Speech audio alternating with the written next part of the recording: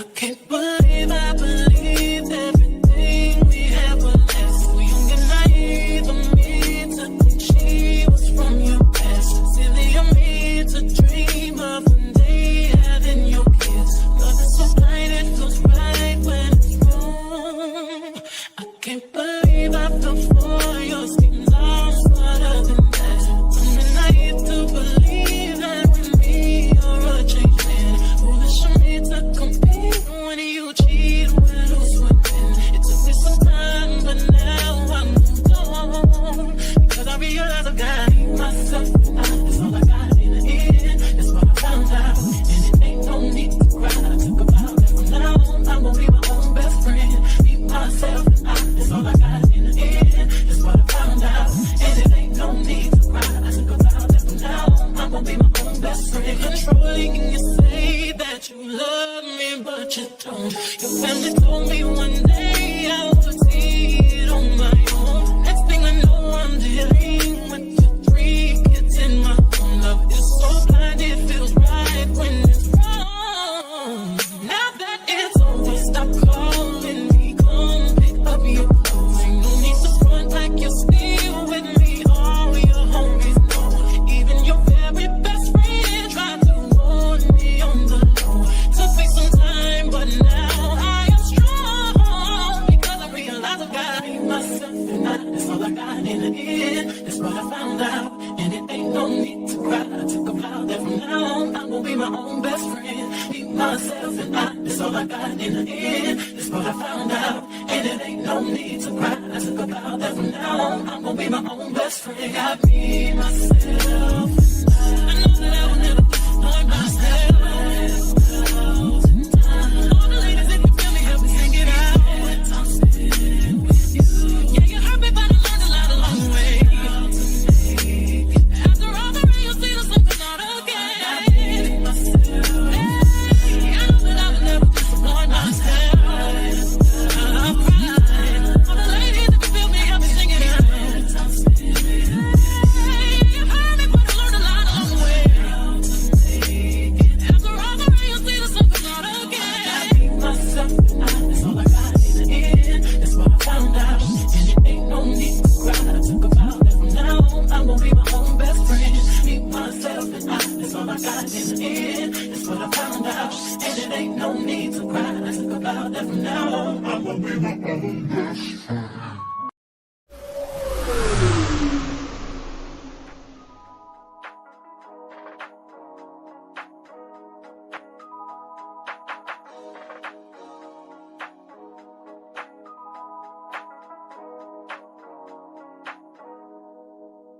I can't believe I believed everything we had was less. So young and naive of me to think she was from your past. Silly of me to dream of one day having your kids. Love is so blind, it feels right when it's wrong.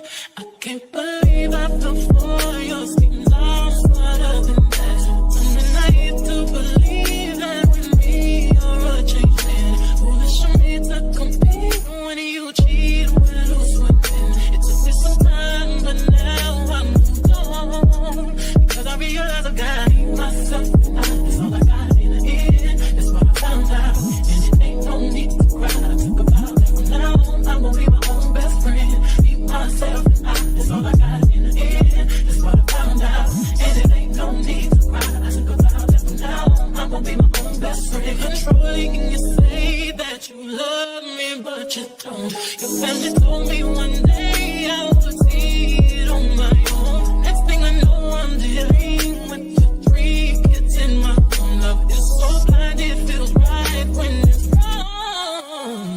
Now that it's over, stop calling me, come pick up your clothes. Ain't no need to front like you're still with me. All your homies know, even your very best friend tried to warn me on the low. Took me some time, but now I am strong. Because I realize I got myself and that's all I got in the end. That's what I found out, and it ain't no need to cry. I took a vow that from now on I'm gonna be my own best friend. Be myself and that's all I got in the end. That's what I found out, and and it ain't no need to cry. I took a vow that from now on I'm gonna be my own best friend. Got me, myself. I know that I will never disappoint myself. All the ladies, if you feel me, help me sing it out. Yeah, you heard me, but you wanna let them know. Just like the girl, I'm everywhere. How you say it so shit, you would think I went to school for chiropractic. Looking good as hell today, just sent my nigga foul. Why'd you come from me about a nigga, man? You bitch back for that. Come at me about niggas who I don't even find attractive. I don't know that nigga, I just seen them on the town before. I can't be up in her face, I took her nigga down before. When I lose a nigga, I just pop out and go find some more. Soon as I feel like my time get wasted, then it's time to go. They say they don't fuck with me, but I say they can't fuck with me. Just like the girl, I'm everywhere. How you say it so with me? Them bitches should've stayed down. They could've been up to me, but all they doing is talking down. Cause they can't get up with me. My ex looking on my old friend. Both they had some fucking clowns. Thinking that she got one up on me, she got my hand me down. He thought he wasn't gonna have to stand on shit like he was handicapped. Made that nigga stand on it. Now his ass can't stand me now. High as fuck, I'm lit, yup. I don't smoke no sweet shots. Flying with my gang and them. Look at them like sisters. Them bitches be lame, they go outside about these niggas. I don't wanna hang with them. They don't have no business. They be going for anything, but I can't go for none of that. Why would I go chase you if I know you gon' come running back? Cut everybody off, they been feeling like the lumberjack. They really get me fucked up, and now I'm going for none of that. She the type of nigga make her mad, she going too soon. Me, I'm kinda ratchet still, so I'm the type of beast. I can't love you, baby, like your bitch do, so don't leave her. He gon' choose her every time, cause it's cheaper to keep her. Can't say your name up in my songs, might not fuck with you tomorrow. Can't get my feelings hurt today, I won't give a fuck tomorrow. Ain't fucked up by no credit score, I might be rich as fuck tomorrow. Every day the sun won't shine, but that's why I love tomorrow. Riding with my twin and them, and we all look good as fuck. She said she my eye, but I don't know her, had to look her up. I know that I'm rich, but I can't help it, bitch, I'm good as fuck. I've been on these bitches next so long, sometimes I forget stuff. I can put you in my bed, you might wish me dead tomorrow. Bitches be on things today, sing every word up tomorrow. Bitch, I still got cases open, keep your mouth shut tomorrow. Play with me today, then get some sleep, you know it's up tomorrow. Fake bitch, that's what my friend fucked on your nigga. Both you bitches pussy, I think y'all should scissor. She bought a chain, I bought the same one, even bigger.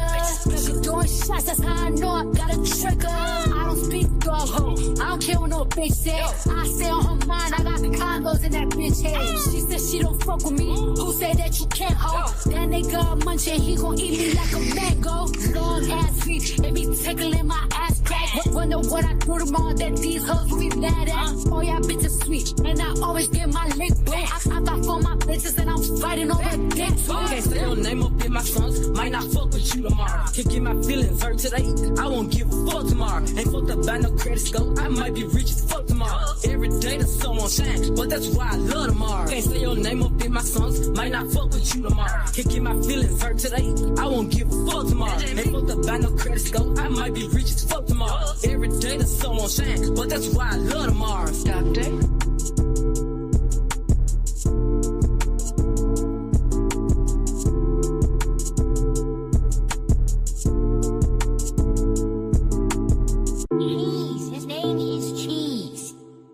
They don't fuck with me, but I say they can't fuck with me.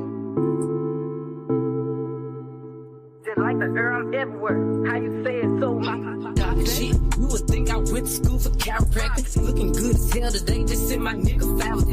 Why'd you come from me about a nigga, man? You bitch back for that. Come at me about niggas who I don't even find attractive. I don't know that nigga, I just seen them on the town before. I can't be up in her face, I took her nigga down before. When I lose a nigga, I just pop out and go find some more. Soon as I feel like my time get wasted, then it's time to go. They say they don't fuck with me, but I say they can't fuck with me. Just like the girl, I'm everywhere. How you say it so with me? Them bitches should've stayed down. They could've been up to me, but all they doing is talking down. Cause they can't get up with me. My ex looking on my old friend. Both they had some fucking clowns. Thinking that she got one up on me, she got my hand me down. He thought he wasn't gonna have to stand on shit like he was handicapped. Made that nigga stand on it. Now his ass can't stand me now. High as fuck, I'm lit, yup. I don't smoke no sweet shots. Flying with my gang and them. Look at them like sisters. Them bitches be lame, they go outside about these niggas.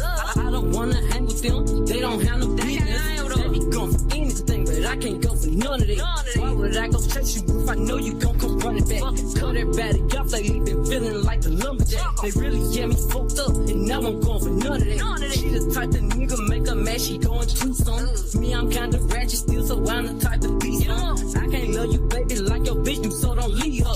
You gon' choose her every time, cause it's cheaper to keep her. Can't say your name up in my songs, might not fuck with you tomorrow. Can't get my feelings hurt today, I won't give a fuck tomorrow. Ain't fucked up by no credit score, I might be rich as fuck tomorrow. Every day the sun won't shine, but that's why I love tomorrow. Riding with my twin and and we all look graceful. She said she my eye, but I don't know her. Had to look her up. I know that I'm rich, but I can help it, bitch. I'm good as fuck. I've been on these bitches next so long, sometimes I'm fucking stuck. I can put you in my bed. You might wish me dead tomorrow. Bitches be on thick today, sing every word of up tomorrow. Bitch, I still got cases open. Keep your mouth shut tomorrow. Play with me today, then get some sleep. You know it's up tomorrow. Fake bitch, that's why my friend fucked on your nigga. Both you bitches pussy, I think y'all should scissor. She bought a chain, I bought the same one, even bigger. She throwing shots, that's how I know I got a trigger. I don't speak dog ho, I don't care what no bitch say. I say on her mind, I got condos in that bitch head. She said she don't fuck with me, who say that you can't hold? That nigga munching, he gon' eat me like a mango. Long ass feet, it be tickling my ass crack. Wonder what I do tomorrow that these hoes will be mad at. Oh yeah, bitches sweet, and I always get my lick boo. I fight for my bitches and I'm fighting over.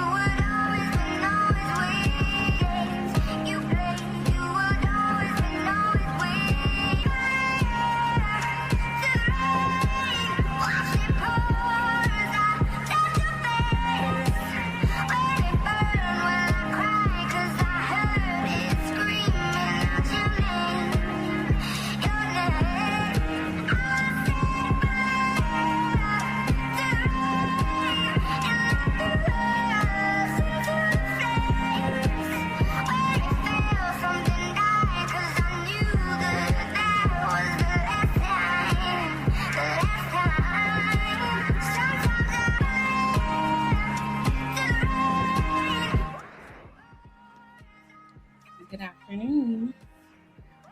Can somebody let me know if I sound okay? I keep messing around with the settings on my microphone. Because the other day I said I sounded good. When I heard the show back, it didn't sound okay. Actually, let me check. Let me see.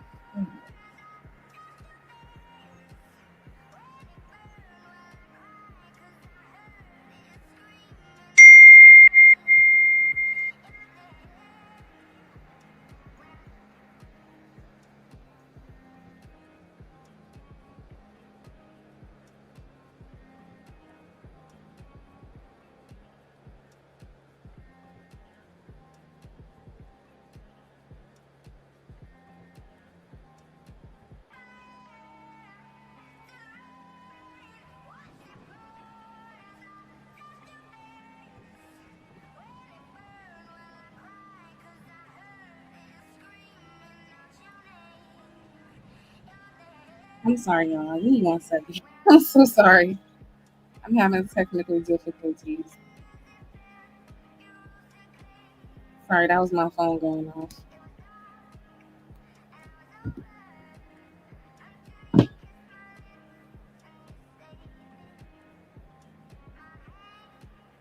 I gotta check something real quick.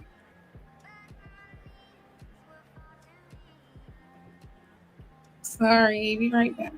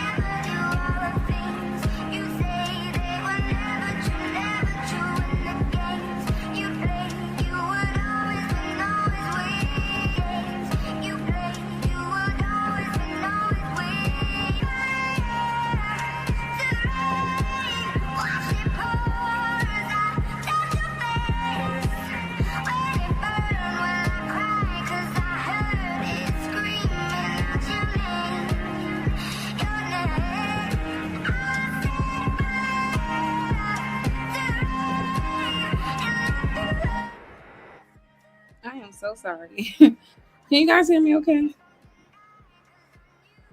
Are the settings okay?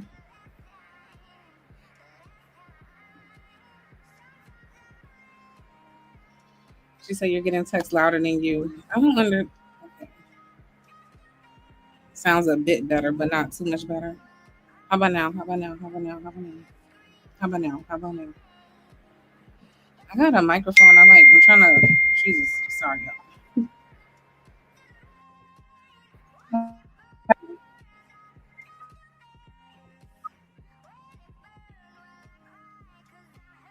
Do not disturb.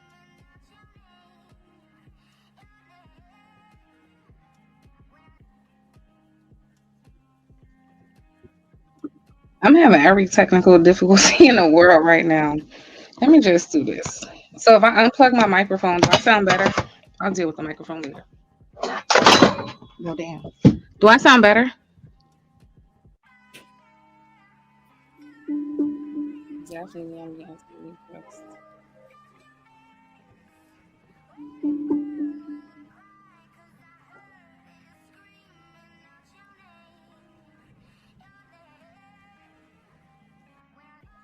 Okay, I think we're good now. I just gotta pray nobody text me. I finally understand now why people do not like to connect their phone to their laptop because every single time somebody sends me a text message, it goes to my cell phone. It's just annoying. But how y'all doing? I'm low now. Oh my god.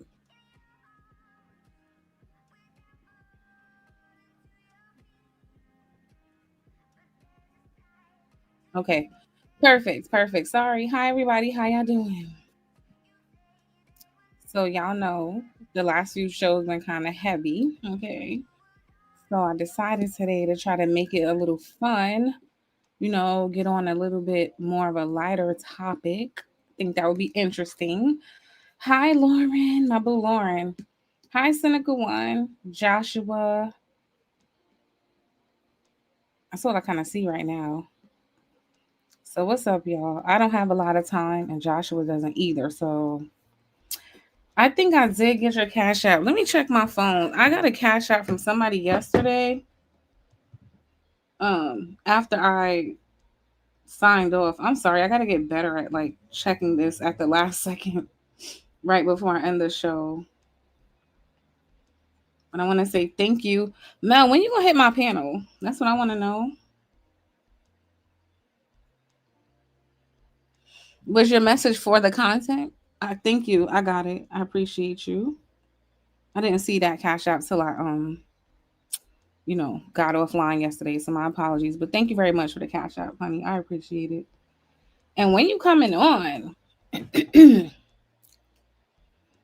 So anyway, my whole thing today. All right, so women, black women specifically, you guys ever I feel like whenever we bring up the conversation of like white people, let's just say at the workplace, right?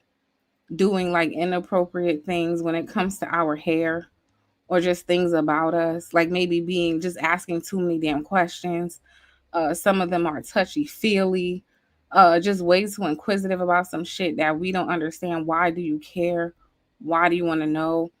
I personally take a huge offense to it. Like, I feel like white people should leave us alone. And I think our hair, just when I listen to these conversations, when it comes to black men, they have something to say. When it comes to other races of women, they have something to say.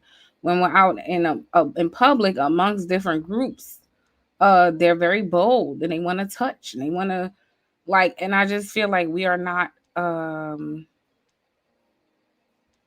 I don't know. It's like I feel like sometimes black women are like I don't know, like these special beings that everybody's infatuated and obsessed with, but they won't ever verbally come out and tell you they are. They do everything to show you that they are, but then they won't acknowledge that they are, and it's very weird. Mel, you will not get gaslit here. I promise. He says, I'm a white man with luscious long hair. What does that have to do with what I'm saying? I don't care about your hair. See, that's the difference, white man. I don't care about your hair. This conversation is about everybody's obsession with the black woman's hair, but today specifically white people. Okay. Joshua ended up telling me a funny story. And that's what made me want to even have this conversation. Because typically when black women have these conversations, we're usually talking about a white woman or just a woman of a different ethnic group who was at work saying or doing some inappropriate stuff when it came to our hair. And we don't like that very much. So I'm gonna bring Joshua up so he can just tell you the story. Quit whining. What's up, Joshua? How you doing? Oh, this is bad. It's so bad. I'm gonna get run over this time. Might not. Yeah, this is creepy as hell.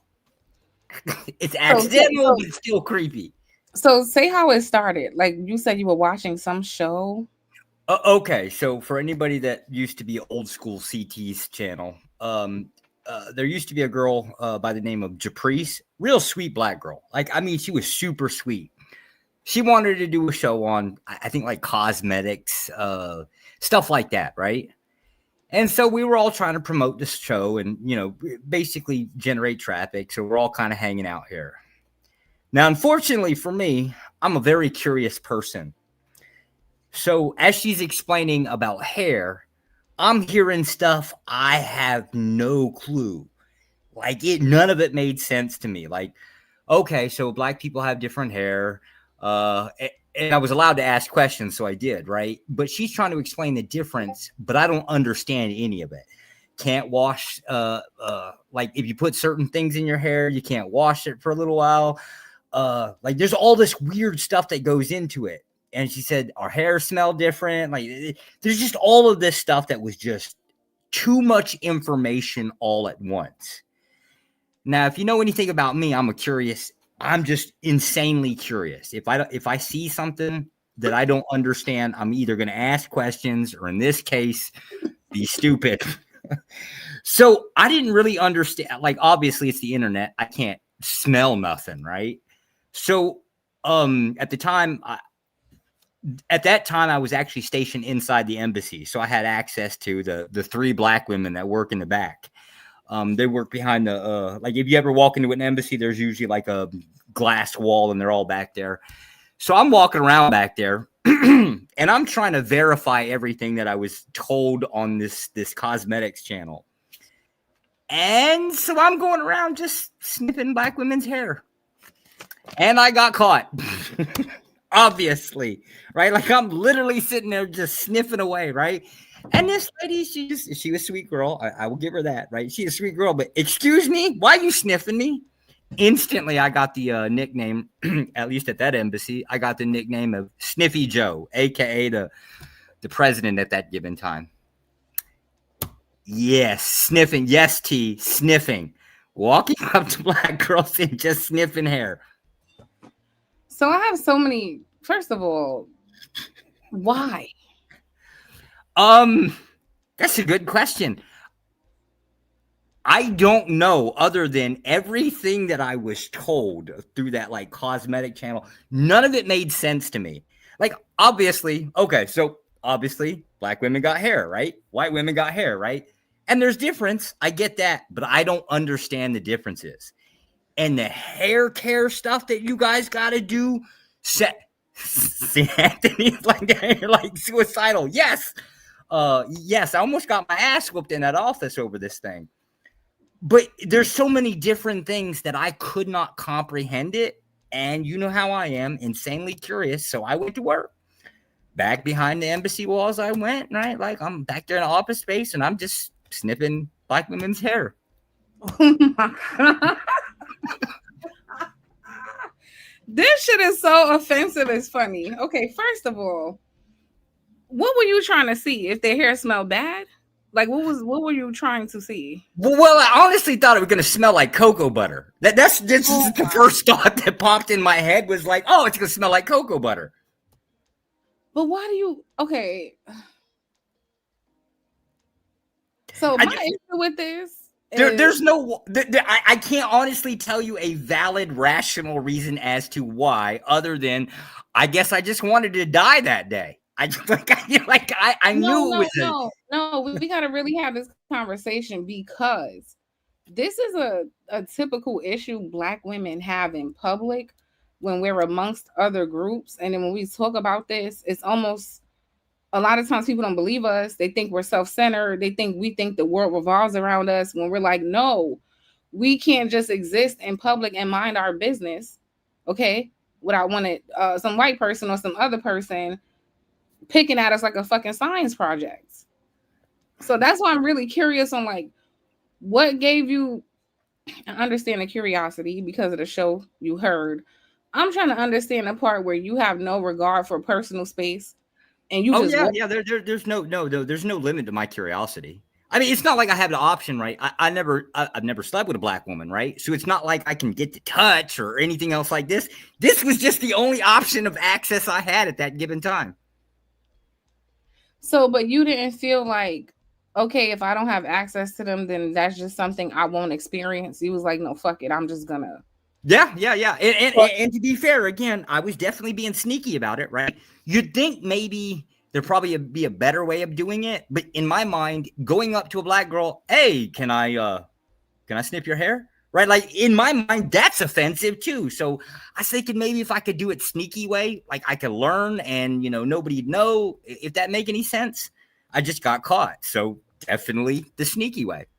White people are so weird. I'm just trying to understand why you care. Like that's the part. Because look, for me, I understand that your hair is different from my hair. Mm-hmm. There's nothing in me that would interest me enough to cross a boundary with you to like get some type of access to smell it. Like I guess I'm trying to wrap my head around that part. Because it's not just you. This is an issue black women go through a lot. Like white women, I've never heard a white man talk about it, but white women specifically will touch your hair, won't even know you, never seen you before. Just touch your hair. Oh, those are braids. Oh, what's that called? Oh, what's this called? Oh, you changed your hair. Like you guys have some obsession with our hair, and you're the first person to like kind of confirm what we've been saying. Nobody really talks about this. I won't lie. I would have grabbed their hair. I would have actually grabbed had I thought I could got away with it. You just gotta understand those women up there behind that glass, they're all armed. I don't want to die, right? Like I knew I couldn't get away with that. But had I had the chance, yeah, I'd have probably tried to touch her hair too. I'm just trying to understand what it is about white people. Like, you guys are so entitled. Like, you just have no, like, even now listening to you, you don't sound like you care. Just absolute curiosity. Like I said, I can't, there's no rational, valid reason I'm going to give you that's ever going to be acceptable in society. It's just insane amount of curiosity. Yeah, but there's something called self-control, right? Like when you might see an attractive woman, I'm sure you're curious about her too, but you have enough sense to control yourself and keep your hands to yourself, right? Because you know. Oh yeah, yeah.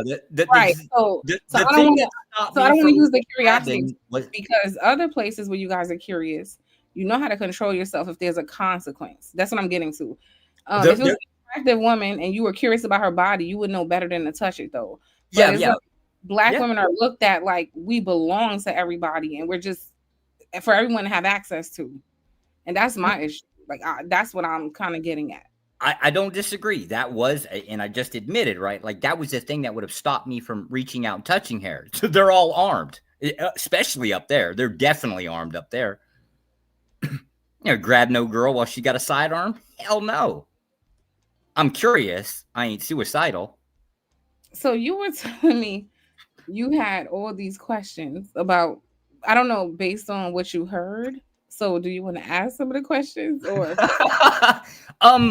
Okay, so the washing method, right?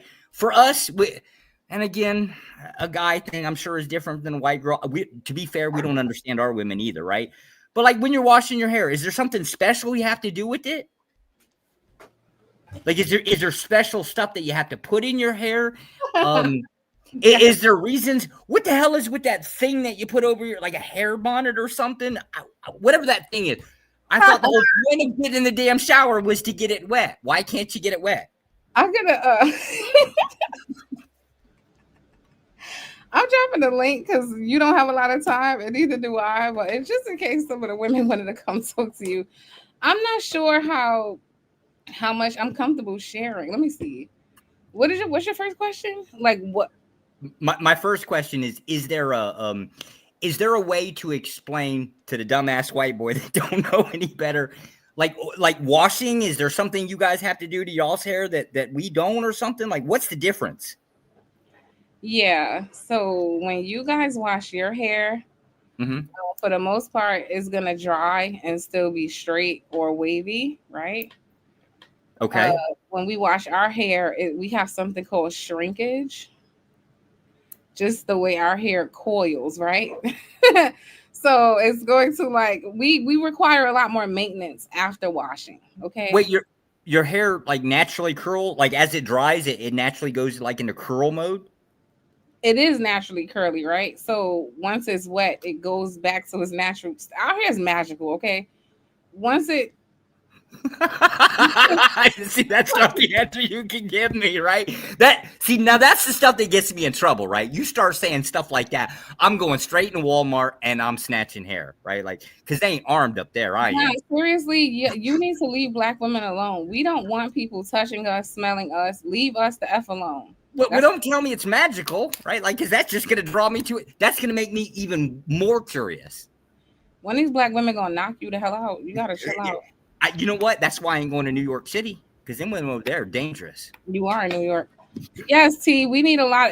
I kind of agree with this comment. Somebody said, I can explain. Trevor once said, Venus, you can explain it to Josh all day, but he still will not understand.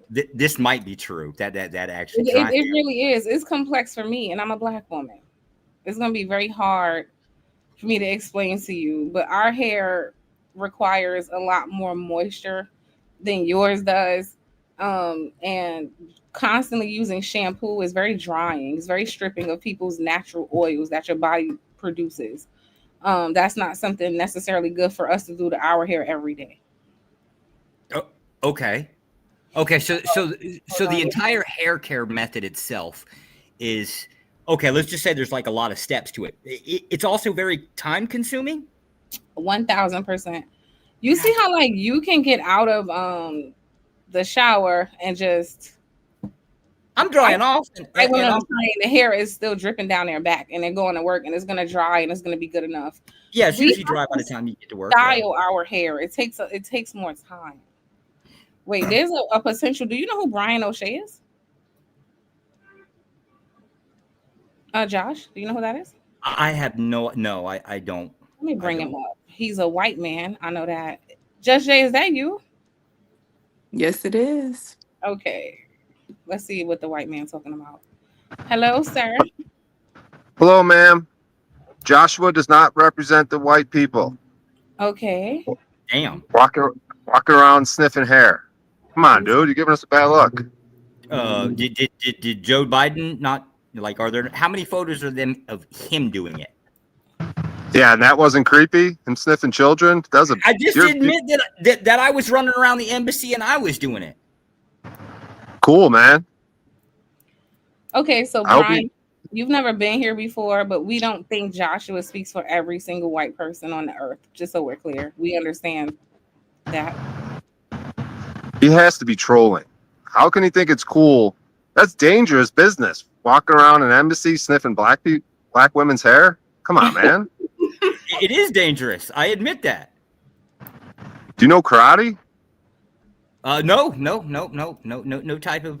You're martial just arts. defenseless against these black women. They'll beat your ass. I will absolutely agree to it. That's why I didn't grab their hair. That's exactly why. Wait, hold on, y'all. I want to get Judge Jay in and Claudette. Have I ever seen you before? Yes, this is. Oh shit! Oh shit. Lord have mercy. Okay. I'm sorry. I can't show myself right at this point. I'm a little sick. Okay. This Dimples. This Dimples. Oh, hi, Dimples. Man, how you doing, y'all? I'm doing good. I just had to jump in. Let me get to Judge Jay first, okay? Yes, What's up, Lord. Judge? How you doing? Can you hear me okay? Yes, ma'am. Okay. I'm not okay, so Yeah, talk to Josh. I just thought when he told me the story, it was weird, and then it made me think of all those instances that I know of that other black women have spoken to me about. But it's usually a woman, to be honest. I never heard a white. It's usually a white woman who's like just too touchy, too curious. But I'm like, what is it with your group that you guys love invading people's space and just doing what you want to do? And it's always centered around our hair. That's weird. I just wanted to know more.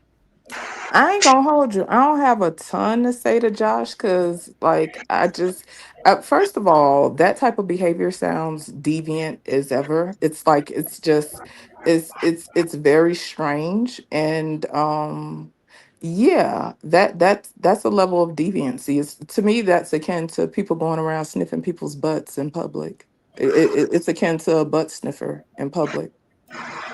So I get that people are intrigued or whatever, but me personally, I've never been that intrigued about other people. Like I just find it very strange. I don't understand it, right? Like because you have some people that may be biracial or they may have adopted children or something, right? Like let's be clear, I could totally understand the intrigue when it comes to something like that because you would need to learn how to tend to hair that is different from yours. But if you have no level of vested interest, I, I'm not understanding what you're doing, and the idea that a black woman gonna beat your ass, that's a whole nother narrative within itself because there are countless black people that have gone through all this little weird stuff where you're asking dumb questions. You can even go to black men where people stay asking questions about their member. You know what I'm saying? Like it's just very strange behavior to me.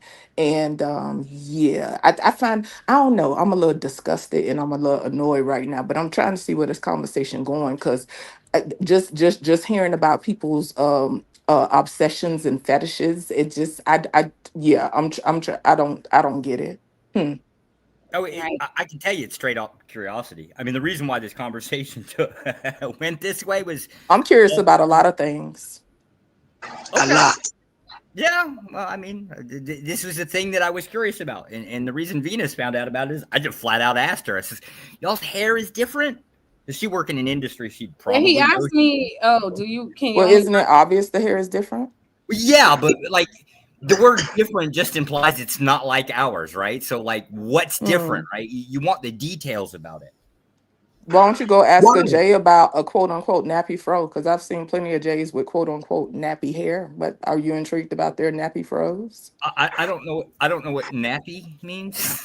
Right. See. So that's my thing. So the this quote unquote curiosity, and it's still a huge generalization. You have tons of people of our hue in the world, and to think that our hair care regimen is the same for everybody makes no sense, right? Oh, I didn't. Okay, so as a guy, I actually, to be honest, don't really understand. Like, I know when my old lady's in the shower, right? She's in there for like 10 hours. I know damn well there's certain aspects like, Mm. yeah, you can't, you pretty much, if you're a guy and you live with a girl, you can forget it. You need She in there for 10 hours doing her hair. huh? She in the bathroom for 10 hours doing her hair. I don't know what she doing in there other than wasting all the damn water or all the hot water, right? Like, I mean, I don't know what they do in there. Do you know how her hair works? No, she Asian, and so the only thing that I really know about the Asians is the hair fall out a lot, and we have white tile, right? So yeah, it's just always hair everywhere. It's like a dog shedding, and we ain't got no pets. Oh my Well, newsflash, dear. Everyone's hair sheds. Sure, Yeah. okay. So my wife, she's like really dark hair, and so I Uh-huh. just noticed it from that. Now I got to ask, like, okay, so black families that have like white tile, is that like No, a I thing? was that I you wasn't look done. down? I wasn't done. So Oh, we would safely assume if hair sheds and you have a white tile just like at your house, once you assume that it would look the same. See, so that's what I'm saying. I'm trying to understand where these ignorant so the questions thing coming is from. when you So learn something, what you should do though is start with understanding your wife's hair and your kids, because you got kids, right? yeah, but he's hell, he's more white than I am.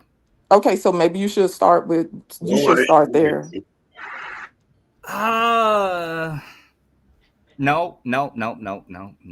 So that's what I want to. This is what, like, you kind of went away from it, Joshua. But what I was getting at earlier, I'm trying to understand. It's a lack of boundary when it comes to Black women, and I feel like you're saying is curiosity, but it's deeper than that because, like I said, you might see a woman with a perfect body and you're curious, but you'll have enough self control to not cross that boundary with her. But for some reason, when people see us, there's nothing you feel that's stopping you from crossing our boundaries, and that's what I'm trying to get at. Why? I think white people are scared of black women. I don't know white people that want to go up to a black woman and sniff their hair. They'd be terrified. You know what I mean? I'm scared of a lot of things. No, because I wanted to have this conversation because when Josh told me this story, it reminded me of white women who constantly, and again, Brian, not every single white woman, but it's a common thing. White women in the workplace who get a little too curious about our hair, and they'll do the same thing, cross that boundary by touching. Yeah, but isn't most of your hair not even your hair anyways? Oh, So they're like, I like your hair. It's not even your hair. Hey, It's like a wig or a sir. weave. You're making an insane generalization. And if we're gonna go there, all the saltines I have seen with clip-ins and weave in their hair is a whole different beast. So let's start with a little bit of respect, because you came up here talking trash and you was already talking trash in the chat. Worrying about whether or not someone has extensions in their hair and whether or not it's their actual hair is actually none of your fucking business. I'm speaking facts. Like, not It doesn't matter if it's a fact. Let's say Who is concerned with the toupees and the fucking pelts of hamster on your fucking head and on the people that you know heads? Who is concerned? See, this is so. Hold on, Venus. Because I said I wasn't gonna do this. Listen. Don't let him get you triggered. See, so the other day, Venus. Hold on. Wait a minute. So the other day when I told you that things have to lead with respect, this is what I mean. You came up here with that foolishness. See, if we gonna get ignorant and we gonna have that level of ignorance, how about you go tend to your lice riddled hair? See, that's what I'm saying. See, we could get ignorant all day. I'm just saying, start with respect. Like, what? I'm speaking facts. You ain't dropped no motherfucking bomb. You ain't said nothing earth shattering. Go tend to your people hair and go worry about your hair. Go worry about them chicks with all them clip-ins that don't match. That you got a platinum blonde in, you got a strawberry blonde clip-in from Sally Beauty Supply. You got other stuff to worry about, baby. I want to go on record here, Venus. This is why I was slick and didn't ask permission, right? I just do that like drive-by sniffing thing, right? Because I don't want to get my ass whooped. Stop saying it like it's a flex and you keep going to ass whooping. How about it's just disrespectful, sir? It is disrespectful. So stop saying it like it's a flex, right? And But you I don't saying wanna it have like my you ass think it's handed cute to and me. it ain't cute. I personally think you're a troll and I really ain't want to indulge you nor your bullshit. But it got to stop. You have a family, sir. You have other things to worry about. I So do. if I decide to go around and sniff white people and just have the generalization and say that y'all smell like hot dog water and hamster, that would be a little weird. I'm just saying, it sounds ignorant. What do I look like sitting here generalizing all of y'all in that manner? So I just should say all y'all smell like hamster and wet dog, yeah? Well, to be fair, right? Like the only thought that I had with smell was I thought it smelled like cocoa butter. See, but even that cocoa butter. So you assuming every black person use cocoa butter? Like what? I because of the marketing campaign that's out there. Yes. The marketing campaign. Well, let's be clear, dear. Cocoa butter has been out for a long time. You might be talking about shea butter because that has become more popular, but the things that you were talking about has been out for long periods of time. What's shea butter? It doesn't matter if you're that concerned. Go buy some and slather it on your children and your wife's feet. Go rub her feet with some shea butter, and then you can learn firsthand instead of asking random people about weird ass stereotypical like questions. It's just kind of weird, dear. Should I ask you if you know a serial killer? Yes. No, I shouldn't because it's ignorant. Because if you check statistics, there's plenty of serial killers out here by definition. It's dumb. What is technically true? Yes. Oh God! But I can answer the question. Like if you ask, I don't care. Yes. That's the point. Oh, damn. Okay, so should I assume all y'all smoke meth? A good portion, believe it or not, huge. Yeah, just like you assume all black people smoke crack. What? All this is dumb. Well, I don't usually. I thought the crack epidemic. I thought that was kind of like. Listen, baby. Listen, baby. You gotta play with somebody else. See, what I'm telling you is, you doing too much, and then you keep talking about, oh, I'm just scared that a black woman's gonna beat my ass. Like you ain't that scared to be going around sniffing folks' hair. Well, you ain't that scared. You seem a little entitled. Is what it seems like. To be fair, I'm like $1.45 soaking wet. So it don't matter. It don't matter. That's besides the point. I don't want to get into the minutia of that. All I'm saying is, sir, your boundaries is out of order. And I just find it very weird. It's one thing to listen. It's one thing to be interested or just slightly intrigued about someone else's experience. It's a whole nother thing to be totally engrossed and saturated in what somebody else is doing, especially when there's no vested interest. It is very strange. If I adopted a bunch of white children and had a bunch of white children in my house, I would need to learn about different hair textures. That ain't my story. I don't care nothing to worry about your hair. Is it something wrong with being like, I guess I'm going to call this like obsessively curious about differences? Yes. I wouldn't say it's something wrong. It's a matter of boundaries. I'm curious about a lot of things. There's nothing wrong with people wanting to learn about the environment, learn about different cultures, how things work. There's still a level of respect that people have to lead with. I said on the other live that I find interest in different cultures and backgrounds, but I wouldn't dare insert myself in those cultures and backgrounds if I'm not if I don't have exclusivity. There's still a level of respect and mindfulness that people have to have. And you as a girl, I don't know, you look like you're in your 50s or 60s, I don't know, but what I'm saying to you is you should know better. I'll agree. And okay, here, let's try this one. Let's say first time I meet a black person is you, right? And the first thing I'm going to do is notice the differences, right? So how do I get to how am I? Why are you noticing differences? When I go outside and I meet people, I see human beings. Well, I'm trying to like the start off point, right? Say you're the first black person I meet, right? How do I go about asking you about the differences? Like, How about you? How about you get to know me as a person? If that is the goal, to get to know somebody, how about you just have a conversation like a regular damn human being? Well, That's what I'm saying. That's what makes it weird. If I go outside and you the first white person I meet, first thing I'm gonna do is just relate to you as a human being. And this is a lot of people's problem. At the end of the day, you need to relate to someone as a human first. Well, You can get into the differences later. Well, I generally, well, the differences are the most curious part and the most intriguing, to be honest with you. Okay, but you still lack a level of respect because you don't respect boundaries. Yeah. Oh yeah, I agree. Like the concept of like You agree, and you keep saying it as a flex, but yet you don't see how that's problematic. That's my question, right? If I'm originally starting to notice the differences, right, and I want to ask about them, and now I'm asking you, how do I go about asking about them? You're just basically saying I have to start with, I don't know what, like obviously I assume you're human, right? Yeah, I don't see how anybody could assume otherwise, right? How would you go about that process? I gotta have like a no. See, that's the thing. You asking all these questions mean you probably should just leave it the hell alone. If you got to ask this many questions about how to engage with a person in a respectful manner, how to engage with a stranger, then you probably shouldn't be talking to people. And this is why I had to do the drive-by sniffing, right? Because that's about the closest. Well, but guess what? Then it sounds like you want to charge. Yeah, well, this is true.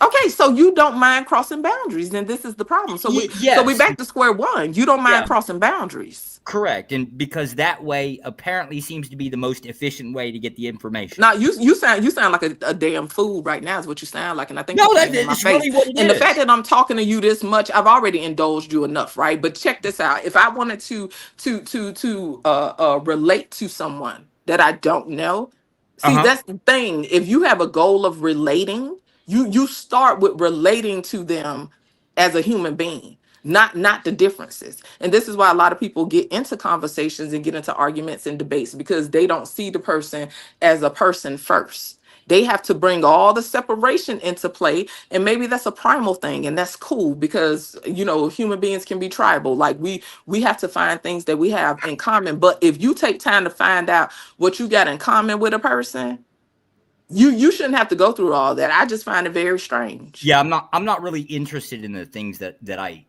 Okay, so you're a fucking weird ass deviant. So what you need to do is keep going to sniff hair and get you a nice charge instead of tending to your goddamn wife hair and rubbing shea butter on her feet. That's what it sounds like to me. It sounds like you're a deviant, is what it sounds like. Will shea butter do something? Listen, baby, you need to find out for yourself. Listen. I don't want to get too rude with you, but what I'm telling you is you need to tend to your family, tend to your wife and your children. That's what's in your interest. If you decide to adopt some little black babies, then you can worry about all that. I'm not really interested in adoption. All right, then. So what you need to do is sit down somewhere, because you sound like a whole freak. Hold on. Dimples, if you can come back. DS1, is that you? Yeah. Absolutely. Okay, 1 second. So Just Jay, I'm having a hard time getting there, but you kind of touched Venus, on. can you hear okay? Because I'm not sure. Maybe it's me. Yeah, can you hear me? Drop down and come back up. So this is what I'm getting at. Can you hear me, Joshua? Yes, ma'am. All right.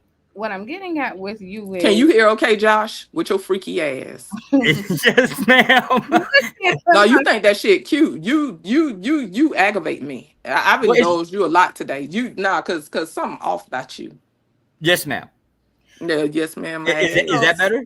So no, it ain't, because it is what it is. Energy gonna speak. Venus, if you talking, baby, your thingy is just moving and I don't hear anything. Oh. Sheep, you there? Can you hear us? I can hear you. Yeah, I can hear y'all clearly. I can hear y'all. DS1, can you hear us? I can hear you. Okay, his thing moving, but I can't hear. All right, y'all. I'm gonna drop down and come back up. Hold on, wait. Let Venus come back.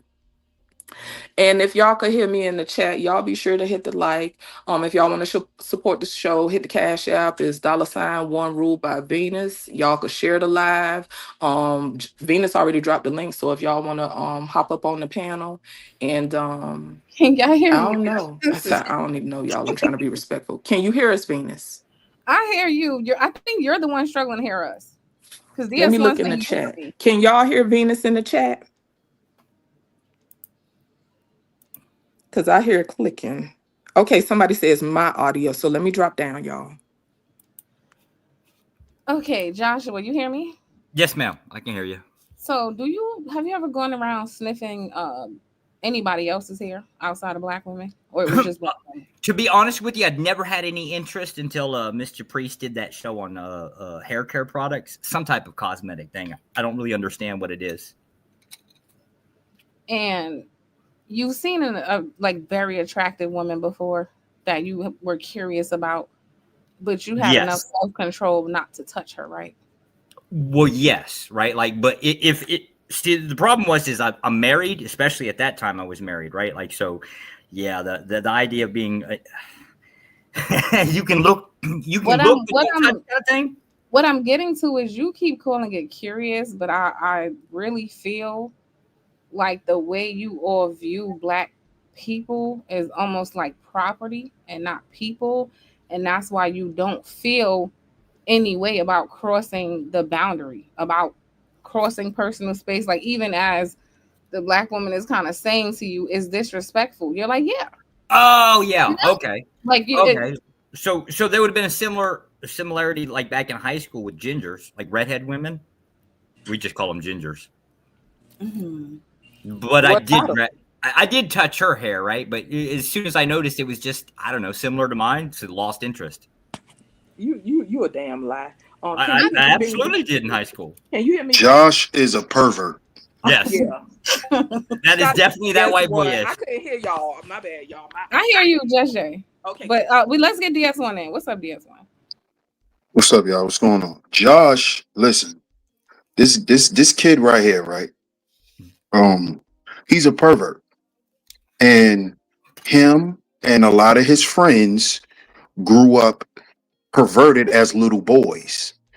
And one thing that was not permitted between Josh and his friends was they were not allowed to like Black women. So Black women is their fetish. So right now, Josh is sitting behind the camera, probably with a nice sized bottle of cocoa butter, jerking off while y'all sitting here telling him off, because this is actually one of his freaky little fetishes. He likes to be abused by Black women. He wants Black women to lay them big titties on his head and make him sniff they big old fat asses. This is what him and his little white perverted friends, this is what they grew up liking. They actually used to sneak around and watch Black porn. Didn't you, Josh? Damn, I need to drop. Does your hey Josh, does your white wife know that your favorite porn star is Black? Does she know that? My wife ain't white. Asian. Does your Asian white wife, don't play with me, Joshua. Does your Asian white wife, right? Your Caucasian, Caucasian, does your Caucasian wife know that your favorite porn star is Black? No, she doesn't know that. Does she know that you come online to troll Black women so you can jerk off? She does know I'm online. Does she know you troll Black women to get off? Because you can't really get off to her. Does she know that? She might be watching now. I don't know. But she does know you can't get off to her. She knows that, right? Apparently she knows. Right. So basically what you need to do, Joshua, is you need to get offline trolling Black women and go and tell your wife your secrets. Oh, okay. That's what you should do, Joshua. Instead of having a racial conversation, because your racial conversation is really about sex, because you're really a pervert and a freak. Damn. And that's how you look at Black women. You think Black women are the freaks of the world when it's actually your Caucasian wife. because they created the bukkake where men stand around 35 men in a circle and spray all on. Yeah, that came from your people and your wife's people. So what you should do, Joshua, this is just my opinion. You should stop trolling black women and go tell your wife your secret, so maybe she might can bring one of her little black friends in to spice up the bedroom for you. I don't need to tell her. You just told her. Now DS1. Okay. Well, I'm finna drop down. Do your thing, dog. You got this. Well, Mrs. Joshua, I hope you feel better now that you understand why Joshua can't perform for you at night. It's because he has his face in the seat of a black woman's asshole. Damn. And he really likes, he's really a gold digger. He likes to go down there with his tongue and find little old pieces of corn. Damn. Okay, Joshua's wife. Yes, your husband is that freaky. Yeah, he's that freaky. Yeah, he's that nasty. Yeah. Well, she do like corn. I give you that one. She eat a lot of corn. But I bet you never sifted a piece out of her, did you? Nope. No. Nope. Yes, I haven't. You never dug that deep with her, did you? Nope. No, sir. Because you're not turned on. Nope. Yeah, I know. I know, Josh. I know. That's why you and what's the other guy? Imperious, whatever that cornball. That's why you guys are over here now. Because you know that the women are running this space, black women are running this space, and y'all want to come over here and get your Vaseline diaries together. I know. Can I ask you how you know about corn digging? Running the space? I don't think so. Oh yeah, women. Stop it, Venus. What'd you say, Josh? Can I ask, like, how do you know about the corn digging thing? Because I like black women too. Oh, that's okay. all I deal with is black women. Hold on. And I didn't. And what is that? Okay, let me explain, Venus. What's corn digging? Because I don't listen, Venus. This is between me and Josh. I don't want you to get caught up in the traffic, because you about to get caught in traffic. But Josh knows what I'm talking about. Oh yeah, I definitely know. I just Yeah. You know, Josh. You know, I had to throw a little slave innuendo in there. You know, a little corn. You know. You know. Come on. You know. Because Josh, we know you're here for slave sex. Oh my God. So the race play thing, like, is that allowed? Josh. You always wanted a black nanny so you could suck on them nipples, right, Josh? I actually had a black nanny. No one. Oh, there it is, Venus. There it is. The plot. There it is. The plot. So he been wanting to. Her name with pride. Her name is Ruby Guy. Her surname. Ooh. First name Ruby. If when you grew up, if she would have gave you some, boy, oh boy, Lord Jesus. I'm glad, Miss Ruby. I'm glad you did not turn Joshua out. Okay. Damn. Yo. Because that's what he wanted from the time he was 4 years old and his little winky got hard. It was because of you, Miss Ruby. And now today, Joshua lives a degenerate white life because he can't make it with a white woman, which is why he's a piece of shit to his family. Damn. Because to be fair, you did say if you dated a black woman, you would get the shit beat out of you. So it could be true. You could have a little low-key obsession, but you can't put the boundary because your family is kind of racist. I'm just saying. Come on, Venus. He knows he will not get that goddamn money. He knows this. Just like all his friends. That's why they have to hide the porn. They have to hide all of this. Because if they go tell daddy, right, Josh? If they go tell daddy, you know what's going to happen, right, buddy? Well, you like my daddy. My daddy was racist toward Japanese specifically. And your wife isn't Japanese, is she? Yeah, no, she's Vietnamese. But yeah, I bet. Yeah, I bet. Yeah, because you don't want daddy to cut you off, right? Well, Right. yeah, he died. Right. He died a long time ago. Oh, he did. Yeah, you just heard. Oh. So who's in charge of the money? Who gave you the money? Who gave you the Wait, trust so fund money? who you said would beat the shit out of you for dating black women? Then who are you Oh talking no, about? the black woman would. Oh God, Black woman That's will what whoop you my saying. ass. You was like, you was Oh, talking about them Christian stop it, nationalists and Josh. some shit. What you was talking? Stop it, Josh. Your crew? No, black woman. Like I have a horrible like sarcastic concept. Like when I come home, like I can't Mhm. help but say the worst thing that possible. My old lady will ask me a question, and whatever is the Mhm. wrong thing to say in that moment usually kind Mhm. of dead. I don't have that filter. That's what Hamp says. I don't have that filter. Oh, they said you got married after your father passed away. Is that true? Yeah. My father passed away in 2007, 2008, something like that. So then you married. You know he's racist. So after he passed away, then you got married to an Asian woman. Yeah. I got married.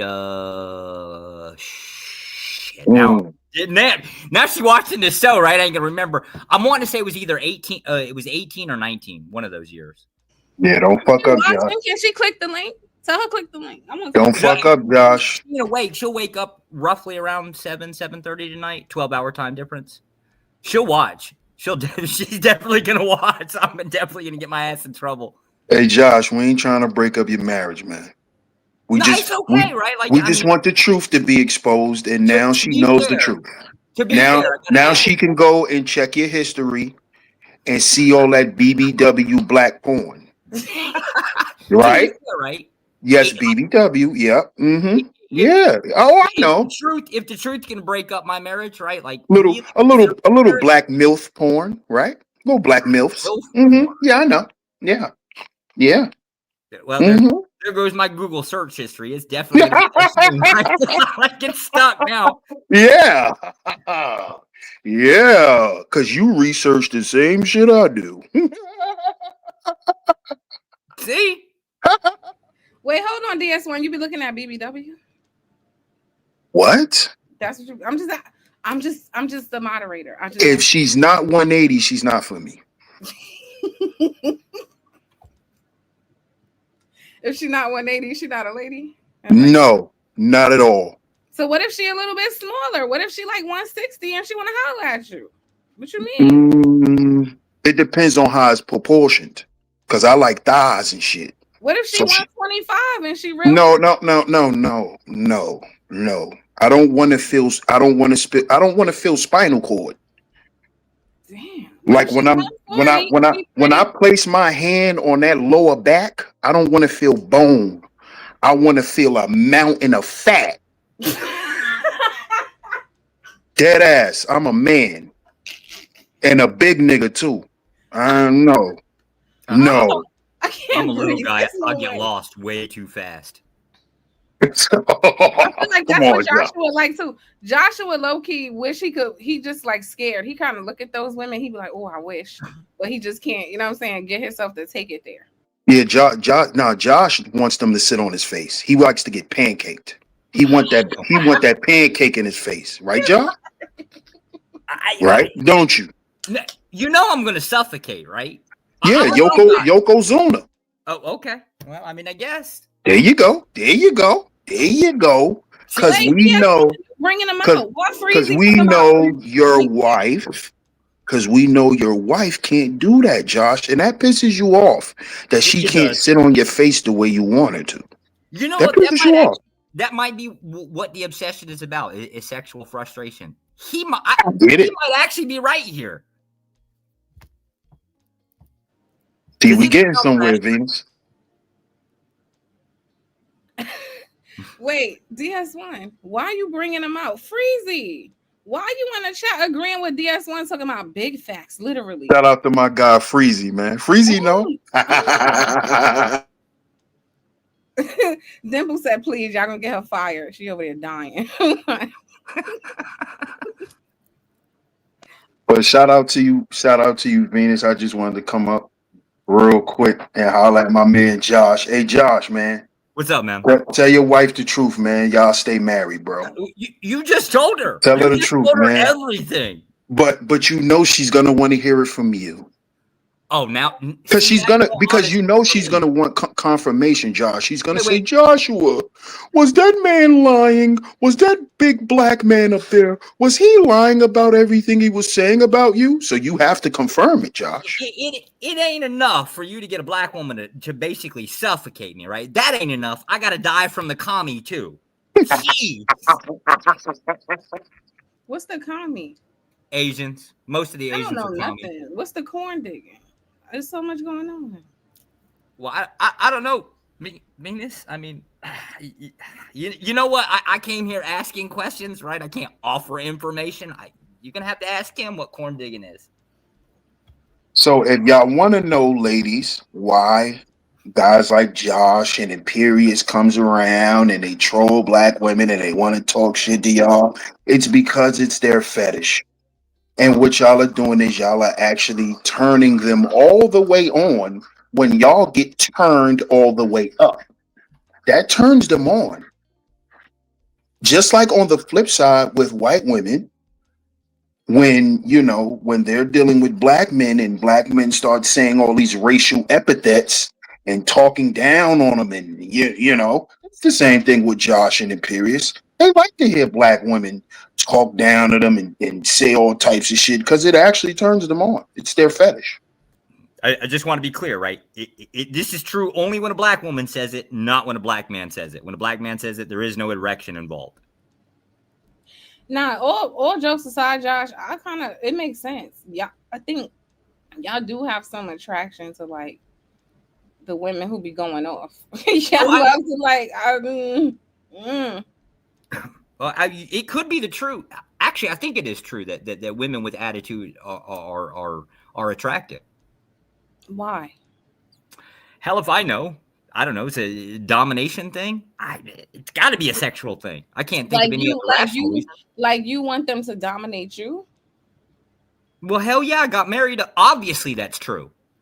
Nah, every married man is not getting dominated. We're talking specifically about black women who will go off. Show me a married man. DS1 is onto something. Here, so show me. Saying, yeah, it's definitely domination. It's about being dominated. So you want a woman. You want a black woman to dominate you, Joshua. That could be the case. That definitely could be the case. DS1 was right. Oh. Take him through there. Right? Take him through there. To be fair, right? Like this is a damn lie. Like married men, we are dominated, right? You think we come home, we have to hear about the trash that's got to get taken out, the dishes got to be done. Wait. Vacuum cleaners have problems? Like they are they always broken? Right? Like I don't know. I'm pretty damn sure we like being dominated. By definition, you married. Yeah, we all know the truth. Woman's running the house. No, I know I've seen it on movies, like white men be into some weird stuff, but I never really knew like what archetype of you was into that kind of stuff. Like. I think he's kind of a little bit right on that. I'm not playing with you. I'm not either. The more power it's making sense because let me say why it's making sense. I'm the black woman. A lot of the black men over here don't even want to fucking talk to, but y'all love to gravitate toward me. Like it's lies. All making sense. What you mean if she says yes? Them niggas like you. That's why they piss you off all the time. They do it on purpose, Venus, because they know you're gonna get mad. They know you're gonna get same thing with Just Jay. They know that y'all gonna get turned up and start cursing at them, and niggas be behind the scenes like, yeah, fat. Damn, I wish I had a can of cocoa butter right now. I would turn. Yo, what the fuck, Joshua? Creepy ass. What'd I say? Don't be putting images in my head. I don't even think about that. But look, now you understand what Mr. Priest did to me when she had all this entire conversation about black people's hair. That was the moment that I got insanely curious. Now we're relating. We found common ground. But you wanted to smell them. Like I don't understand. There's nothing you can say that's gonna make me understand why you want to smell our hair and why you already came to the table. Like, does it smell like cocoa butter? What the hell? I mean, what the hell else am I supposed to think, right? I mean, why do you care? I don't care about how nobody's hair smell. Why do you care about? That's the part that's fucking me up. You cared so much. You saw an internet show. You took your ass to work. and then you sat there and you thought about how can I sneak up on these black women and get a whiff of their fucking hair, Joshua? That is weird. Well, that's curiosity, and I will No, that's actually admit, weirdiosity. I'll admit it's actually even Weirdo. obsessive. Oh my god, DS1 done cracked the fucking case. What's up, Kev? Hey, what's up, y'all? How y'all doing? Good. How you doing? I just can't. Man. I'm good. So I was just sitting over here, like, and I was listening to Josh. He was talking about like how men love to be dominated, stuff like that, like, and how whenever men come home, like they have to hear about like the trash and all stuff like that. And I just wanted to say, Josh, I think that is just your house, dog. You don't take out the trash at home? Yes, I do take out the trash, like, but I'm not getting like bitched out about it. Like my girl will come to me and like ask me, like, "Hey, like, can you go whatever take out the trash?" Like, how long have you been married? Well, I've been with my girl now for about like 2 years. So. Give it a couple years, right? You'll start forgetting. But I have been in but I have been in long-term relationships, whatever, like before, like, and I don't know, like I guess it's just different depending on how you go to like carry yourself and shit like that. But any woman that I've ever been with, like, they don't like yell at me or like fuss at me about shit like that. Like, that just don't happen. Especially about something as far as like the trash, like, you know what I mean? Like, so you basically don't forget house tours and things like that, right? No. I mean, whatever. Yes, I do. Like, but it's not like she coming at me like, "Hey, motherfucker, like, you need to take out this damn trash." Like, man, hell no. Yo, oh my God. Is a bottom. Why would you say that? Yeah, bro. Like, I don't know nothing about what you're talking about, dog. Like, I don't have those type of problems. Wait, I'm sorry. I gotta ask DS1 a question because this is some real shit. DS1, does he suffer from the same thing those other black dudes suffer from? They want to be dominated. Yes, it's not a color thing. Venus, a lot of y'all women got to understand it's a sexual thing. A lot of men like to be dominated. A lot of men are not sexual alphas. You know, they talk about alphas and betas on here and try to, that's to get y'all women to like them. And then when they feel like you like them enough, then that's when they tell you the secret that they really like to get their balls stepped on. Oh, so a lot of these guys who like to talk this alpha, beta talk, a lot of them are not sexual alphas. That's why they try to be alphas in a social setting. Because in the bedroom, you know, you're going to have to take him through there. Mm-hmm. Wait, there was a show real quick on Netflix about a very powerful district attorney. I'm forgetting the name right now. He was doing the most heinous stuff, DS1. Like, he would do anything for power, all type of effed up political stuff, order hits. He didn't care. But you know the interesting thing about his wife? That's the shit he had her doing to him. There you go. Crazy. It's just like Omar from The Wire. Straight stone cold serial killer. Go home to a mayonnaise night, blow his back out. Same thing, bro. It's a sexual thing, man. It has nothing to do with it's not race based. It's actually a sexual thing. And a lot of men, truth be told, want to be dominated, want to be told what to do in the bedroom. Yeah. They want to lay there, put a gag ball in their mouth. They want you to tie their hands up. They want to feel hopeless. That's the truth, Venus. Bro, yeah, that's a fact though, bro. Like, because I remember whatever, right? Like, when I was a kid, like, and I used to whatever, right, sneak and watch this one show that was called like Real Sex. Y'all remember that? Oh yeah, I watched every episode.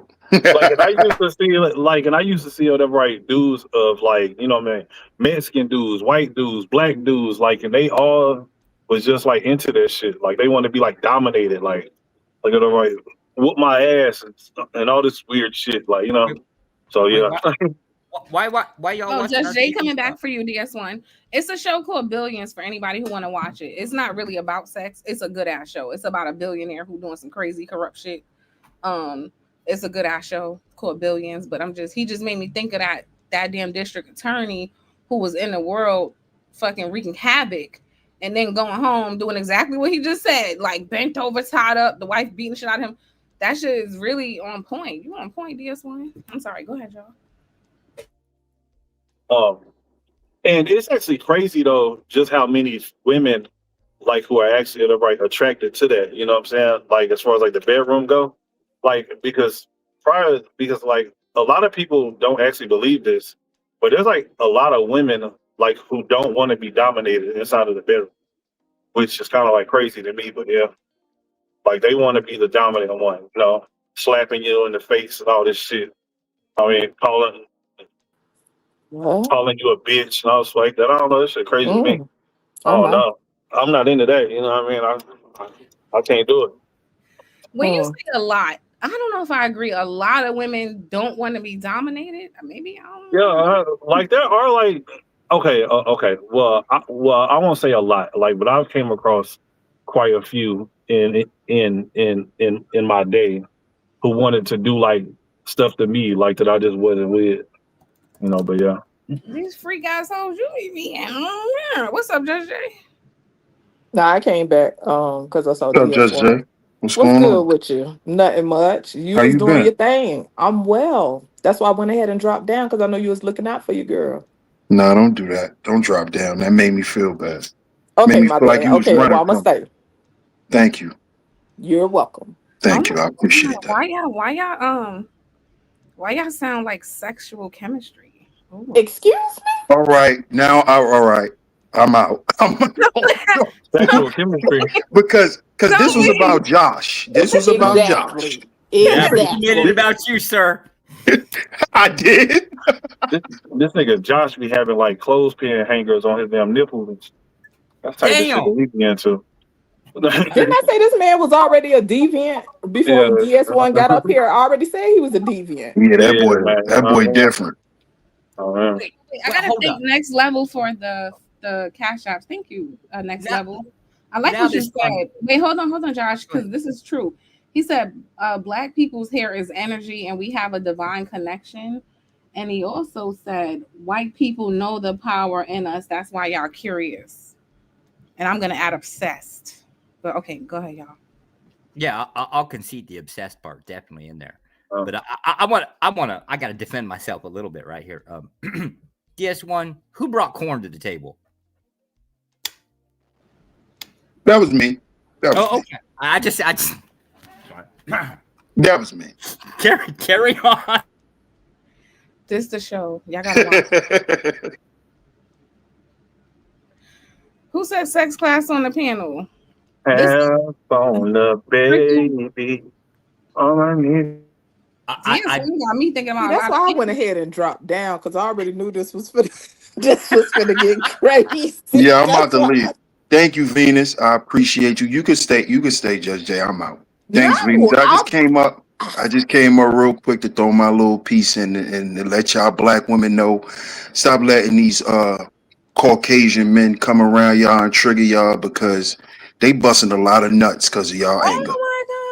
And I figured that's what you was doing, and that's exactly why I dropped down because I already knew he had it.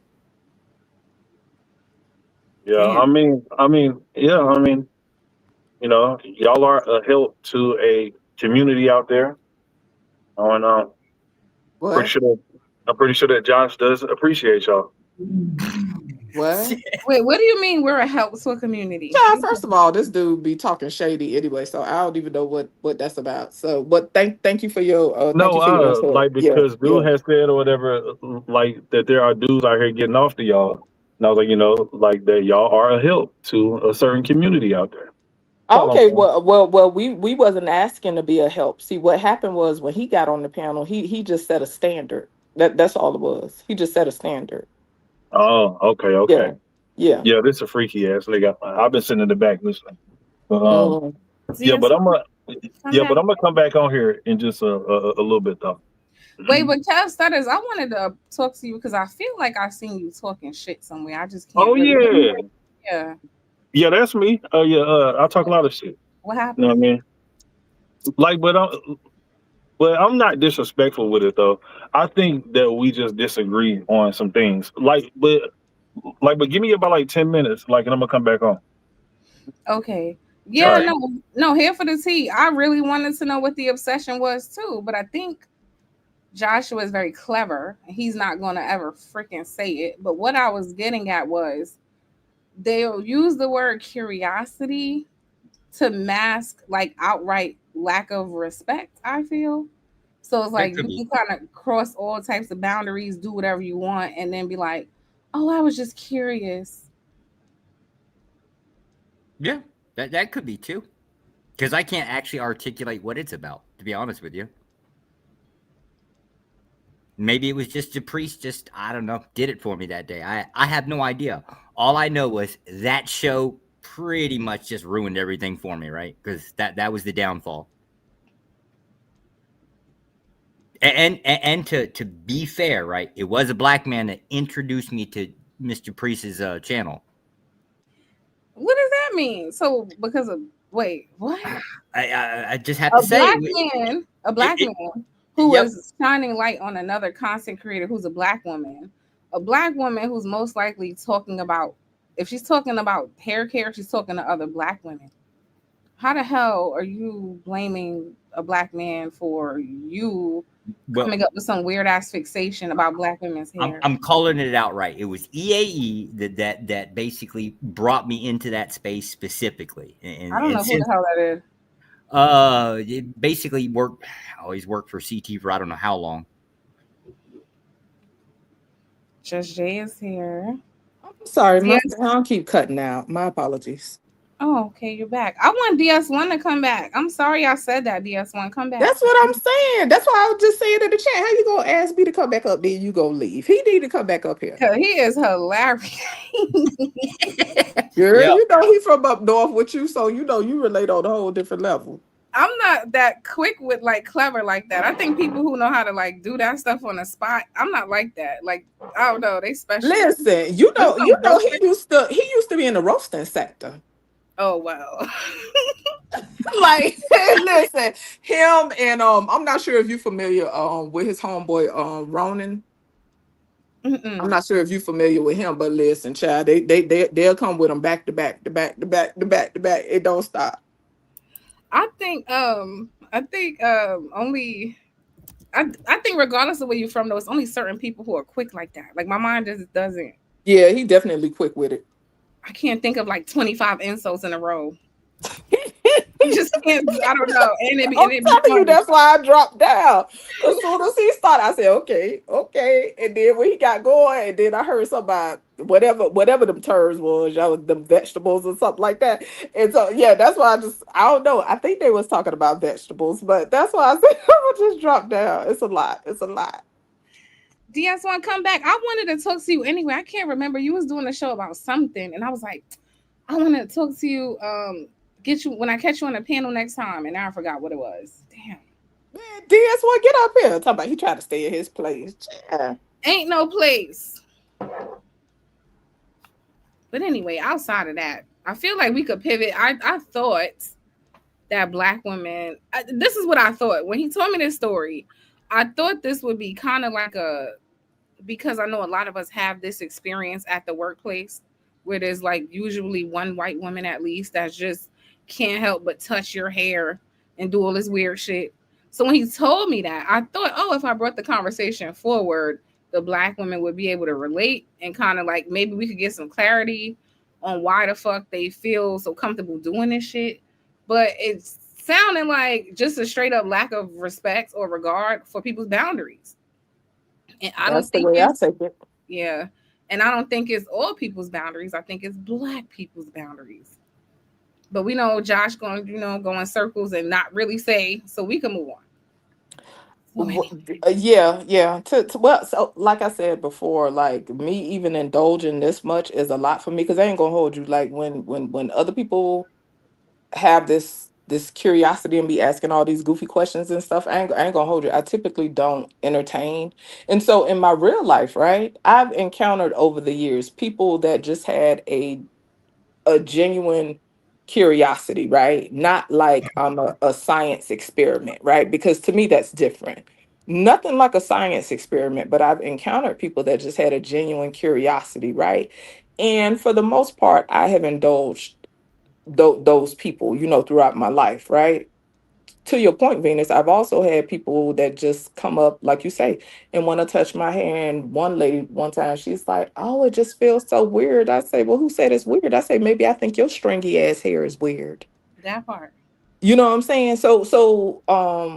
But anyway, yeah, I don't mind people having a genuine, respectful intrigue about things, but so this is what proves that some conversations for me aren't worth having, right? Because there's a level of disconnect that some people they just do not get. This is why I don't talk to certain people about my experience as a Black woman, because there is just a level of nuance, a level of context that they are going to miss. I don't know if you noticed, but certain people are very aloof and just out of touch Yeah. with anything that you relate to in that regard, right? You can relate to somebody waiting on a check to pay their bills, you feel me? But there's going to be certain nuances that you not going to understand. And to me, that comes with the cultural awareness, right? Like, for the most part, I am culturally humble, right? So I'm just a person that enjoys different cultures and backgrounds, right? But there is still, like I said before, a level of respect that I meet that culture with, those group of people with. You know what I'm saying? Living here near the res, I love powwows, right? I love powwows. What do I look like, right? There's still a level of respect because even if, okay, say for instance, even if I was welcomed by a few of my native friends, right? In regards to attending a powwow or something like that, right? I still have to look at the whole. It wouldn't be wise for me to decide to put on a headdress and regalia and all that kind of stuff, and then just jump in the middle of the powwow and decide I'm gonna do a jingle dance or attempt to do a chicken dance, which is typically for males or whatever. But my whole point is, right? I think about how offensive that would be to some people. You know what I'm saying? And I think that people who are out of touch just do not take that consideration. The time I went to Israel, do you think that I mixed their kosher plates up together? Do you think I mixed their meat and dairy plates together? No, I didn't. Well, that's what I'm getting at. What I've been getting at. Why I've been on the FBA train so hard lately. There's a blatant lack of respect for Black people here in general. That's just what I see. And it looks different. It's coming from all different races, ethnic groups, and cultures. It just shows up different. But the common denominator I'm starting to kind of notice is like it's just a blatant lack of respect. So somebody made mention about the dreads. Are those painful? Is that like having like my hair ain't next to Josh, long. shut up, baby. If I pull a Nah, cap ain't in no your way. head, will Ain't no it be fucking way. painful? If Well, I I pull a don't cap know. out of your head, if I I've pull a had- cap I've out of had your to- head, would it be painful? Listen, I swear it's an honest, sincere question. Does hair okay? So you seem so based on what you talk about on these panels, you purport this image that you're educated, right? No. Does okay? So you're not educated, so you're just dumb and white Yeah. and entitled. Well, yes. Entitlement, heavy on entitlement because Yeah, the Okay, heavy on okay, that. all right, cool. All right, so let's scratch that. So I'm not sure if you're aware, but hair doesn't have nerves. That like okay. hair itself does not have nerves. Not exactly what I meant, right? Okay, I'm assuming, right? Because I've never had braids or anything. My hair has always been like military high and tight. It's always been the same since like 16 years old. Ugly ass buzz cut. Okay, got it. Right. Yeah. So okay. I've heard people with braids claim that it kind of hurts all the damn time. Not the hair itself, but I guess. Well, that wasn't what you asked. Can you repeat what you asked? Because I'm not going to indulge too having much. dreads, But what did you dreads ask? doesn't hurt. Right. Okay. And then what did you just say after that? You asked about braids, correct? Is this ENT for real? Dreads. Yeah, no, this is Auntie. Is it like Yeah, braids? that's Auntie. Shout out to Bob Ross with the kinky fro. Damn. I love Bob Ross. God, I hate Bob Ross. I bet you do. I bet he could rock a fro better than you ever could. Oh no, it was It was his bet standards. He Yeah, had we ain't worried about that, baby. We ain't worried about that. What's up, Auntie? What's going on? This one came back. What's up? Make sure I got audio here. Yeah. So, yeah, I mean, I would say, to go to what you just said, like, as far as there being a lack of respect, especially in these spaces, for black folks' boundaries, or just for black folks in general, I think that actually comes because of a lack of respect amongst black folks, in these spaces. And folks kind of see that, which is what allows them to come in here and infiltrate and just say random shit and ask random ass questions when they really should just be spectating. That's my Yeah, opinion. I don't know, cause you're right. Cause it was a white dude who came up here earlier, and like 2 seconds in, he was like saying all these insults about black women, right? Like very stereotypical things. And all I remember thinking was, he sounds like the panels with the men on them when they be talking shit about women. Yeah, I would agree. I would agree, but I think, and anybody else can chime in on that. It's if we're gonna consider ourselves black folks, or anybody's gonna consider themselves a group in these spaces, it's kind of like a family. So you can play the dozens and roast your brothers and your sisters and your cousins and everything, but can't nobody else come and do it. Like, that's kind of what it is. So, I mean, when you kind of welcome you welcome them into your space and choose to interact and ask for their opinions or even accept their opinions, they just gonna give them to you. Well, let's be clear. Everybody I'm don't like, give a fuck I think about that's their where the boundary opinions. should be set, right there. If you don't want their opinions, tell them to stay spectators. Okay, well, Well, this personally wasn't you more got a about. business. I ain't gonna lie. This wasn't so much about his opinion. More than it was me wanting to like kind of talk to black women about, like, here's a clear example of the shit we be talking about. That was the intention. Like, to be honest. I was trying to give a pause before I get to going. I'm trying to Go let ahead. Go ahead. somebody. Okay, so I would agree, right? But this online shit hit different, and that's a whole nother convo in how social interactions and social media affects us as just communal people, right? Like how we gather, like the way we would connect with people offline and chop it up with friends and sit on the porch, et cetera, that it has translated onto social media, right? But there are going to be some differences because of the level of engagement, and how we engage has changed, right? So generally I would agree, right? But what I have come to realize is, and what I've come to accept is, online you have a mixed bag.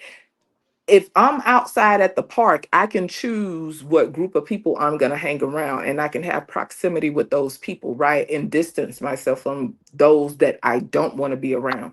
When you online, everybody thrown in the same bag. With that being said, yeah, generally I agree, but I also know that if you got 200 people in a chat on a live, you going to have several different positions, you know what I'm saying, and how and standards, I guess I should say, and how they value whether or not we should stick together, whether or not you should let it. Because if you notice, I've seen it plenty of times, right? You'll have another content creator say, well, I don't mind having a conversation with people as long as they XYZ. And then you'll have another person say, nah, I ain't talking to none of them at all. Blah, blah, blah, blah, blah, whatever. So, I mean, it is what it is. I think it comes with the territory.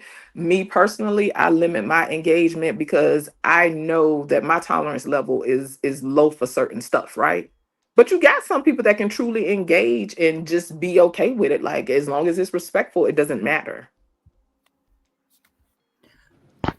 I kind of want to say something what Auntie said, and I hope I'm not echoing Just Jay because I don't know if she said this. But when you said about we could roast each other, but if somebody else does it, it's a problem. I think that's a very thin line. The online rhetoric about black women specifically is way too much of it, and it's very hard at this point to just call it like a roasting. It's just at this point, it's in my opinion, a propaganda train that has like translated so well that like a white man was up here literally sounding just like y'all before like when the show first started, and I had to like kick him out of here. Yeah, I gotta go. I got a phone call. I will catch you guys later. Go get your hair done. Later, Damn, Josh. my hair too. Yeah, go get your hair done and comb them lice out. Get a lice comb. I like the lice though. Hey, later, Josh. Bye, guys. Toodles. Thanks Take for care, coming. man. I mean, I didn't hear I that did part. good because I didn't say certain words. Mm. I did great, and I'm proud of myself. I'm proud of you too. I was trying to catch you like, no, Why do no, my no, don't sound get keep kicking triggered. out? Because I know, like, what's the point? But who am I? Because somebody could come in here and say one thing, I might curse them the hell out. No, I was Go just ahead, saying, like, Nancy. no, I didn't hear that part, and I get what you're saying. Like, a lot of these dudes and women say just egregious shit about black men and black women, and that's what it is. So people feel like they could just be comfortable around here, just saying stuff. But at some point, it's really up to us to draw the line as far as what we will and what we won't tolerate. Just like you said, you kicked them up out of here. You know, Josh is respectful. You know, when he comes up, so you don't mind having a conversation with him. That's that's a different story. But I'm just saying, folks they're not going to respect boundaries if they're not set in the first place. So I think that's a serious issue when these people are just kind of not just welcomed into the space, but also pretty much put on a pedestal as if their opinions matter anyway. But I mean, in certain regards, they do. Like, for me, for instance, the last few shows I did with Josh, I think that was an important conversation to have. Not that he was the only one who could do it, but he was the only one that would do it. Like, there's no one else I could think of who is tapped in with any Christian nationalist environment for me to talk to and ask those questions to.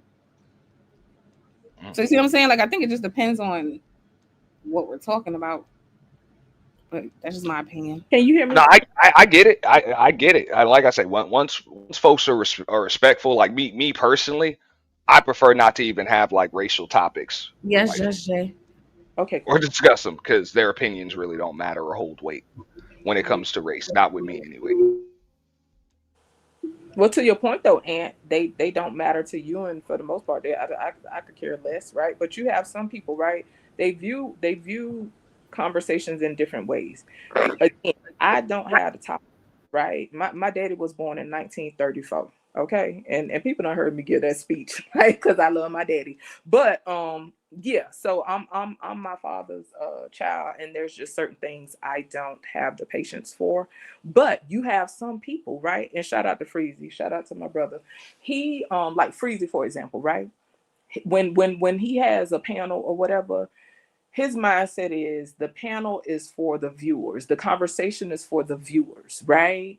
And to me, what people get from those conversations is going to vary. And so I think people just have different motivations for when they engage in certain topics, and they have certain discussions on their panels. And for the record, Venus, I think, you know, your channel, to me, you do what you want to do and you run it how you want. You know what I'm saying? And I wouldn't dare be annoyed or frustrated with you for handling your channel how you want. You know what I'm saying? Because I think in these spaces they come with the territory, and you're a businessman. You know what I'm saying? So there are some conversations that people are okay with having, you know, and the line is different for everybody. Diaz, I ain't heard you on mute. What's your thoughts? About Sorry, the DS1, real whole quick. I gotta step away for like 5 minutes. But I don't like this. There's a double standard, and black people are too sensitive. I'm tired of hearing that shit. What's the double standard? He's okay. I'm sorry, shit. Let me go on mute. No, I'll be back, y'all. Sorry. Go ahead, DS1. Nah, I was trying to see like what do I feel about the whole racial conversation, or my thoughts on what? I was asking about as far as like like people's boundaries and what they allow on hmm panels, on their panels as channel holders versus what they don't. hmm Oh yeah, they definitely run a tight shit for sure. And I think a lot of times, from what I see, they don't really go out their way to try to have the racial dynamic conversation. They want to have the white conversation, and they choose to have the white conversation. A lot of times, it be us that be trying to push the envelope and trying to invite them to have a conversation with us. They don't invite us to have conversations with them unless we express, or that person, let me say, that person express how much they hate being black. Right. That's usually how they're invited to those conversations. Other than that, they don't invite us to their conversations. But it seems like we always invite them and want to know what they think and want to know how they feel. And it's like they don't give a fuck about what we think, how we feel, what our God think, what our God say, or none of that shit. But we be so we be so intrigued about why they think what they think and why you feel like that. It's like they don't even care about why we feel or what we think about what they do. That's why they don't invite us to the conversation. And that's a fact. And let me be clear, for the most, I don't want to speak for other people, but I know I don't even be caring to be invited. You know what I'm saying? Like I don't have that level of interest in what other people discuss in that regard, right? You have some people who may think on a more strategic plane, right? Like, oh, I need to know what the other people are thinking, you know what I'm saying? And I need to know what the other people have to say so I can, whatever. I guess it's a matter of gathering intel, right? And so I can understand from that standpoint. But for me, like I say, it for me to have indulged him that much is a lot for me because I typically don't have tolerance at all, like none whatsoever. I can be heavily biased in that regard. You know what I'm saying? But that's just me, and so I don't want to project and put that on other people and how they choose to move and operate in the world because I think everything has its place, right? But to your point, give me your thoughts, and y'all both could give me your thoughts while Venus doing what she doing. Do you think subconsciously, right? Because I'm trying not to get all philosophical, but that's my stuff, right? Do you Get think subconsciously philosophical. that are you here? Is somebody here? I said get philosophical. Do y'all think that it's a matter of people subconsciously wanting validation, right? Like how you were saying, DS1, we invite them to want to know what they think and how they feel, et cetera, et cetera. Like, do you think on some level subconsciously that is people wanting validation? Absolutely. Because that's part of human nature. Psychologically, everyone wants validation. Everybody. That's part of um your whole emotions and your desires and all of that. Everybody wants validation and we all want validation in different ways. Why do you think that I was able to pull Josh's mask off so easy? Because see, when I saw that the white boys was allowed to come over here and have the conversation, I already knew what they was gonna do. I was just gonna sit back and peep if the brothers was gonna peep what they was doing. Because they over here for the women. They ain't over here to talk to niggas. You think they over here to talk about niggas and white supremacy all day? No, they over here to see these fine ass black women. That's why they over here. Oh, y'all want to let us? Oh, y'all think we want to talk about race all day? No, they want to come over here and troll black women, and this is what they did. They trolled their way up until now. They could come on black women's panels and get their rocks off. So that's really what that really what that is, and that's all validation. That's what it's all about. Once they got the validation of black men, they said, okay, now we could talk to y'all women. Simple. Yeah. Uh, And I would second that. No, I would second that, and I don't even think I think Just Jay said subconscious validate. Nah, it's extremely like it's direct conscious validation that people be seeking. you know, when it comes to that stuff. That's why I said, you know, people ain't gonna respect your boundaries if you don't set your own boundaries. Like I think Venus mentioned how they want to touch on your hair and all of that other stuff. That's what you got to tell them. And I'm just speaking in general. I'm not talking to you in particular because I don't know how you would deal with it. But I'm like, you tell them you want to know how hair feels or whatever. Go buy some. Go read a book. You know, Google it. You know, you ain't got no black friends. Go get you some. Whatever. I'm a stranger. You don't touch my damn hair. That's out of here. You know, with that should start an argument right there. Right. That should start an argument, damn near a fight when somebody crosses the lines and they pull that type of shit at work. Lack of respect for your boundaries, huh? Auntie, they pull that type of shit at work. That's how I know it's manipulative. They strategically do it in settings where they feel protected. Yes. I've had someone straight up snatch at my hair years ago. This was like over 15 years ago at work. This person, they literally snatched at one of my locks and was like, you need to take this junk out your hair. Whoa. And assumed that it was that it wasn't my hair. See, that's what I'm saying. People be doing too much. But to your point though, Ann, what I was gonna say is, as far as the validation, I personally think that many black people want the validation of white people. That's what I was referring to. You know what I'm saying? Not them seeking validation through their curiosity or whatever, but black people inviting, caring about what people think and stuff like that. I think that, I know that some can just be overt, you feel me? But I think for a lot of people, this be subconscious. It's no different than somebody dating somebody from another background, and that's the first thing that got to come out their mouth. I've had interactions with men in these spaces, and they won't even say hello when they hop on the panel. First thing they start popping off about is, oh, my old lady, or my wife is from here, she from there. But okay, nobody asked you about your wife or where she's from. You know what I'm saying? So even in that aspect, right? People got to lead with that to say, oh, look, I'm acceptable.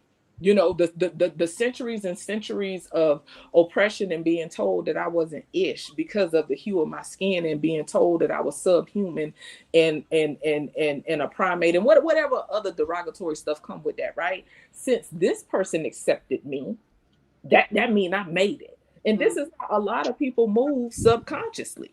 Once they are accepted by an other, in their mind, subconsciously, they mean that they think that made it. They made it.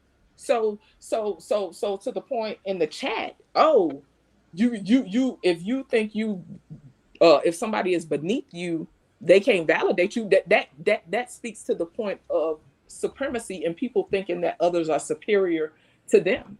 Well, can I say something? So it is validation. So I think when it comes to race, I'm just gonna speak for myself. I don't value white people in that way. I don't view them as superior, right? When it comes to anything I'm discussing, though, if a person who is better experienced than me at anything, I will use them to validate myself. I'm just gonna be honest, right? Like if I'm example, what happened last few days, if I've been recently having a lot of conversations with Republicans, black specifically, right? I've been talking about black conservatives a lot, and I've been talking about how they do not understand what they have subscribed to. They don't understand what they're promoting. When you say "Make America Great Again," what time period do you think they're referring? Like, I've been already on that kind of wave for like 3 weeks, and been kind of being gaslit, right? So if I could go and get a member of your community and bring their ass over here and let them lay out the shit out plain and show black people how fucking harmful that shit is to them, right? Yeah, I feel validated. And it has nothing to do with you being white. It's just all about, like, I'm gonna get somebody from your own group to come say this shit. Right. Hopefully I articulated that well, I could have articulated it better. I To understood Dia's you because point, you're right either way. yeah, Yeah, but the you're human right. need, though, to Dia's point, is to, like, we all seek validation in different ways, right? From society, from everybody. Like, some people be like, oh, I don't need to be da da da da da. Like, that's stupid. We live in society, so there's a level of validation that comes with just being a part of society and interacting with those, whether they're in our family or whatever, right? And so when I was saying earlier about different channel holders have different motivations for why they do what they do, when I saw your live, I safely assumed, right, and I gathered from, the context and everything that was going on. I said to myself, she is using this to further push her point. You know what I'm saying? To further validate her point, right? And so Yeah. that's what I said. I don't knock everybody who choose to allow certain things because they do it for different reasons. You know what I'm saying? So yeah. And I don't know if it's me, but I think that's very different than like needing a white person to validate me. You know what I mean? Right. That's a yeah. different motivation.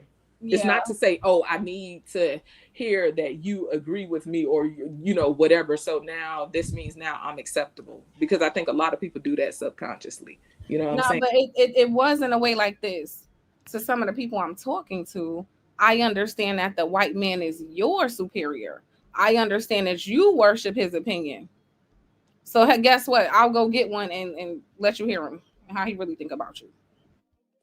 Do you think that changed anything? Because if you notice them right there, they'll still swerve all around it. They'll disregard all of that. Like, basically, some of these people get up here and in so many words will tell you in so many words that they think you're a piece of shit and you beneath them, and it's in your best interest if I rule over you, right? And you got some people that are still co-signing, which is straight bonkers to me. I think we don't give ourselves enough credit. I think we're a little more influential than we think. Of course, people don't want to outright say it, but I think certain things convict them. And I think even if not them, there's still an audience, right? So I do know, at least from the feedback I got from some of the people, that it was informative, if nothing else. I don't think people were thinking too much about Project 2025 like that, or what it actually entails, or how that is actually harmful to Black people. Like, so I think if nothing else, I did like spark some interest and maybe people wanting to take a second look into what they're fucking signing up for.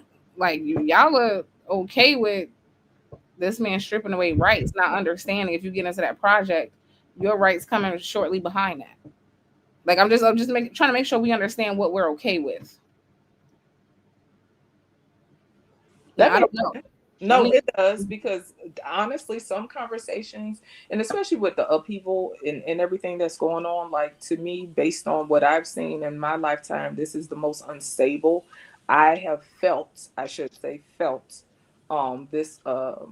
this administration and just the state of our nation to be in, you know what I'm saying? So it definitely, the conversations definitely open a door for me better educating myself. And if I'm gonna be honest, and the people that have heard me talk about this stuff before, they know for the most part, I ain't gonna hold you. Politics ain't really my thing, but I do think that it's a civic duty. You know what I'm saying? It's part of a civic duty, but that also goes to what your value system is. You know what I'm saying? Yo, if nothing else, people not gonna like this. I had no real care about politics either, but after listening to that white man and what the agenda is, I absolutely am interested. Because I'm like, what the fuck? Really? It's funny because you seem to be fairly well versed. So you must have been the Charlie Kirk thing started it and doing a crash course, because you actually seem like you're pretty well versed. The Charlie Kirk thing started it, and but him like breaking down like what these fucking people are and how they packing out the government and different branches. And then when you could go really look like, damn, Trump is kind of doing all of this shit. And how, like, he helped me understand, like, low key, the whole Project 2025 is directly attacking minority groups of all kinds. Like, that's the agenda of the whole shit. And so my issue with our people is like, and which most groups do, but like they'll hear one thing that they're in alignment with, and it's like, all right, yeah, I fuck with this, but not understanding. Did you see the whole plan? Yeah. Well, keep in mind, right? And I know DS1 tries to touch on this. I try to touch on this too. I mean, it's one thing to put the medicine in the food, but they'll also put the poison in the candy. Yeah. So that's kind of what it is, and they're gonna that's why they call it politics. It just is what it is. They're gonna put a bunch of good things in your face and have you go this one way, and at the same time, it's a bunch of bad stuff going on that's kind of bad for you. So just because one side might be wanting to take away your rights and everything, don't think the other side isn't trying to just get you to willingly give them away. But both sides really don't want you to have many rights. I And think. Uh-huh. even like when people talk about the discomfort and all of that stuff, a lot of people are uncomfortable with what the current administration is doing, not just because they've read through Project 2025 the whole way, but just because it's a deviation from the norm. And anything that's upsetting the status quo is naturally making people uncomfortable. Yeah, but there's levels, I think, anyway. And certain things are like, yeah, it's a level. It's a difference between being uncomfortable and being like concerned for your well-being. Okay. Like Well, when he was talking to me about DEI and how HUD falls under DEI, right? And he was saying like they want to cut the HUD budget in half, so it goes from like 8.4 billion to 4, something like that. My mind just anything he was ever saying, I promise you, my mind was just thinking, how does this affect Black people? That's all I was thinking, right? So then I'm thinking like, well, damn, if Black women are the most single moms, they would probably be the most affected, right? When it comes to something like that. And I don't know, it's like nobody cares. Like that's a huge concern. That's a lot of women. That's a lot of our family members and a lot of children. That's not something to be like, it is what it is. Because you almost don't, you just hear it like, oh, HUD, we're gonna cut the HUD budget in half, and like people move about their day. But I'm really thinking into all this shit like, wait, so we got that going on. We want to remove Black history from schools. I'm just seeing the commonalities on like, nah, it is starting to low-key look like some shit, not only against Black people, but because we fit most minority groups by default, it will affect Black people the most. And I just don't think anybody who's pushing this MAGA shit who is Black either cares enough or is even really processing the whole thing that way. Possibly not, right? And that's where the value system come into play and what people desire for their personal outcomes, right? And so even with all these political affiliations and different stuff like that, I think that most people tend to look at the surface of what is in their best interests in that whatever state they in their life at that point in time, like whatever their affiliation is, to me serves that purpose for the most part, right? Like you have some people that view things on a more panoramic scale and they can see like what's one of the favorite words. They can have a level of foresight, right? And they can see beyond what is just in their immediate best interest. They can see the fallout of a thing. Okay, if this goes this way, boom, that's boom, me. They can see the that's why it's messing with my brain. Like, why is everybody else not doing People can see the end game, right? And they may not know what the like, they may not have the logistics and the ins and outs of, okay, it's gonna happen like this, it's gonna happen like this, but they can see on a panoramic, like in a panoramic view, boom, this is what I see happening at the end of the road. You know what I'm saying? I think a lot of people don't necessarily think in that way. They think about what's in their immediate interest, and I think that is because a lot of people in general are in survival mode. And that's not to say that they're just the poorest of the poor, but most regular people like myself are living from check to check. So if somebody is presenting, oh, these are the tax cuts and these is what's going to be in the best interest of you, if you do this, that, and whatever, this is the immediate interest. And I think that a lot of people lean towards that. You know what I'm saying? If you're talking to somebody that need a root canal, you feel me? And they side tooth on the way out, they might be looking more so at health insurance and how that immediately affects them. You know, does that make sense to y'all? I know DS1 was about to chime in. Okay, do you think? Yeah. I didn't want to. Now he walked away from the mute button. Okay, Dave. No, I mean, what I was going to say as far as that, is I think as black folks, you know, honestly, we need to stop looking for the the system to somehow think about doing something miraculous for us or somehow stopping what they've always done. I think that this is the perfect time, and I've said this on my show. This is the perfect time for black folks to get together. Because if Project 2025 is true and all of that's gonna happen, the only thing that can really stop that is unity, black unity. That's what can combat everything that's in Project 2025 that is supposedly for us. Black unity can combat all of that. That black unity and Francis Cress Wilson, rest in peace, Dr. Neely Fuller, rest in peace, has said this. Black unity can destroy white supremacy. That is white supremacy's kryptonite. Black unity. So in 2025, we need to be talking about that more and focusing on that more and having more conversations about that because we won't have no enemy if we got together. That enemy that we keep talking about, this system that we keep talking about, it will not affect us if we got together. What is the proof of that? We see that with the Spanish folks, the Latinos, when they decided to come to America and practice nepotism and practice some type of Latino pride and unity. What happened? Now they running around chilling. They run most of the goddamn construction sites up north. Your goddamn foreman, his name is Jose now. These are facts because they came here and they decided to practice unity. We're the only people who hasn't decided to practice it in so long. The last time we practiced it, we had Black Wall Street. They wasn't talking about white supremacy back then. That wasn't it. That was we had Black Wall Street back then. The last time we practiced real black unity, we not focused on that. You're not gonna And like it, what I'm gonna say to that, but I know, and I'm gonna just say this. Then I'm gonna go on mute. The enemy studies us all the time. Why? Why does the enemy study us all the time? Because they know what we possess. We don't. Well, we act like we don't. We move like we don't. And I don't want to hear that it's somebody else's fault. We hate one another. I don't want to hear that.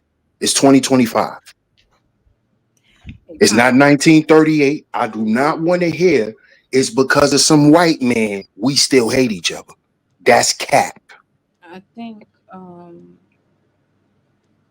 self-hatred is like a deeply rooted thing. Sometimes generational. Like a lot of how people view their own self-image and the image of people in a group comes from upbringing. How the parents usually, when you get a colorist man, he had a colorist parent a lot of times, right? Or same for a young woman.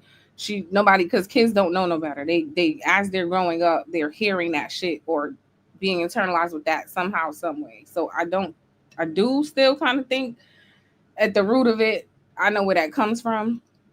And that because that's just a global issue, right? If you go to Asia, they bleach skin. They if you certain Latin communities, if you're darker, they treat you like shit. In the Caribbean, they bleach their skin.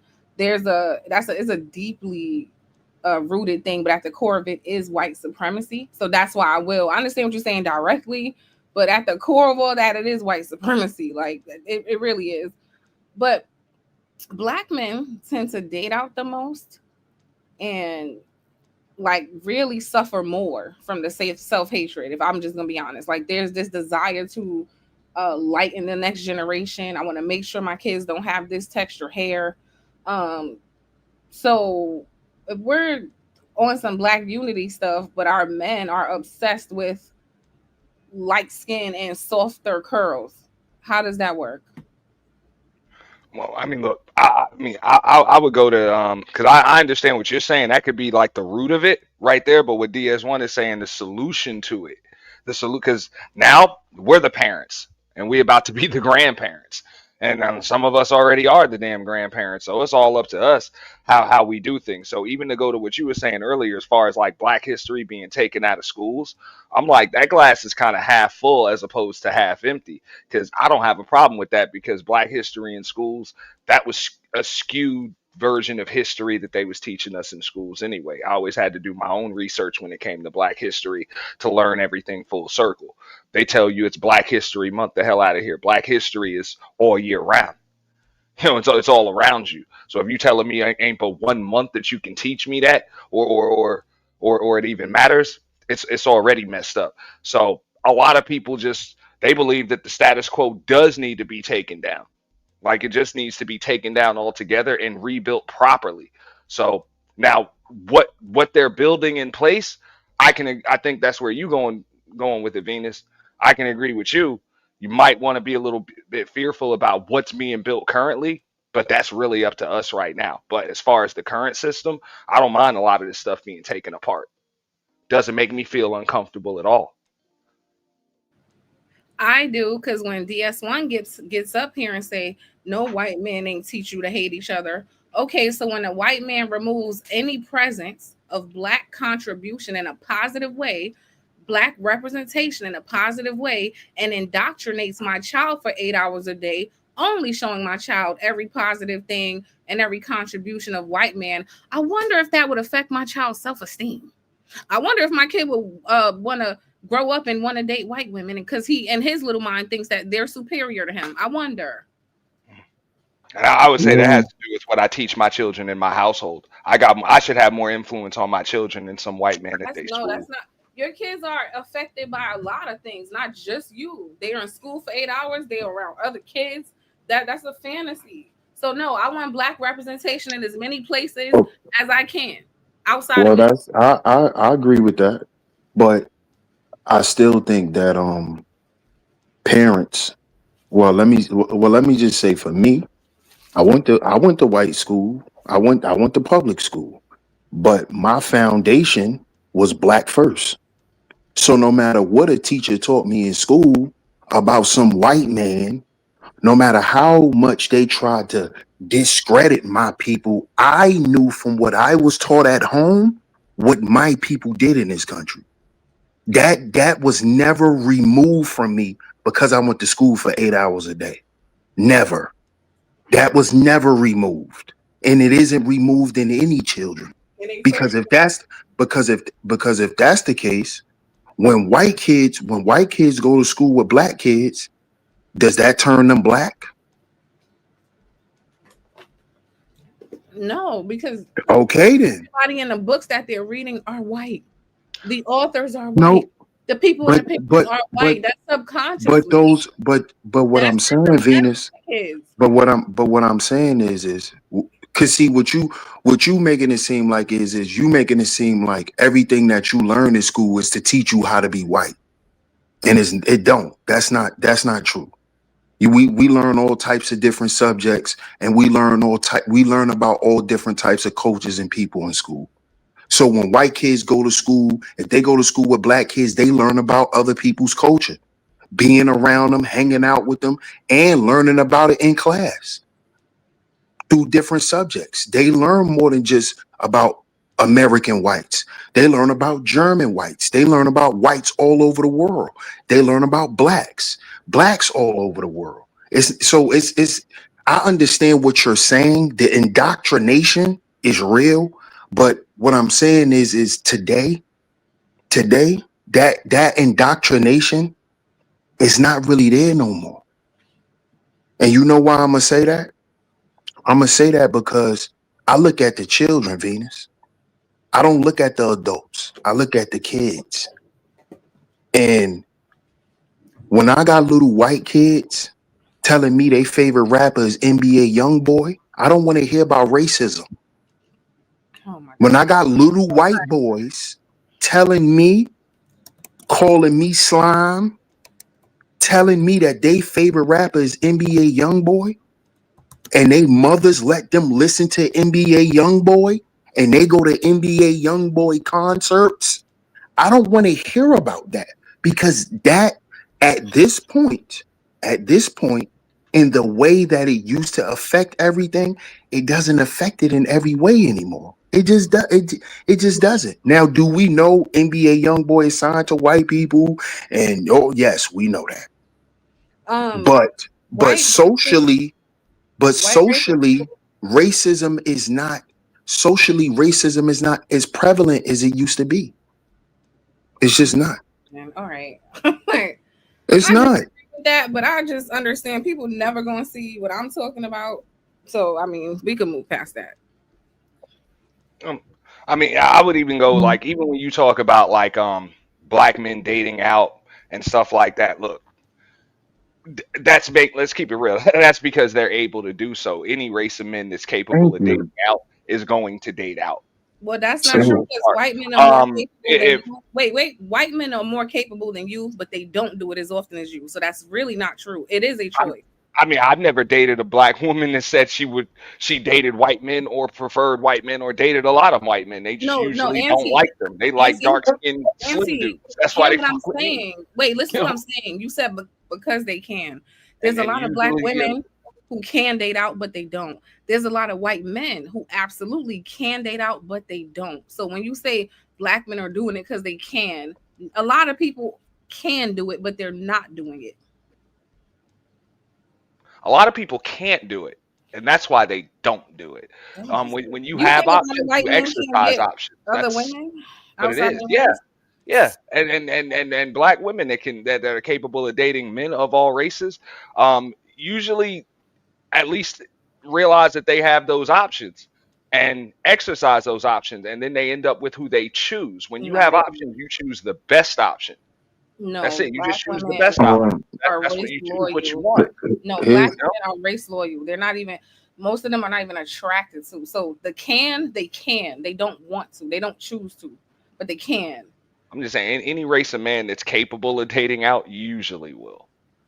They Well, most so it's just most black men end up with black baby mothers and black wives. So that's just a fact. And most white men who sleep with black women, they usually are tricking off. So that's why you can say that they can, but they don't. But they do, because they trick off with black women. Most of the black women of the night, their highest paid customers, their clients, are white married men who have white wives at home. These are facts, Venus. You know this. no. I don't. I'm Well, not I getting. would ask Venus this though. You I'm not know getting this, Okay, into Venus. sex work. I all right. have So an if you're saying Italian. that a black Hold man is on. capable of All dating right. a All white right. woman or a black woman or whatever, would you say that a black woman is, even though she is an option, do you think that's his best option? Do you think they're just clearly just not choosing their best option? So I started a conversation on self-hatred and colorism that's global. So I'm gonna bring it right back to there. I think that indoctrination of worshiping light skin is why. Oh, who? Well, I've noticed, especially super dark men mhm. always are trying to find the lightest thing they can because they do not like themselves. Okay. So Venus, you're of a caramel complexion, correct? Yeah. So do you think men that like you are colorist because you caramel and you ain't dark brown? Do you think that's colorist because they like you because you caramel? It's possible. Like there might be some they're right. There really might be some dark-skinned men who refuse to date a woman that's the same color as them. Yeah. Right. They might like caramel women. Or they So could be colorist. I don't know. That's a no, that's preference. Though. no, That's not that's what I'm right. That's what I'm saying. And that's a preference. That's not colorist Nah. because he still like black women. Venus, what's going on? That's what I mean. Like, He still like black women. You threw me in it, but what I was referring I'm to, saying, if you're Because telling you're me that caramel, you that's believe why I that threw you men in. Because you caramel. and or women are like choosing a lesser option, like they're not choosing their best option just I don't, because they would prefer to have the lighter option, even though it's a bad option. I don't know about that. this is where the People conversation are gets choosing what they like the disingenuous. most. And see, Okay. I don't have no way to know who's their best compatible. Like, there's no way to know that. That's why I So wouldn't what do even you comment on mean? it. That's me. But Venus, do you really? All right. Let me ask you about your I just asked observation you about outside. every Cat Williams even told y'all, look at every rich black celebrity and look at his wife Mhm. and look at their wife. Okay. All right, but why Look we at gotta most of talk the about them actors. cornballs? Why Well, we look at gotta their talk about them wife. cornballs? Why we Well, can't talk about everyday people? Why we gotta okay, talk about them? you don't know who I know, and I don't know who you know. So I tend to go to celebrities because at least we all have an image. We know what we're But talking about. we know that celebrities, Venus, we know that celebrities are weirdos. We don't know that by now.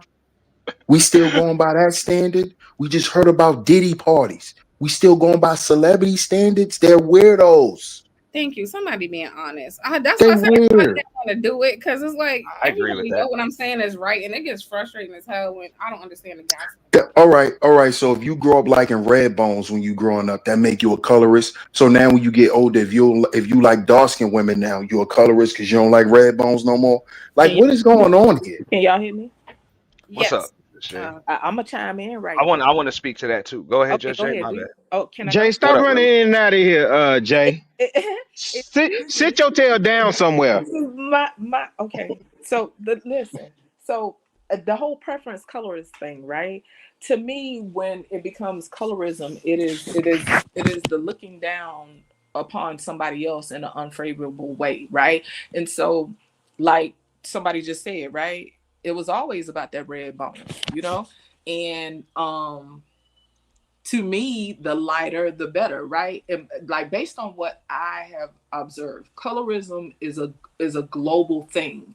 There are different nuances based on where you at, and there's different cultural nuances that go along with that. But colorism is worldwide, and I've told this story before. When I had shoulder surgery, I had got some cream for my arm because I had 'cause I was putting cream on my scars, right? I ordered some lightning cream from Thailand, I believe. It was like over Asia somewhere. Even if you look at Korea, the lighter the better. For whatever reason, and I think it's because of colonialism, like the whole world has been affected by colonialism, right? So there's always been this narrative that the lighter the better. And so I guess that's why I think that, listen, people like what they like, but when you decide that what you don't like is less than simply because you don't like it, to me that's where it becomes colorism. Like and I know it's different reasons for that, right? Like I know dudes that didn't want to, they didn't date dark skinned chicks because they was dark and they didn't like their own dark skin. You know what I'm saying? And then like the guy said, it was always told like once you had a red bone, it's whatever. Even if y'all look at rap, right? If y'all look at rap and hip hop, how many times y'all hear these people talking about yellow bones? They got a bad yellow bitch. You even had a yellow one, the baby mama? I forgot that corny ass song she came out with. So I think that happens, right? But you have some people, when I was younger, I used to date mostly light-skinned guys. You know what I'm saying? You have some people that just have a preference, but to look down upon other people like they less than, to me, that's where it becomes a problem. And I think that a lot of people do that. If dudes out here giving chicks the paper bag test, that hit different versus a dude that just decided he was just gonna rock with this because he liked this.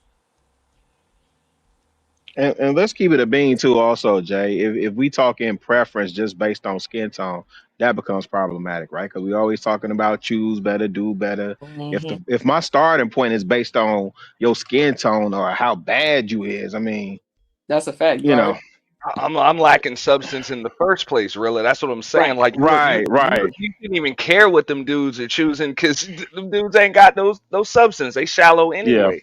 That's But yeah. look, when you and I like what DS1 said about the celebrities. It's like you really, or let's take the ball players into account right now, because I did a little research on this right here. People are like, well, why these dudes, these basketball players and everything, you got Shea and all of these dudes, they seem to be with these white chicks. Why is that? And I'm like, just look at it. When you look at it, they got the whole AAU circuit. These dudes are growing up going to prep schools. They not in inner city public schools and stuff like that. Ain't no black chicks there. Hardly. I don't know You know, about that. Well, they well, got those scholars. white I'm just girls saying are they got hunting too, scholars though, that Auntie. or you Them, look them, at it, you yeah, look because at Shannon it Sharp and went to a HBCU. They he they hunters. Them hey, athletes are he prey. also got black baby mamas. I'm talking about these dudes now. Thank you, These and dudes now.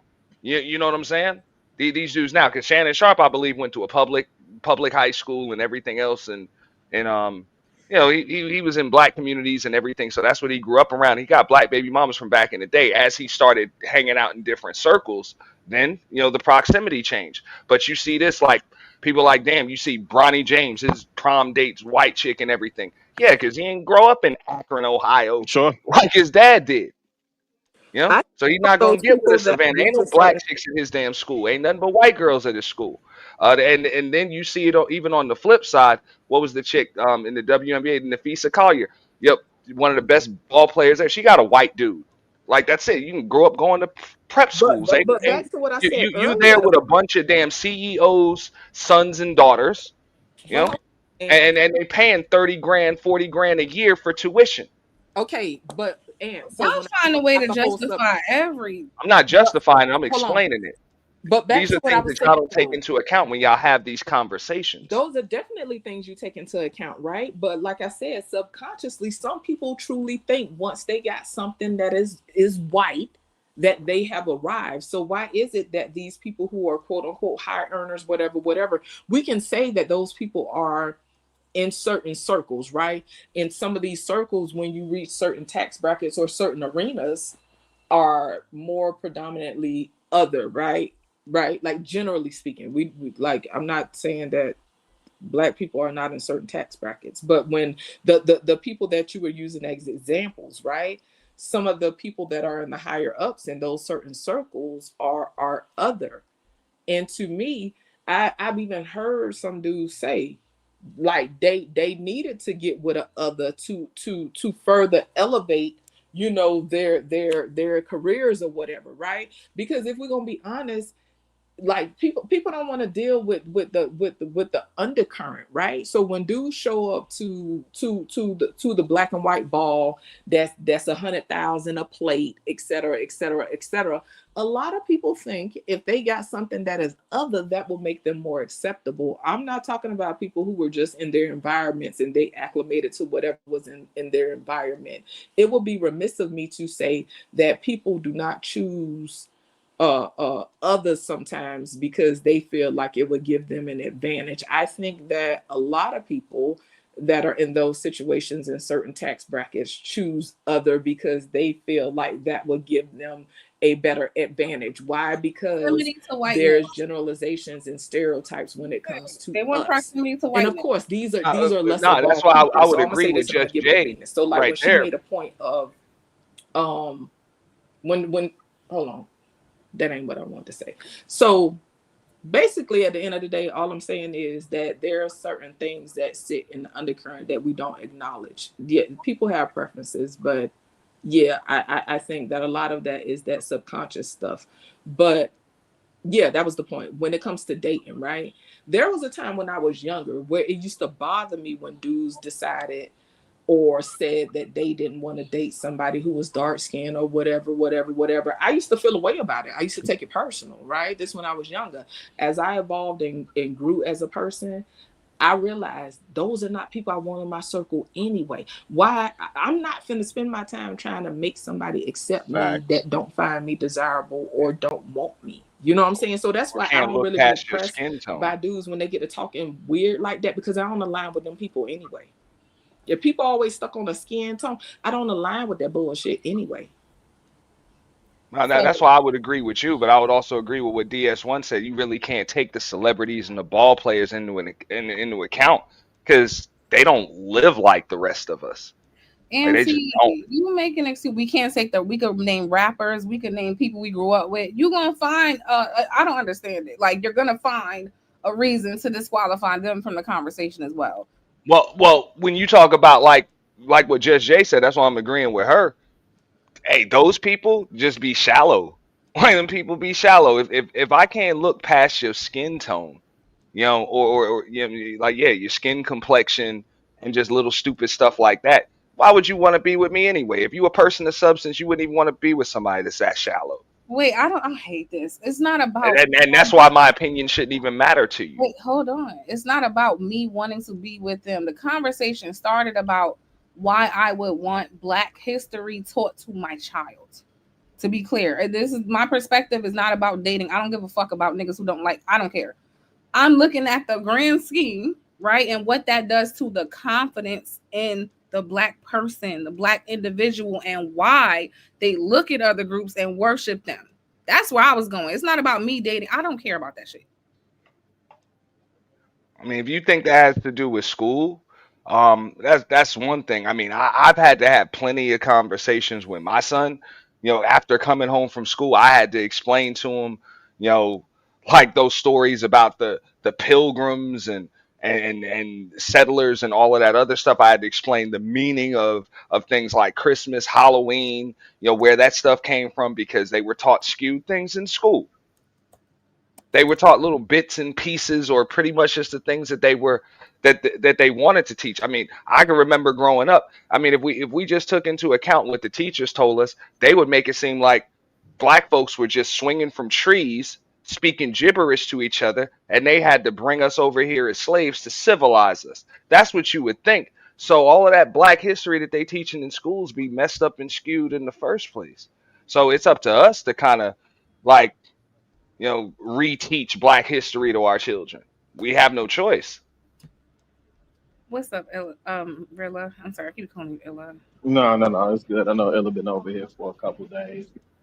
Uh, Man, it's so much y'all have touched on, right? And again, shout out to DS1. He was cooking earlier, cooking Josh earlier, but it was something that he was saying in regards to white supremacy.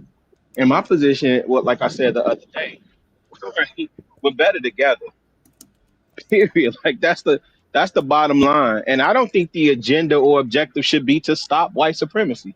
I think it should be to build to the point where we can insulate ourselves regardless of what they got going on. I wouldn't care. As long as I have my village, my tribe, my people, I'm cool. I'm cooling on all that. And I'm trying to live that every day in my everyday existence. I promise you, I'm trying to do that every single day. I make sure I spend I black. I'm want to know married to why a I'm the black only one in the woman. chat with a membership. My bad. I want to know. Go ahead. Sorry, go ahead, Rilla. Rilla, you there? It really went on mute or something. Yeah, my bad. I thought you was going, Ant. My bad. I No, I only just thing said I why was am I the saying was only that one with a look. membership? Y'all cop the membership. Oh, my bad. The only thing I was saying was that at the end of the day, we are better together. And if these conversations that Venus has been having hasn't, showed us anything or taught us anything, um, hey man, them people playing 3D chess, man, and we keep showing up with Connect Four pieces. I say that all the freaking time. We are better together. That's why that fake gender war don't make sense. All this conversation where we splitting and dividing ourselves, it does not make sense to me. Find somebody that like you or love you or whatever and can build with you and build your village, your tribe. But these insulated circles of exceptional individualism is gonna be the end of us. I promise you. Damn, I agree with that, really, and that's what I would even ask, Venus, and then maybe just Jay could chime in because I'm like, I think this is a problem. Everybody you want to be an ally to everybody, which kind of makes you an enemy to everyone. So, are you about like the betterment of Black people, or are you about the betterment of Black women? Do you put one above the other? Are men included in there? Are little girls, are little boys included in there too? Like, I think all of that stuff needs to be taken into account. But if we put in one over the other, divide and conquer is a true and tried strategy, and it works. So as long as we divide it from within, there ain't gonna be no nothing better for Black people as a whole. See, this is my issue. The conversation started with you saying that, or I'm sorry, maybe DS1, and then when I point to one of the things that are keeping us divided, everybody fucking gaslights me. So it's like we want to be together, but let's not talk about any of the thing that's dividing us. Let's pretend it's not happening, but then let's keep saying, "Oh, let's be together." I don't understand this shit. Not you trying to get triggered. Well, the thing is, if we separate ourselves into two separate demographics, like black men and then black women, that makes us opponents by definition. By definition, we either black people or we are opponents in the game. I would agree. I'm sorry. I don't know. StreamYard is weird now. Why it keep cutting out when certain, like when people drop off the panel and come back on the panel and different stuff? Why do my sound keep cutting out, y'all? Because I'm sorry, because I just keep doing this in and out thing. Do anybody Because know? you got that Dade County Wi-Fi. Listen, get up off me. It's 3:05 all day. But Just don't be make me put on you, for my 'cause I didn't sleep. hear nothing today. It might just be your connection, yeah. Okay. But to your point, Auntie, like what Venus is saying, like I think back to what I was saying about validation, right? And then like a couple of terms, right? Validation, and then like even with the gaslighting, right? I think that sometimes when people are trying to point out something that they believe to be problematic, when it's dismissed, to me it creates further division, right? Because I guess I would safely assume if I'm trying to have a meeting of the minds with somebody, right, and I'm trying to have this unity, et cetera, et cetera, et cetera, some people have a need for people to admit, right? To me, that is a part of validation. Like admit, okay, this is a thing, this is an issue, this can be problematic, this has been hurtful. You know what I'm saying? Well, it's on both sides. I don't have a side, right? And then when you have the other side saying it ain't that, it's not this, or there's just a moving around. Yeah, that shit Like drives me fucking I think it's crazy. infuriating for both sides, right? Because I've heard, men come up with reasons, and when I'm trying to have a respectful conversation, I want to listen. I ain't gonna hold you. Some of these talking points I feel is just BS, right? But you have these people presenting a situation that they say is problematic, and then you have people saying that nah, that don't make sense. That's not how it goes. That's not what happens. I think it becomes infuriating if people just. I think if people was just Say is stop saying you about unity. If you can't acknowledge a fucking problem, then you don't really want to fix it. Let's leave it alone. Let's stop pretending. Well, That's what I'm saying. well, the thing is, I'm about unity. I believe that we're a lot stronger together than we are apart. But at the same time, we're still only as strong as our weakest link. So if somebody's determined to be my opponent, then I'm gonna have to crush them just like I gotta crush every other damn opponent that comes against me. So that's right. kind of just what it is. Damn, I don't that's have a that's problem. I'm just being real. I ain't playing no game to lose. So like I said, if the women want to be my damn opponent, then to hell with them too. Like that's the way I gotta see it. And when you're trying to do the black men versus black woman thing, it's gonna be tough to get the black men to really give a shit because everybody's their opponent any damn Okay, way. but hold on. But Black men them in the hold on. mudcilla society for a long time. That's So like one an extra excuse, though. opponent ain't really gonna change much to them. No, but shit, like man. Being honest. See, because this was like this if is you're why already making it was. combative when she just wanted acknowledgement for a thing, right? So Well, it you can't started with unite with people like this. This the fucking point.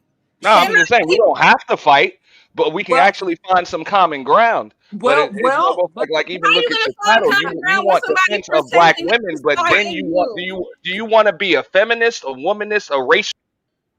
I want to talk on my well, show. damn. That's Hold what I on. want. Hello. Mm-hmm. Oh, y'all. Venus. Oh, I think something cut out. But okay. And she knows. Look, you want to be a feminist, a womanist, a racialist, or a globalist? Make up Listen, your mind. no. Here's my. I like to talk to people who tell the truth, whatever the category is. So if you're saying we need to unite, we're better together, and then someone says to you, okay, well, here's one of our issues, and then you spend the rest of the conversation convincing them that the sky is not blue when they could clearly see it's blue. You're not a person who actually wants to fix shit. You're a person who just says it because it sounds good. Okay, can I respond? Sure. All right, because I don't want to get dropped for responding. All right. So when you say this is one of our issues, it seems as though you're speaking from a personal perspective or a perspective of somebody else. And I'm like, that's not our issue. That's your issue. So can you tell us what our issue is? Like those are our issues as black people, because you're speaking on the issues of just women. So how is it going to work out for both black men, black women, black boys, black girls, children, and our grandchildren and everybody else? Let's address those issues right Right. there. The first thing would be self-confidence, right? Self-love, high racial self-esteem, which is what I started the conversation with, which does affect black boys and black girls. The whole thing about no, we need a presence of some type of black history in schools is for children, right, of all kinds, and then linking that to why black men date outside of their race and suffer from colorism the most, because the darker they are, the lower the fucking self-esteem is, and they don't want to replicate themselves or their own complexion.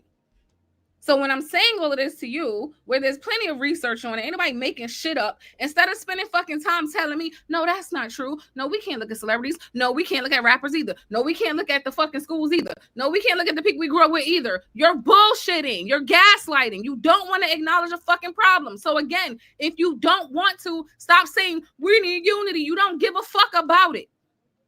Well, actually, as a dark-skinned black man myself, I would have to say that colorism is literally at the bottom of a list of priorities for me. Well, based on what I heard, I don't necessarily think that she was saying that colorism is a priority. And so, and shout out to San Seven, you so funny. But anyway, yeah, I like think it is Sin 7. I'm colorism sorry. predates colonialism and racism. So shout out to you. I can always depend on you to correct me.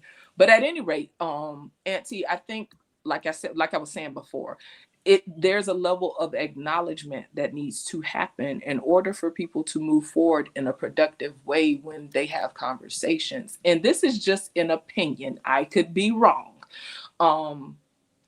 I have a hard time really having a meeting of the minds, right? And I'm not trying to generalize. Like, I think that some guys in general are just built a little bit different in that regard, right? And I don't want to necessarily create this separation, because I think that there are certain nuances, right? That like, there are certain pieces of the puzzle that need to come together in order for things to be rooted in a level of genuineness, right? So to your point, right? The solution is people just need not to go against one another, right? At the surface, that is accurate. That is correct, right? But when you go under the surface, when you go under the iceberg, when you go below the iceberg, right, the iceberg that's submerged in water, you have a whole plethora of things. And I don't think that there's one particular answer, but I do think having a level of acknowledgement and having a level of openness with respect and not minimizing the other person and what they're saying will help. Because what I just witnessed is Venus getting triggered, or just being, I should say, just being responsive in a strong way to what you said, was because what she wanted acknowledged was totally bypassed. To me, it had nothing to do with colorism being a priority. That's what I got from that. And I feel like that's why that started turning in the direction that it did. I mean, look, I would say this at the top of our list of priorities, if we're going to do this as black people, first and foremost, the opinions of white folks should hold a hell of a lot less, if any weight, like none whatsoever. So their opinions really shouldn't mean a damn thing. And we need to be able to get our houses in order first, like right before anything else. What you just did, like get our houses in order. And that means those motherfuckers can't come in unless they show a certain level of damn respect. Okay, but sweetheart, do you see what you just did? Hello? Go ahead. Do you see what you just did? I just brought something to your attention and you went around it again. I mean, look, if you're telling me that your feelings or how when somebody else's opinion and how it made you feel is more important, yeah, I'm gonna have a little pushback and disagreement. And that's okay. But what I'm telling you is you will continue to like people, not just you, but people in general will continue to go around and around that mulberry bush. Trust me, like you're not the first dude that has been on that type of time. Like I already know, I understand how that works. I am able to meet a person halfway. But what I'm saying is when you having conversations about topics that can be very that just can be very emotionally charged. To me, there still needs to be a level of mindfulness in how you go about that. So yeah, if you want to just go the militant route, oh boom, this what needs to happen. Hey, fuck your feelings, da da da.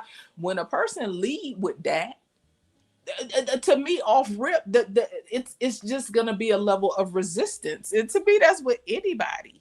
And so I'm not saying that you have to coddle anybody. I'm not saying any of that. But if you're gonna go into a conversation with this whole energy of fuck your feelings, this what needs to happen, anybody you encounter for the most part is gonna give you resistance. Now I can't speak to men because I do think sometimes when y'all conversing amongst one another, y'all may operate in a different way. But it ain't about gender banging. It's just about understanding how like people's needs when it comes to communication. Everybody don't have the same need when it comes to communication. But if you're going to disregard that, in her mind, what you just disregarded is tied to unity. So how do you really dismiss that? Like, that part. How you saying you want to unite, but like that don't make no sense. I'm just telling you what I'm observing, and again, that's subjective. It's based on my perception, so I'm not saying that it's right. But to me, that's where I'm not going to disagree. But look, if we're talking about what's good for the betterment of Black people, like at some point, we're going to have to focus on the first order of business, not just the individual feelings of certain Black people first. I agree to a degree, but I guess I understand the ins and because outs. a lot of Black people don't feel like Venus feels. Right, but that's the point that I'm making. Okay, so do you want to align with those people that think the way somebody like Venus would think, or are you trying to align with? Well, to me, this is not possible. I'm just having a conversation. Are you trying to align with just the people that see things the way you do? Because to me, for the people that see things in the way that Venus does or hold some of those same sentiments about certain things, are you going to totally disregard those people? Because if you still continue to carry that energy, you're going to get resistance amongst most of them. In my opinion, it's just an assumption. Nah, I mean, look, I would just say this. All right. So she even mentioned earlier, right, a lot of like when she asked this question about white dudes saying things about Black women's hair and all of this other stuff, it sounds a lot like, what a lot of the Black dudes in these spaces are saying and everything else. So, first and foremost, let's have some conversations amongst Black people to clear that stuff up. There's no need for white folks to even be involved in these conversations. That's what I said when I came up in the beginning. Of course. If you want to fix that issue amongst Black people, then you fix it. You don't need white folks for that. Of course, and I totally agree. But when you give resistance to her wanting a thing that she feels, she thinks and feels is problematic within said community, how do you get scratch talking to others, right? I'm talking about how we relating on the panel, right? So you have somebody here that is bringing something to the forefront that she feels is problematic, right? And feels is further creating division. And I don't want to speak for Venus, but let me just say a couple things, right? I think you're a great liaison. Okay. You have I'm trying because I get it, right? But it's easy for me to sit and do this right now because I'm not the one being triggered, right? But you have somebody, and I don't want to fully speak for her, and she can stop me whenever she wants, right? But you have a Black woman who is sitting here, right? Who has probably had experiences, and I understand the whole fuck your feelings because sometimes feelings need to go to the side. I get that, right? But you have a Black woman who is sitting here who may have had certain experiences or have witnessed certain things, right? In regards to colorism and in regards to Black men, if we just gonna go there, if we're gonna talk about Black men, pretty much in the open, right? Publicly, but and this isn't absolute, y'all, because I'm trying to mind my words because people on the internet take shit and run with it. But you have groups of black men, right, who have outwardly said that they don't find black women acceptable, right, and have praised other women for being quote unquote better, right. And she is bringing something to the forefront again, like she thinks this is problematic, and you are still skirting around it. And then you start talking about you being a black man, okay? And then you got some people that feel like, hey, you should just get over it. Shit, if we gonna go there, you could talk about T.O. How long T.O. cried about him being picked on for being dark skinned, and the girls didn't want him. You know what I'm saying? So is it okay to just say, hey, fuck your feelings? This is what needs to happen? You're still dismissing their experience. How can you dismiss a person's experience and still have a meeting of the minds and relate to them? That's what I'm trying to understand. And if you got a solid answer, I'm open to it. No, I can understand. I can understand where they're coming from, but I can also disagree from my own perspective because it's a totally different perspective. Okay, so you can compartmentalize, right? So let's talk about differences, right? You seem to be good at compartmentalizing, and I ain't gonna hold you. I, from my personal experience, have found that guys I have encountered, for the most part, right, can compartmentalize very well, right? And I won't say very well, but they can compartmentalize. Some people might feel like it's a dissociation or some shit. I don't know, but I get it, right? You know, you may be a little more efficient at putting things in different boxes. And this is where I feel that men and women can complement one another, right? Because she's giving you nuance. She's giving you a different scope. And to invalidate that scope, to me, is not productive. And I'm not saying that she should invalidate what you're saying, because I can take what you saying and what she's saying. Because I know me, right? I can be in a emotionally reactive person where everything can bleed together, right? So me observing how you're separating that, I will take notes, right? And I can appreciate the compartmentalization, right? And I can meet you halfway with that. Yeah, Auntie, you right. I can't always put my feelings in the forefront, et cetera, blah, blah, blah, blah, blah, whatever. So yeah, I think it would be a little efficient if I can compartmentalize. But then there's a level of reciprocation that needs to happen. Because honestly, what you're saying is basically, Venus, you need to fucking assimilate. You know what I'm saying? You either my op or like, you know, so you're still making this dynamic that is still creating this us and them. And I don't think that you're doing it purposefully. I'm kind of rambling, but do it make sense what I'm saying? Nah, look. I mean, look, I can meet you in the middle, you know, there too, and be like, look, I can understand where you're coming from. But I've also seen it from the other side too.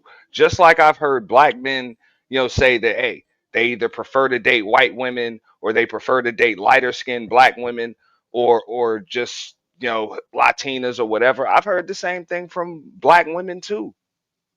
Right. You know, and sometimes the other way around. They prefer, when I hear dudes get clowned for having quote unquote light skin energy or whatever, that's usually from a black woman, you know. So Right. I mean Right. that is what it So is. So we're I can see that from each side. I'm not saying one person wrong or the other person's not or whatever. People can have their opinions, their right. preferences, and all of that other stuff. But I respect other people's preferences, and if I'm not your preference, then cool.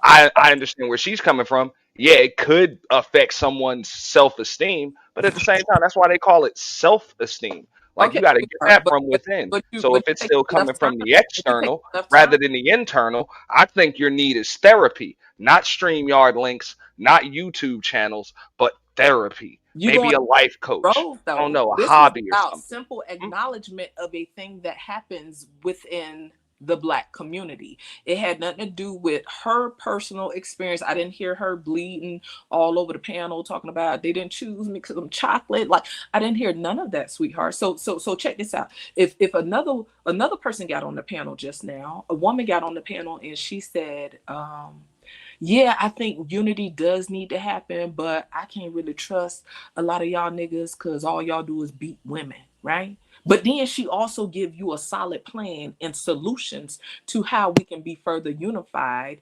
Do you think you will be able to totally disregard that comment that she said about y'all niggas stay beating on women? And do you think you could have a meeting of the minds with her? Or do you think that would get in the way? I mean, of course, I can have a meeting of the minds with Venus.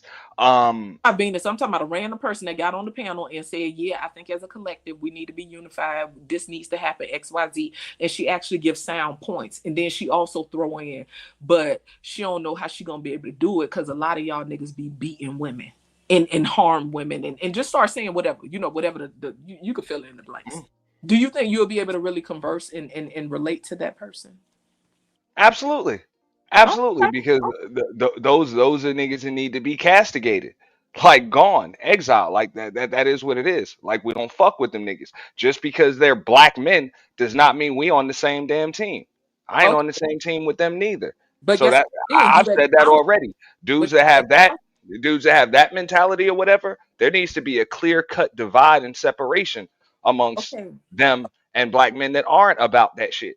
Okay, but do you realize that you just acknowledged what I just brought to you? You didn't acknowledge what Venus brought to you, and you still not acknowledging it. You have deflected. You just said I acknowledge it. You just acknowledged what I said, the hypothetical about XYZ, whatever, the whole hypothetical that I just gave. You just acknowledged that, but what Venus brought to you, you didn't acknowledge it at all. That's all I'm saying. I'm just trying to show you a little bit of nuance. You feel me?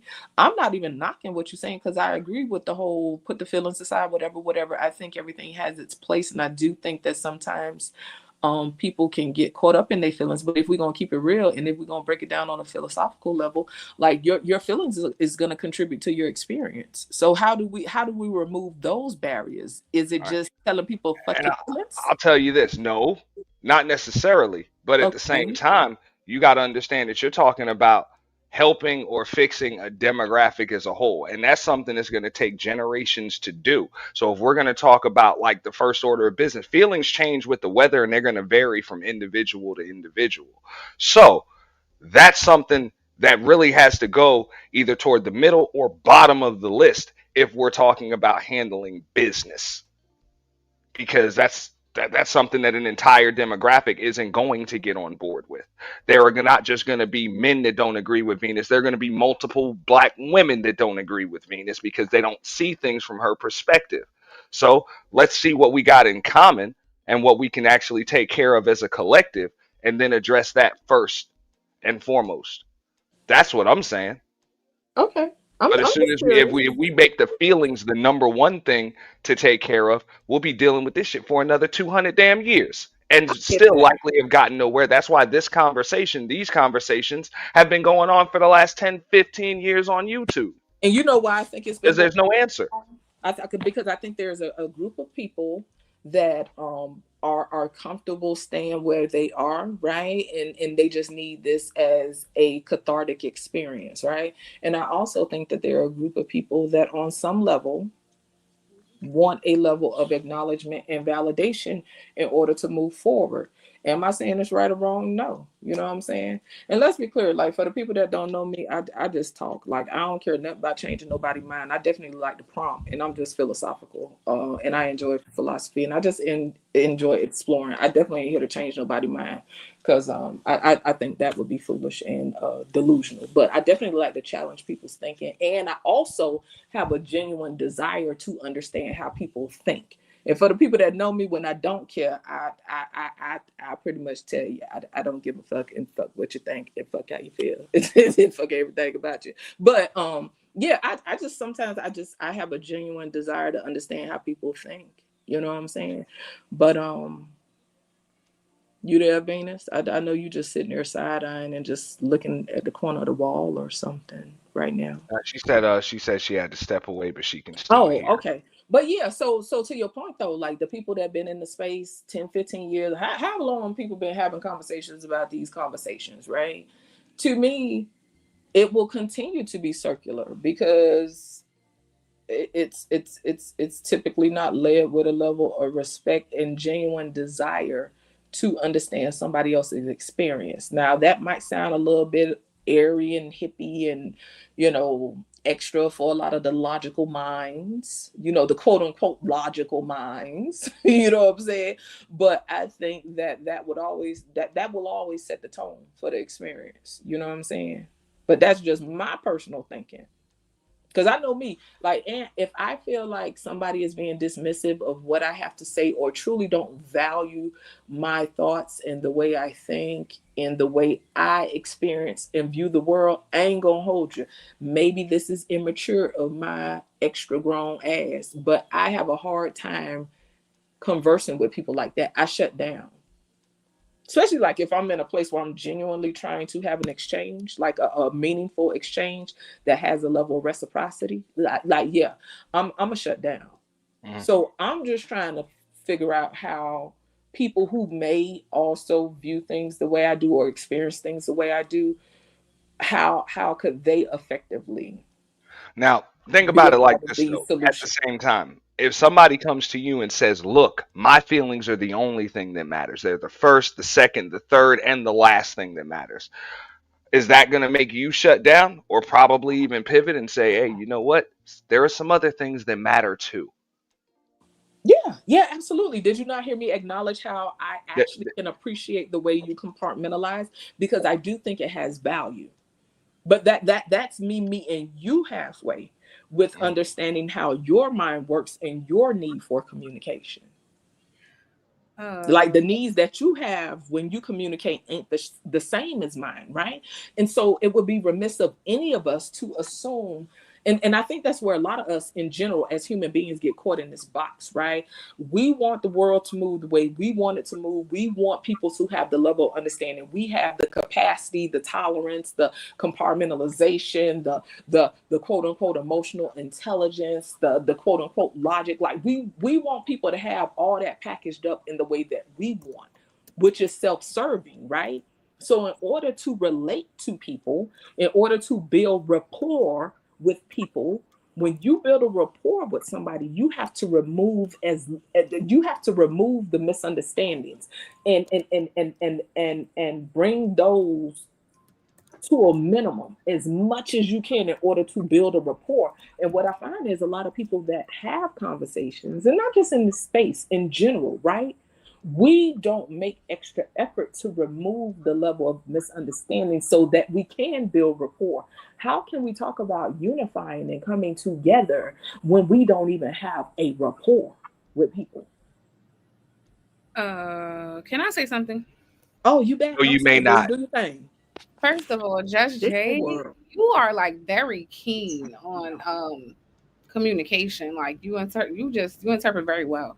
Thank you. Because I think you understand me. So, and I think you or DS1, somebody said this earlier. Like some people, like the way my mind works, I don't think about like the next thing. I think about like how do I explain? Like the full circle. It happens very fast. I think about the whole picture, right? So let me try to explain it this way. If we want a group to unify, people will not feel the need to unite if they don't see any value. I just want to make sure. Is that making sense so far? People would need to see value in order to even want to take the time and effort to unite. Is that a fair thing to say? Just yes. I just want to make sure. That's fair. I would use the term common ground, but I think it's the same thing. Go ahead. Oh, I'm using that word for a reason, because if you have a group of people who do not see value in their own skin complexion, and when they look at other people with their skin complexion and they see negativity, why would there be any desire to unite with the thing you see no value in?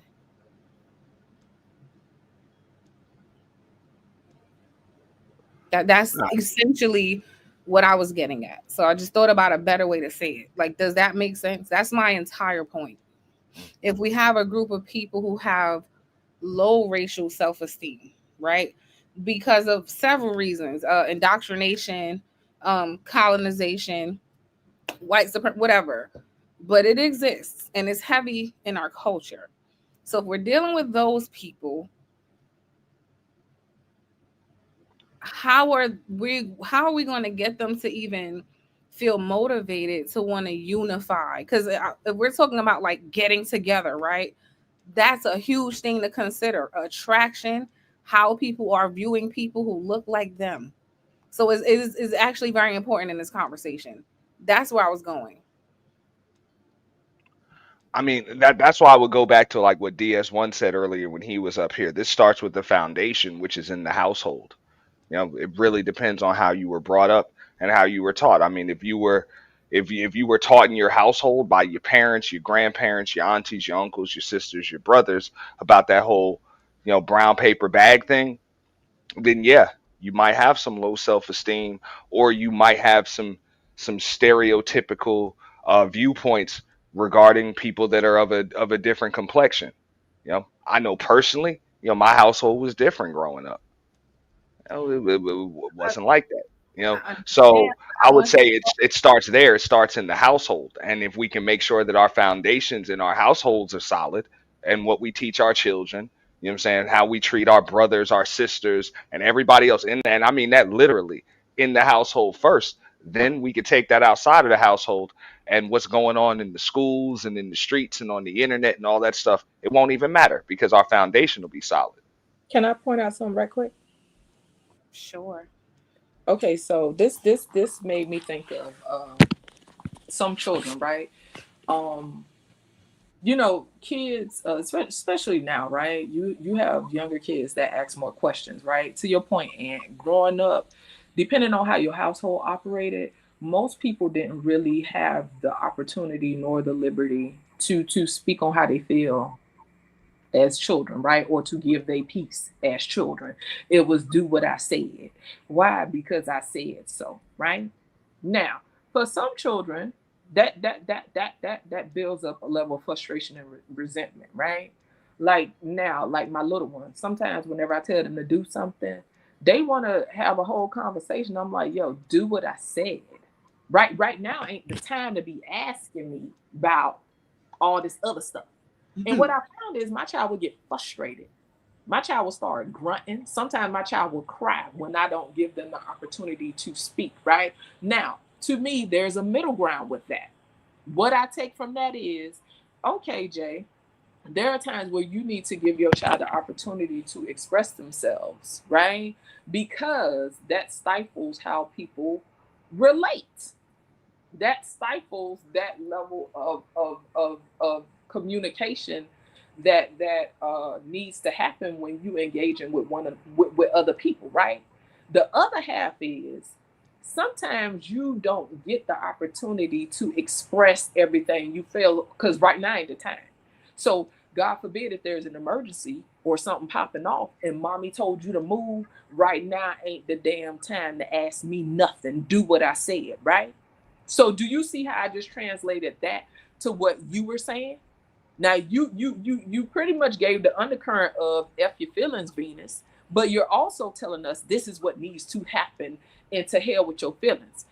What I'm trying to get to is the middle ground because I think a lot of people in general experience this. Unless you're just some very robotic ass person, a lot of people experience this. There's still a level of respect that needs to come with do what I said. At some point people still need to be able to release that valve because if we're going to talk about this black community stuff that like this has been a powder keg. This has been built up pressure for a long time and yeah, I don't know, like I don't want to beat a dead horse. All I'm saying is for anybody, like it has to be. Well, I don't necessarily want to say it has to be a middle ground, right? Because if we look at civilization and just the history of man, right? Every great civilization at some point failed, right? And they reached a plateau. They also experienced extremes, whether you could talk about feast or famine, right? And then somewhere in the middle they had a plateau. But every great civilization failed and there was a level of extremism that had to happen. So what I'm saying is, for things to change, I think that there will be a level of extremism that is going to happen, and I think that is just the nature of how things operate, right? Because everything has its place. But in order to find the middle ground at some point, there has to be a meeting of the minds. And I think that we're in a time where things are becoming on the more extreme end in all different kind of capacities, whether it's just like us talking about this community stuff or whether what's going on outside of the community. We are experiencing a level of extremism, and it's going to get worse, in my opinion. So how do we unite, even though this stuff is getting worse? Do we just shut the fuck up and follow the people that say that they know better? Because I ain't gonna hold you. If you want to, like, I'm trying not to take it there, but you got a lot of dumb dudes out here. You got a lot of dumb men out here telling women that they just need to assimilate. Mhm. Just do what the fuck I said. They're like, you got a lot of men out here. And y'all know I done Just ran do up what on the fuck dudes I on said. panels about that shit. And I would say this, it's gonna have to be when people talk about DS1 Rilla said that when he was up here earlier. Look, unity. You gotta unify. It's gotta be more than just your skin complexion that unifies you. Like that just is what it is because we got different skin complexions. And we Yes. see different things in people's skin complexion. So I'm like, when folks lack substance, they tend to not be able to see substance in others either, which is Okay. one of the reasons why you hear dudes say shit like you hear them Okay. say, But or fresh you hear delivery. even women say things like they say on the internet, in real life, on television, in music, and all of that other stuff. So that's what we need to do. We need to bring that back, Okay. substance, and then Okay. people will Scratch be that. able to Right. look past Hey, people's hey, skin complexion. You can he said pause? household. You said Can he, household, right? So how wait, would that operate in a household? If you say, for instance, if you got a 2-parent household, right, and you got a man saying, assimilate, fall the fucking line, do what the fuck I said, and hit like that, but she still has value. She still has a level of nuance that he may miss. Because I don't want to keep taking it to the gender thing. You could call it whatever you want to call it. You call it feminine energy, masculine energy. You could call it whatever you want to call it. But when you got a household, say when you got a household that got uncles and brothers and everything else in it, and you got one person saying, assimilate, do what the fuck I said, don't question shit I'm talking about. You just need to do what I said. Fuck y'all experience, fuck everything else, da da da da da. Do you think that household is gonna run smoothly, and they just gonna unite? I mean, it depends on the people in the household, but more often than not, no. What and to me, this is the household. In regards to us conversing right now, me, you, and Venus, like this is an online household that we in right now. And so I guess that's what I be trying to explore, right? And it's only so much exploring you can do. And that's why I say everything has its place, right? Because I'm a person that want to dig deep and explore that, right? But I could also appreciate the person who be like, listen, we ain't got time for all that exploration shit with your Jacques Cousteau face ass. Like, I don't feel like doing all that exploring. This is what needs to happen. To me, they have their place too. But there has to be a meeting of the minds. and I have a question because he said he wants unity, but let's not unite about skin color because it's so much more than skin color. So who are you calling to unite? Who would that? What group of people would that be? Black people, right? Yeah, I mean, if it's going to be a demographic of black people, yes. So then skin color matters. I mean, I would say that, but I know there's a bunch of black folks I don't fuck with because they don't operate on my same intellectual wavelength. Like they just don't. So I Understood. personally don't think it's really possible for us to just unite as black people because you just got a lot of folks that aren't going to be on the same page. The same way white folks ain't really going to unite as white folks, and neither are Hispanics and most other demographics because they understand that there's color and then there's culture. They're not the same. So we got to establish a solid foundation for our culture. Then maybe we can unite as black people. For whose culture? Hmm? For whose culture? Well, that's what I mean. That culture isn't limited to just your skin tone or your What group of your people? your your This is racial designation. So then who are you calling to unify in this conversation? Who are you I calling? wasn't the one to use the term unify or unity originally. That was DS1 and Sheep. Right, I'm but sorry, you've that was been DS1 and Rilla that right, but you've been used that term. having this is a problem. This is a problem. The way some of you communicate is why we will never unify. Like, why can't a thing just be a thing? Why all of the dancing I mean, I'll around? be honest. There are a lot of these niggas I don't want to unify with because I think they're a big part of the problem. That's not what I'm talking about right now. What I'm asking you is whenever you're asked a direct question about a direct thing, there's this like gaslighting, dancing around, pivoting that you keep doing. That's what's like frustrating the hell out of me. I'm not using the word unify. Y'all are. All right, I'm gonna read the super chats. I got a couple. I'll say just ask me, did I get her super chat? So I'm gonna end the show soon. So I want to make sure I acknowledge them.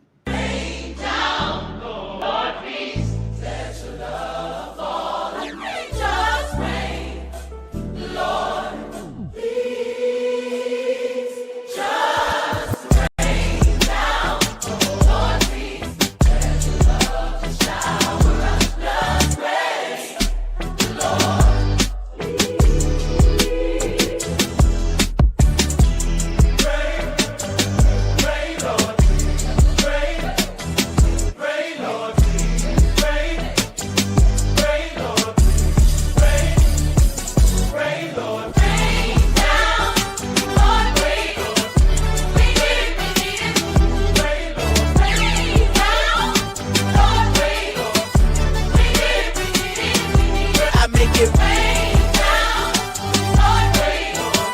We get it, I make it rain,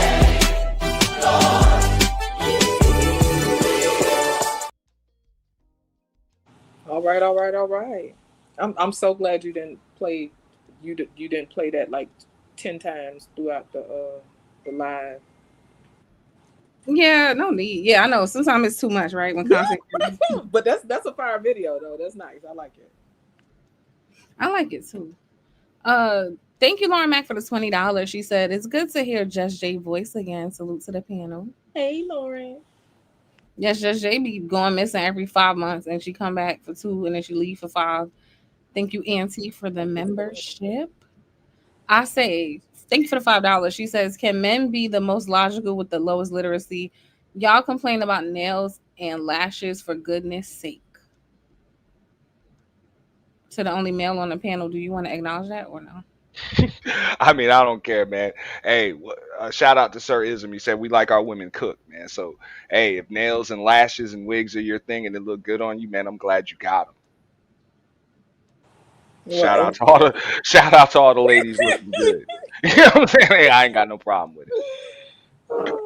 Yeah, so for me, I love what Just Jay said. If this is like a representation of the household right now, yeah, I could see it being a huge issue in the household because it's a constant not addressing directly what the woman is bringing. It's like that shit will literally drive me personally. Some women could deal with it. I would like bring my head against the fucking wall and leave. I couldn't do it. So yeah, that just like she said, like different people require different My chick gonna have her nails done. You know what I'm saying? No, she gonna have her nails For done. real. She better shut up. She better shut up. Yeah, I mean, she gonna have her nails done. She better shut up if she want them nails done, huh? Like even that, just what happened. I was in the middle of talking, right? And it's like he didn't even hear it. Right? He just but I love this whole exercise because I want the men to understand this is really why. Like this is one of the main reasons why. Like the way y'all fucking communicate, it's impossible. Impossible.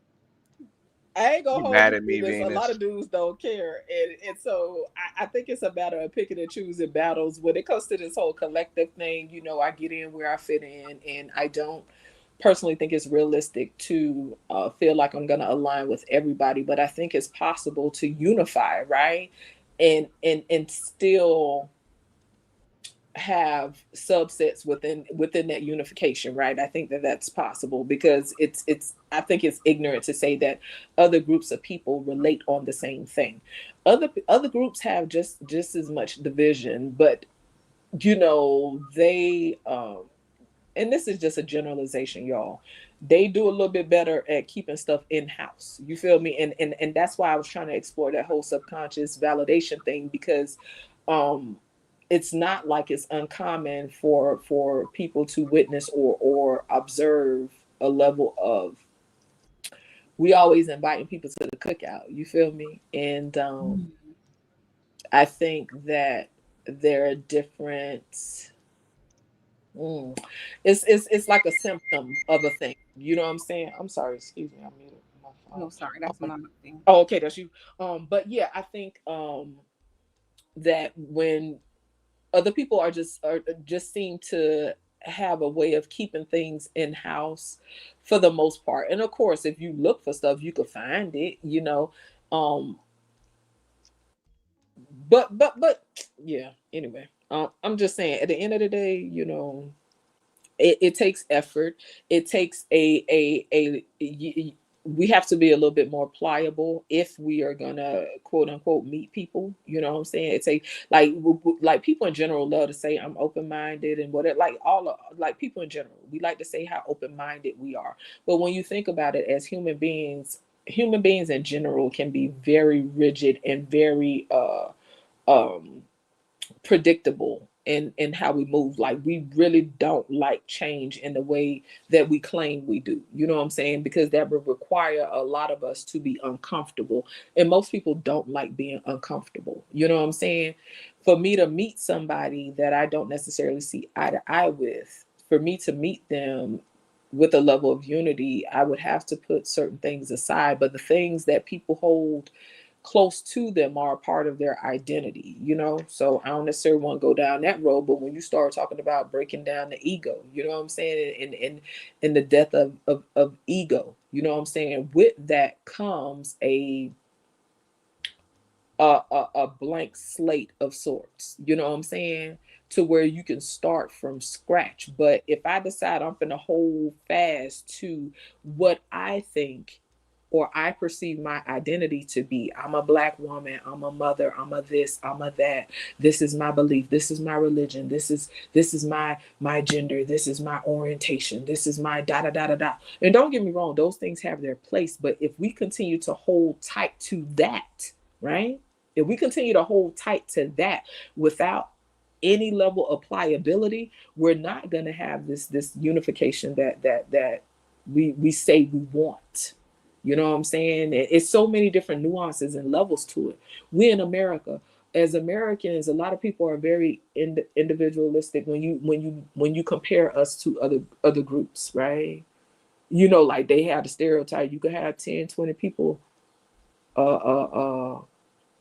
get up in the house together and everybody get on, you know, everybody will work until they get on their feet, and then the next one get a house, the next one get a house, whatever. You have some of that in different cultures.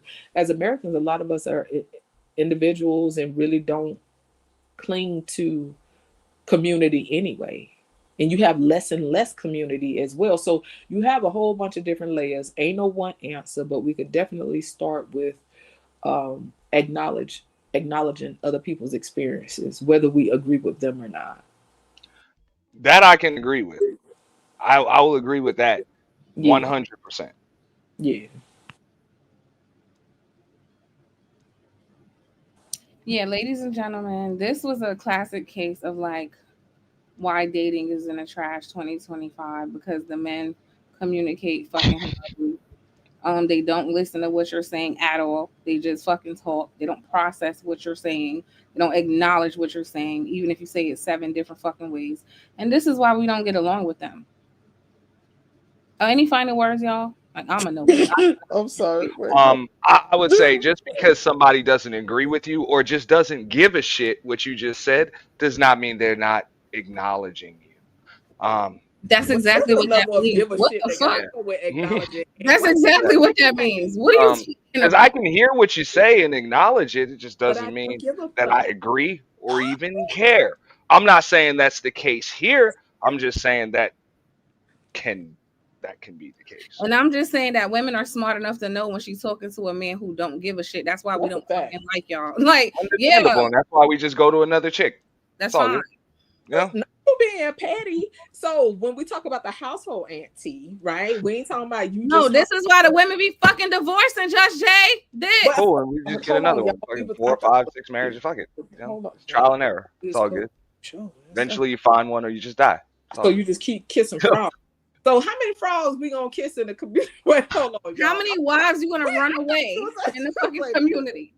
That's the question. He said, just get it. As many of them that'll come first and then run. Whatever. Who cares? But okay, so I ain't got listen, baby girl. What listen. How many pairs of shoes do you try on until you buy a pair? This is why people have to learn how to pick and choose their people. I ain't gonna hold you, y'all. Sometimes I fail that test, baby, because it be the dismissiveness for me.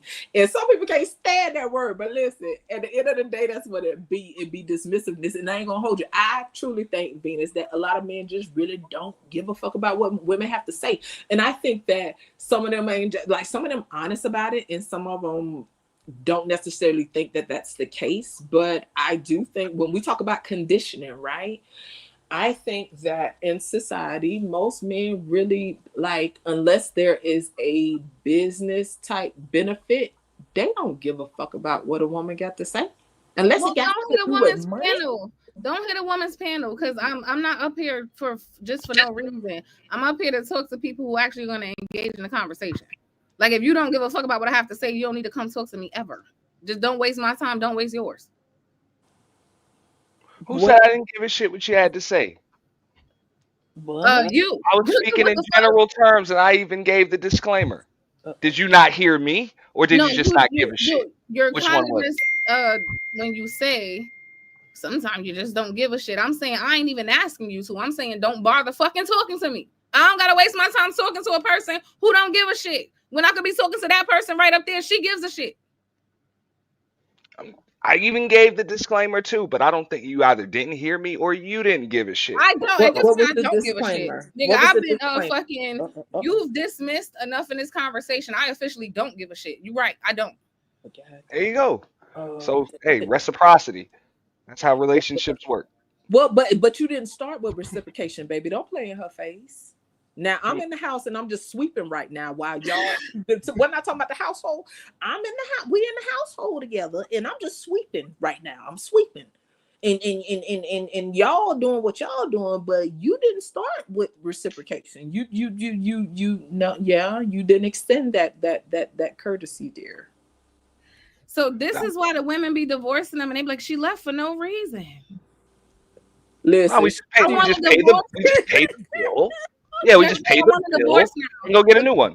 If this was my husband, Judge Jay, I would not come back home on some real shit. I would not. He would give me a fucking aneurysm. I could not exist with that. This shit would make my fucking head explode. I would leave. But I ain't gonna hold you. That's you know how I move. Yeah, it's all good, man. Hey, I would leave that's him the goal. and his kids. I would say fuck the whole house. I wouldn't care. But goddamn, Cool. but how we got there? That's actually the goal a lot of times. Who Is the it the fuck goal? ever said motherfucker trying to keep you? Aren't you telling the secrets? The trader inside secrets, child. I can't. But that's what I'm saying, though. At the end of the day, this is why you have a lot of women that be on the edge. And the only thing that see right now, we just talking shit, y'all. And this ain't exclusive to every person. This ain't no. I'm not trying to speak in absolutes, right? But this is why you have the woman who be on the edge, and then all the dude could do is tell the next chick, right? Because you just brought up the next chick, right? All you gonna do is tell the next chick that bitch crazy. Listen, let me tell you. After he done gaslit her for 4 fucking years and drove her crazy. That's why I said and two things can be true at the same time. I mean, I would leave at the first sign of this shit. I would have been like, fuck that nigga. I'm leaving him and them kids because they probably crazy because his ass fucking crazy. I don't care. And but two things can be true at the same time. You could be totally right there, but does that negate the likely fact that you're still crazy as all hell? Let me tell women, for your own sake and your mental health, do not fuck with men who do this type of shit at all. The minute you see a nigga like to gaslight you and play in your face, and he think it's fun and it's cute to get you worked up, block that nigga. And I mean that shit. Can somebody define playing that in your face, please? Because I've heard it so many times over the course of the last 48 hours. I'd like You a heard clear-cut what? definition on playing in my face. Like what Well, playing in my face what is is that? You a gaslighting. gaslighting That's ass a nigga who term, like but to let's play not go fucking there. games. You know what it means. Don't play. See, he's doing it now, ladies. This You shit will know never exactly stop. what it When you means. see a nigga who move like Auntie, run the fuck away. But check this out though. Please do. Oh, Don't just run shit. I'll call you an Uber. I'll book you a flight. Go one way. baby, You hold know, on. because you're in the way for the Okay, next shit. okay, Go The ahead. next yeah, victim. right. But For real. what I was gonna say is when it comes to gaslighting, y'all, and this could be for a man or a woman, anybody getting gaslit, I don't care if it's children or whatever. There are scientific studies that show that gaslighting can cause insanity. And for some of y'all that are intrigued by different stuff like that, y'all look up where gaslighting comes from. You know what I'm saying? The term came about, and Sam probably in the chat, she could give us the rundown. The term came about. Is it from that movie where that husband drove his wife fucking crazy? Yeah, and it was based on, from my understanding, the actual case of this guy. You know, and that's where it came from. Like he would say such and such or whatever, and she started questioning her own sanity. You know what I'm saying? And that's what gaslighting people will do, and that's what a man or woman. For me, gaslighting is infuriating, and I ain't gonna hold you. In my real life, I get the fuck away from people like that. Even online, like, I get engaged online. Auntie is a case study. Hold on, I gotta do a PSA. They're women. Look, gaslighting is a severe and common form of emotional and psychological abuse. I'm not playing with y'all. If y'all come across any man who do this shit, don't ever fucking talk to him again. He will have your ass in a mental facility. That's probably where you belonged in the first place. After dealing with your ass. You can't drive somebody someplace where they're already residing. Not you being an asshole. Take Bob Ross off before you keep being an asshole. I like Bob Ross. I'm not gonna be. What's the I'm be conditioned to look at Bob Ross while you play. Thank you. That is more fitting. Yes, amen. Yeah, that's the shit he's on. This is good. Yes, give us your perspective. Well, I mean, did we say something that got you? PS1 is a whole fucking therapist in school, so he knows Auntie is out of his fucking mind and belongs in a mental institution and being a piece of shit, gaslighting, emotional, abusive ass nigga. Damn. I can't diagnose people. That's all I can say is damn. I mean, I'm not going to disagree with anything except the institution part. I think I still deserve my freedom. Dang. You an asshole. Oh, shit. I bet you scratched a couple of I'm laughing, but in real life, though, shit like that could be infuriating, though. And I mean, even now, I can see how it's infuriating. You know what I'm saying? And that's why, personally, you know what I'm saying, I work on myself. Because listen, when it comes to triggers and stuff like that, like triggers are there to inform me about areas that I need to continue to develop in. I ain't far removed from triggers at all, because the people that know me already know. As soon as you get to talking and saying something that but I just try to work on removing the, you know what I'm saying? No, Judge Jay, you know why? I was that lady in that movie in real life. Yeah, no, I get it. I really, niggas like that, I fucking, oh my God, no. Yeah. Have you healed? Are you cured from that? Absolutely not. Niggas like you still running. Okay, so how can I drive you someplace where you already are? How can a man drive you someplace where you're already that person? Trigger. You're just like that motherfucker. Damn. It ain't cute. It's not cool. Listen, I ain't trying to go there, but listen, the ID channel will show you a lot of the results of a lot of gas. You ever told him I love you? He about to drop you for the parent. You pushed it. See, you don't know how, and you enjoy it. I like what Judge Jay's saying about why women end up on the ID channel behind niggas. You know what I'm saying? Like, I'm just saying for both parties though, it can be a psychologically it's a lot. It's a lot. You know what I'm saying? That's why I just I run from certain people. You have to run from certain shit, baby. When you have people got you constantly saying, okay, but did I say that? Okay, but what? No, but I didn't. Her When you start doing all that shit, questioning my go own ahead, sanity and baby. shit. Listen, Oh, hell no. I don't care if you're a man or a woman. For the fellas in the chat or whoever, if you got an old lady, every time she get to talking, you be like, "But hold on, I didn't say it." Like that. But she said I called her a bitch. Did I call her a bitch? No, I said it in my head, but I ain't say it out my mouth. Because when you start questioning every damn thing, and people just got you just constantly in your mind trying to constantly review stuff, and I ain't talking about review just to self-reflect and because you know when it comes to communicating with people, you have a rupture and a repair when you're building relationships with people and connections, right? I ain't talking about just regular self-reflection. Let me see what I did or how I contributed to this so that way we can better communicate next time. I ain't talking about that. I'm talking about when you constantly on replay in your head trying to figure out what you said and why did it go that way and it's your fault and okay, well he said or she said I said it this way. Listen, get away from people like that. People like that bad for your health. That's why I don't like liars. That's exactly why I don't. Yeah. That's how that shit starts. The person So who that's what comes- don't play in my face mean. Yeah, that's the person who comes exactly to what it lying is. to you. They lie about dumb shit. They just told you the cup was on the dresser. Then no, I didn't say that. Like, what the fuck? Yes, you Right, did. like, what? What are we doing? But anyway, what's up, DS1? Did you come to give me some medication? Yes, Because- yes. Help close this out. You articulate as fuck. Help There you close go. this out so we can wrap this party up. No, actually, he need to put this nigga under a fucking sedation. So Hey, you just said you need medication. I don't need that. Now we finna give out a Hey, I think that's another issue we need to address in the black community is the fact that black women and black children are like some of the top targets for big pharma when it comes to these I almost told you bad that. Dealing with men like you, how the fuck could they not be? Hey, why you gonna make me throw an F-bomb like that? See, this is what I mean by deflection. No, I'm saying, hey, let's keep. What you're not gonna do is play in my face, right? Because what you didn't do is educated and as intelligent as you are, you didn't speak on mental health. Yeah, and that's an issue. It is an issue. Okay, so you big lead with that. You don't lead with blaming women and children. He's emotionally and psychologically abusive.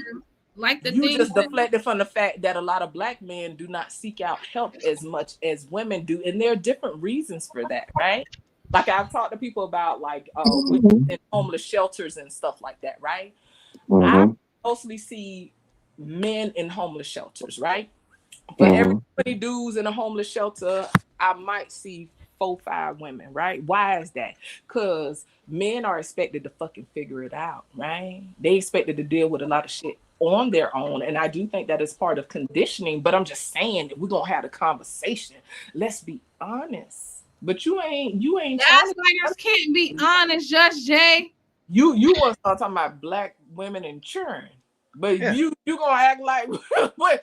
Well, I don't think the remedy is drugs. That ain't the point. I don't think that should be the first solution. You got some people that believe in medication and some people don't believe in medication, right? And that's cool. Well, that's why I corrected myself. I said not the first because now you solution. start playing where I like to play, right? If you're gonna talk about dealing with things on a chemical level, shout out to all the damn holistic motherfuckers out here. Like, listen, I'm trying not to see you done got me started. I'm throwing these F. Wait, hold on. Let's get DS1 in. I'm sorry. Okay, go ahead. Yeah. That's what we were supposed to be doing. I'm sorry. Let me go on mute. Look at you triggering every fucking body. Oh. You kick that gas can right back in. You know I'm gonna trigger people when I tell them, "Hey man, cam up. Don't even cam up on your face. Cam up on that medicine cabinet." Wow. Oh, hush. That'll trigger a lot of Yo, that's crazy. That's crazy. Your brain is chemical. Real. Why would it need chemicals sometimes to adjust, especially dealing with all this bullshit in the world? But go ahead, you got to DS more. I'm Nah, saying well, niggas is like this. We need more This- drugs. Sorry. This guys. is this is a crazy conversation because you know that these words are like being thrown around a lot more nowadays. Gaslighting, narcissism, a lot of these terms, right? And what people got to understand, it goes back to psychology. A lot of people's psychology is a lot darker than what a lot of people understand And you know,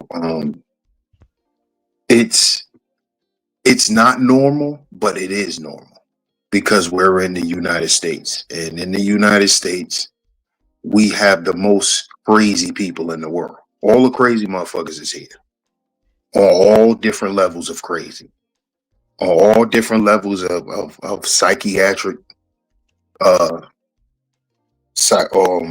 people with different levels of psychosis. The craziest ones is here. So we got to understand that a lot of these conversations that we try to equate when it comes to like dating and all of that stuff, you really gotta. This is why the dating phase has to be a phase again. Like I think nowadays people don't really date and get to know each other really like that, because I've always said to a lot of women who's told me they've dealt with narcissists or men who gaslight them, it's like you didn't see that, and it's like I've learned that it's difficult to detect because it's difficult to detect because um it can hide under a very cool personality. So, Usually charismatic, right? huh? I say usually charismatic, right? Yeah, very charismatic, and also very driven, very ambitious, and they also usually are they yield a lot of high results as well, and they have high expectations. But um it's an abnormal psychosis that's developed through a person's social conditioning, along with um maybe some psychosis too, because a lot of people who may have narcissistic traits or things of that nature, they may have a psychosis that they don't know. You know, that's what a lot of people don't know. Like a lot of people don't know that abnormal psychology is a real thing. Like schizophrenia and all of those things, that's abnormal psychology. That's actually when something is wrong with you chemically in your brain. Like it has nothing to do with it. That stuff affects your personality. It has nothing to do with your personality in particular. And a lot of people can't control that. Like this is why I say a lot of people don't know that they may have a psychosis. That's why it comes so easy and natural for them, because they don't know that they're doing it. They just believe that they're being themselves. Just like a person who's schizophrenic. Mm. Okay, let me ask you something, DS1. Do you think that on social media, right? Because I do think, and I've said this before, like when I get on my little soapbox, I think that there's a lot of unmanaged mental illness, right? And I think that and I mean let's keep it 100. A lot of people think I'm crazy, and I'm okay with that, right? Because I have a level of crazy. I also think that it's okay and ain't no shame with whatever level of crazy you got. Just manage your ish to the best of your ability. With that being said, do you think, based on what you've seen in the different spaces that you've been in over the years, do you think that do you observe, in your opinion, a lot of unmanaged mental illness? Oh, absolutely. Absolutely. For sure. You can tell by how some people been talking about the same shit for the past 10 years. That's a level of obsession. That's a Mm, mental problem. mm, Like sitting around talking about black women for 10 years straight, nigga, you got a mental problem. Like that's not, you know. And again, a lot of these people may have not been diagnosed because they may have never been tested for anything. So they don't know that they're dealing with it. So it's normal to them, but scientifically it's abnormal. mm. So this is why if you tell them that it's abnormal, they get upset because it's like, how you telling me how to act? You know? So do you think that what and I know for the most part, like based on what I've heard you say on panels and stuff and on your channel, you advocate for mental health and people seeking out help and things of that nature. Do you think, I guess bringing it to the conversation that we've had on the panel, do you Mhm. think that the people having unmanaged mental illness and just totally being unaware, do you think that is contributing possibly to the issues we're having in the community as far as unification? Because okay, hold on. Yeah, let me stop. Okay. Okay, Okay. No, that's a good question, and I like how you put that together, because if we saying that black people have a mental health issue, then that is a very big contributing factor to the lack of unity, because a lot of us ain't even on the same mental page, meaning levels of sanity. right. You see what I mean? Not specifically aligning politically, socially, or whatever. It Fact. could just be far as a level of psychosis. A lot of us are crazy, and Mm, it's not to make no one feel a certain way. It's just it is that, and it's because of what life has done to a lot of us, what life has done to a lot of our ancestors, right? Because a lot of us, a lot of us don't know that schizophrenia, bipolar, narcissism, that stuff can be passed down genetically. yes. It can be passed down through your genes. So again, a lot of people don't know because it's them just being them, but they don't know. And a lot of people who haven't went and got tested is because their people who was around them when they were growing up knew that they were suffering from the same shit they were suffering from, or from what their parents were suffering from. And you know how, a lot of people are. I'm not going to say our people. I'm going to say people in general. People say, well, listen, if I'm fucked up, he be all right. Mm. I got through this. I lived for X amount of years with XYZ, whatever. He'll be all right. Right, right, He'll be right. He all right. If I did it, shit. they could do it. He ain't grow up as worse as me, so he be all right. Exactly. So to what you're saying right there, right? So I don't always articulate it the best, but that's what I be meaning by minimizing and not acknowledging other people's experience, right? So to me, I think it would be ignorant and it would be remiss of me to assume simply because I was able to overcome a certain obstacle or challenge or meet a certain thing that I experienced in my life with a level of resiliency, it would be remiss of me to think that just because I did it, so now that means DS1, you'll be all right. I had to do it. Because I ain't gonna hold you. That's something that annoys me when you have people that be like, oh, well, I did this and I did that. So why they can't do it? The mother effer, because it ain't because you ain't them. And Right. everybody's resilience is different. What could take me out and probably leave like put me on pause for 6 years may put you on pause for 6 months. You know what I'm saying? It's something that Absolutely. you on pause for 6 years may just put me on pause for a week, And so that's what I mean by just having a level of acknowledgement and understanding for people's experiences. The way I bounce back ain't the way you bounce back. But we have this thing where we think everybody's supposed to bounce back the same. Everybody's supposed to do this, and oh, well, my daddy did this, and oh, my mama did that, and oh, my sister did this, and oh, my nobody listen. Respectfully, nobody be giving an F. Like that is their experience. And so Mhm. I think that sometimes we get in this thing where we stay comparing everybody's experiences to one another when everybody bounce back game is different. Yeah, it's a lack of empathy. It's a Yeah. lack of empathy in the community where we not empathizing. But I do also understand that a lot of our people are not looking for empathy. A lot of people are looking for sympathy, not Facts. empathy. Facts. And And as you when know, you that's two totally different things. right, and that's where I have a problem with, because sympathy is is the worst form of validation. That's a fact. And I think a lot of times when we having a race conversation is the type of validation we be looking for from white folk. We be looking for that sympathy. We be looking for that, oh yeah, we're sorry that our people did this to you, and it should have never happened.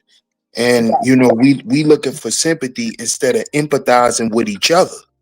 Exactly. Instead of, why are we looking for sympathy from the white man instead of empathizing with each other and saying, yeah, I know we done been through some shit, so we need to get this shit together and do something different. And We that's should why be I further, empathizing with each other. right. And that's why I further understand. Okay, you spazzing out a little bit. That's why I further understand. You know what I'm saying? Right. And I think that we do lack that understanding. And like you, and I'm glad that you pointed out those differences, because I don't need a motherfucking sympathy, because I'm one of them people like, and I know that's part of my personality. Listen, do me a favor, don't do me no favor. You feel me? Soon as somebody act like they're trying to do me a favor, give me a pass, or I'm a allow you this and that. Listen, mother effer, don't do me no favor, because I ain't looking for favors. You understand what I'm saying? I'm looking to relate. I'm looking for those people that I align with, and that just come with a level of respect. And like you say, empathizing because honestly, and I'm talking to everybody. I know these two quiet, and Venus probably sick of whatever, but I don't have a problem empathizing with anybody. I could empathize with anybody. I'm talking about the darkest of the dark, and I think that you're right. I think that the norm is actually pretty dark. Psychologically speaking, the norm is actually very dark. And as humans, I think a lot of people don't acknowledge the darkness that we come with as human beings. You feel me? And even labeling it dark, one may not label it dark. They may just label it as survival. You know what I'm saying? And I think that we have different aspects of us that are of primal nature that bring about that quote unquote darkness. And I was talking to somebody one day, and I was telling them, like, I think that sometimes people have a harder time walking a certain path because they resist. They I won't say resist. They don't acknowledge the darkness, right? I acknowledge, to the best of my ability, with the awareness that I have, all aspects of me, light and dark, right? But I have a duty to myself, to my children, to the people around me, because my value system says that ultimately what I do eventually affects others, right? Now, I have my individuality, but I'm still part of a whole, regardless to how much I say I stand alone and I'm still part of a whole, esoterically speaking, right? But I have a duty to keep the darkness that I'm capable of. I have a duty to keep that at bay. And to me, that's why it don't bother me about certain aspects of myself, because I understand who I am as the being I am, having this human experience. I understand the darkness I come with. I understand the capability I come with. Like, some people be like, oh, I could never do this, I could never do that, etc., etc., etc. Yes, we all have limits. But even if we talk about, like, for example, like what people talk about the most, like taking a life or something like that. I think under the right conditions, everybody had that capacity for the most part. You feel me? But there's levels to a thing. When you look at philosophy and ethics and all that stuff, to me, the more a person explores themselves, the more at peace they can be with who they are as human beings. I kind of rambled a bit, but do you get what I'm saying? Like, as far as, like, we have a duty to keep that darkness at bay when it comes to the whole. Yeah, but I think nowadays it's being shown more out in the forefront. It's very being overt. put on the display how evil and how dark our psychology as humans has become, because it's being put on the forefront more and more and more, which speaks to the mental health epidemic, because dark psychology is also demonology. Because and I don't know the names, and I ain't gonna go into it, but there's demons that attached to certain mental health issues. That there's demons that take over people who deal with schizophrenia, that deal with narcissism, that deals with bipolar, you know, Mm. that But deals with obsessive compulsive disorder. There's actual entities that, you know, people who dealt with these issues have even talked about they saw and even came in contact with. So this is why you're seeing it a lot more now. So this is why a lot of people are getting in touch with that primal nature. And the reason why that primal nature is dark is because we was born out of sin. Mm. So if you're born out of sin, then your primal nature is sin. but even when you're talking about these mental health issues, like Mm-hmm. narcissism, um, Mm-hmm.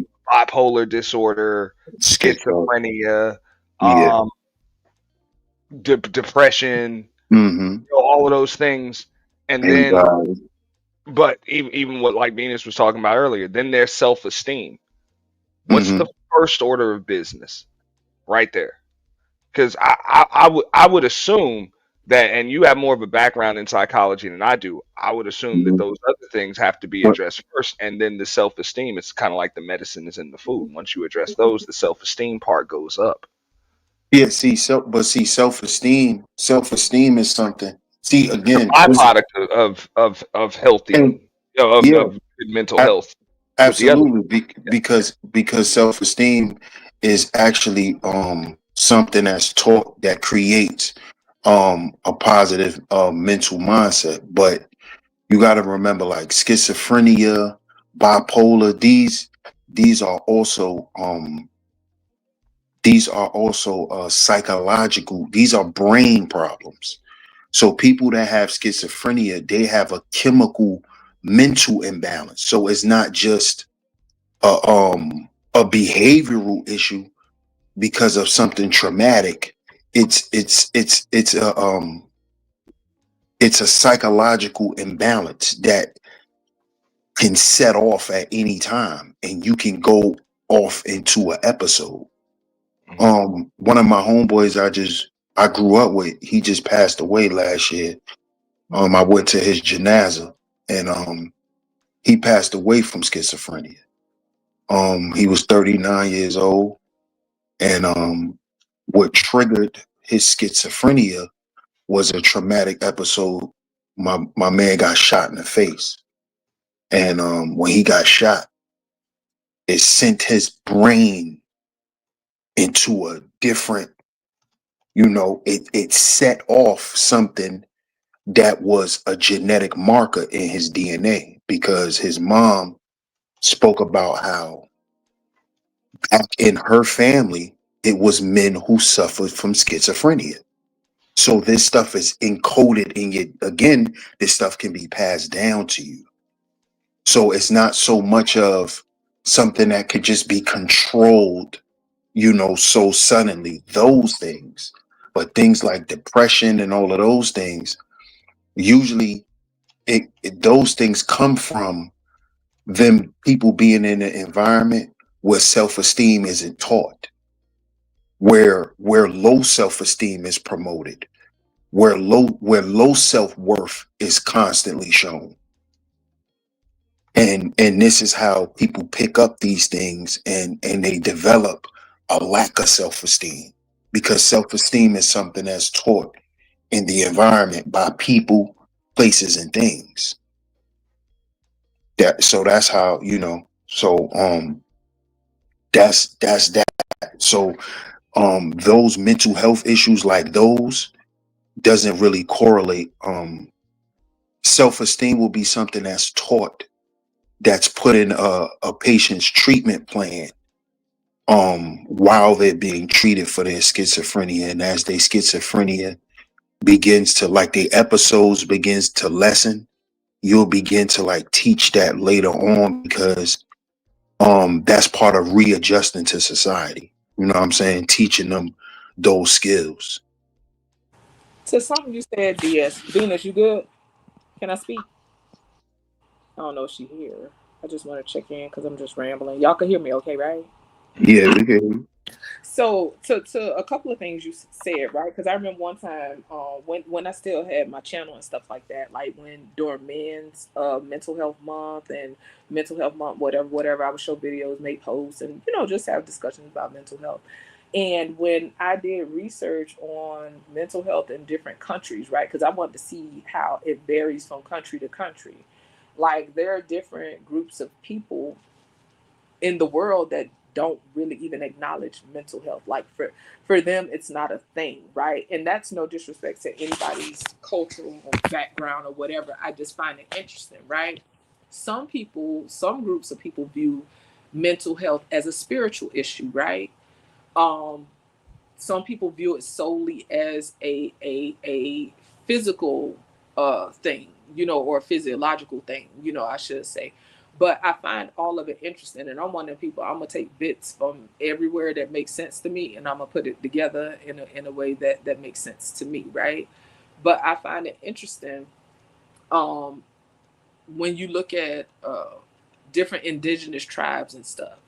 When some of those people would experience what they I guess what we would consider like a mental health crisis or whatever, they would do rituals because their approach would be addressing it from a spiritual manner. So I just found it interesting when you pointed out that whole aspect about certain demons being tied to certain mental illnesses and stuff like that. And I just find it all very interesting, right? Because if we think about just our mind and how things work, right? Some people say, you know, like even when it comes to anxiety, right? Anxiety usually, from my understanding, is about regretting the past, worried about the future, not living in the present moment, and I ain't trying to get too hippie-ish on y'all, but I found that when I settle myself, whether it's through meditation, whether it's through journaling or whatever, you know what I'm saying? There's a level of calmness that comes that reduces anxiety. And for different people, that could mean something different, right? For some people, it's doing their devotion, reading their scriptures. It's them going to prayer or something, or somebody going to a mosque, whatever, right? But if we are like how I want to word it. Basically, what I'm saying is like the experiences that you pointed out that contributed to how we are shaped, right? We become prisoners of our mind in different ways. And I wanted to point out with the schizophrenia thing, right? There's a professor, I believe she's a Yale professor. Don't quote me, but she's a professor, very intelligent woman. She's a woman with schizophrenia, right? And the way she described it, there's a TED talk on her. I got to find the name for the people that might be interested. But there's a TED talk she did, and I'm talking about brilliant mind, but she talked about how schizophrenia isn't just the mind being broken, it's the mind shattered, right? So even when you was explaining about your homeboy and stuff like that, like you say, there's different genetic markers and different triggers based on our environment that will set off that whole thing because of those, like the genetic markers that we have. Like I know on a certain side of my family that there's more mental illness than the other. Somebody's side of the family, one side of the family might have mental illness. One side of the family might deal with more physiological things, more physical things like diabetes or high blood pressure, cholesterol, et cetera, et cetera. And I think that us just having more awareness about that will help us in this whole conversation. I guess I'm trying to bring it back to this whole conversation about unity and stuff. I got another question, DS1. Like when it comes to shout out to Freezy, when it comes to black coons, right? 'Cause that word cracked me up. But he was calling the people, I don't even know if that's gonna trigger the algorithm, but he called the people the black coons, right? Do you think that type of mindset could possibly be mental illness as well? I ain't trying to be funny. Like I just really be trying to explore like how people think. Mm, I mean, it could be viewed as that, but technically it isn't. Okay. But it could be viewed as that, yeah. It could be viewed as that, but technically, it isn't. But it could be viewed as that though. I So, I, so I get it. or something like that. That's based on what you've learned and your expertise. That's not like a mental health thing, like quote unquote self hate, I should say. No. Okay. Mm-mm. Mm-mm. Because um I don't think white boys that grew up in the hood and act like niggas is a mental health thing. Mm, just an environmental thing. It's how they grew up. It's a conditioning. Mm, And you always had those types of Negroes. You got to think about it. It was always them types of Negroes that always was, them form fitting Negroes that always wanted to look nice and you know make sure everything is nice when master come through. And it was all, it's just the nature of people. I don't think that's so much of a mental health thing. You got them type of Negroes in the deep slave South that always wanted to be with master and act like them and eat like them and eat with them. You always had that. So I don't think that's a a mental health thing. No. okay. I just like to ponder and pontificate and just my mind I be all over the place. I be wondering, but I definitely Really? appreciate this conversation in regards to mental health because I don't know, I just always had an appreciation for it. I guess because I just enjoy understanding how my mind works and as well as other Because you people. want a philosophy. You into philosophy. So philosophy ties into psychology. Right, right, right, It right. all ties it all ties into it because it's all about intellect, and intellect is all about the mind and the brain and psychology. So, you And let me know. ask you this, right? Do you think that there is a level of do you think in order to relate, because I don't know if you were still here, but I was talking about building a rapport with people in communication and how we relate to others and stuff like that. Do you think in order to build a rapport or to relate to people in regards to this whole unification thing, do you think that a person needs to have a level of like, do I need to acknowledge and understand your experience in order to truly relate to you? Or can I just tell you, DS1, this is what needs to happen. Fuck your feelings. And yeah, that's not irrelevant right now because these are the things that need to happen. Do you think that I can have a productive conversation with you if I lead with that? Um no, not at all. Why?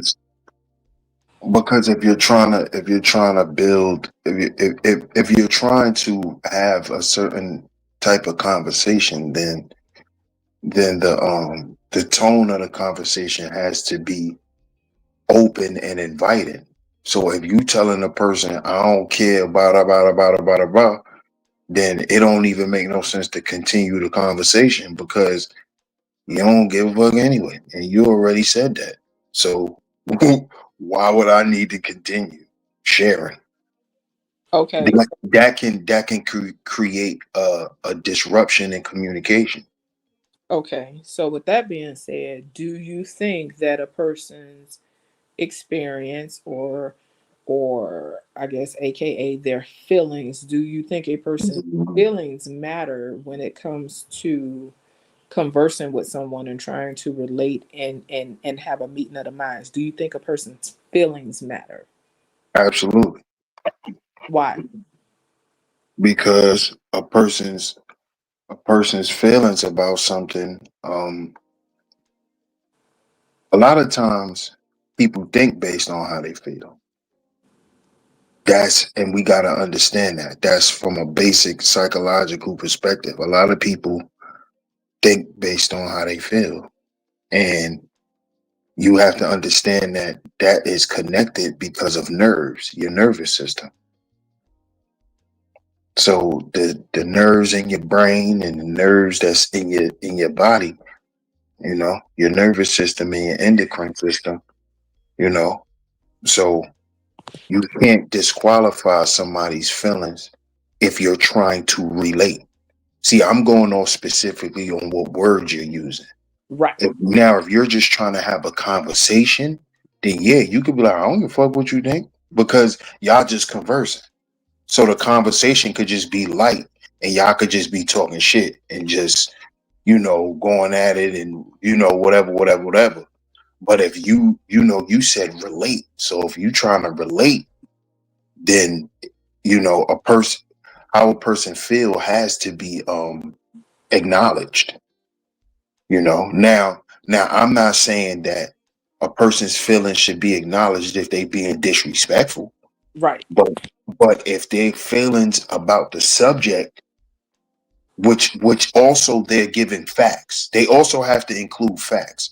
I'm not just saying feelings just have to be thrown out there. No. Right. Not just oozing feelings all over. Right. No. But when it's put in its proper context, then yes, those things have to be acknowledged. I'm not saying they have to be accepted, but yes, it have to be acknowledged because you're trying to relate. So they have to acknowledge how you feel as well, because they're trying to relate. Reciprocation. Look at that. This is coming full circle. Shout out to the limbic system. Shout out to the vagus nerves and all that kind of stuff. Because to your point, right? If Venus for the end, we just rambling away and Venus getting tired. So to your point, right? When you were speaking about the nerves and stuff, right? Like we have physiological responses.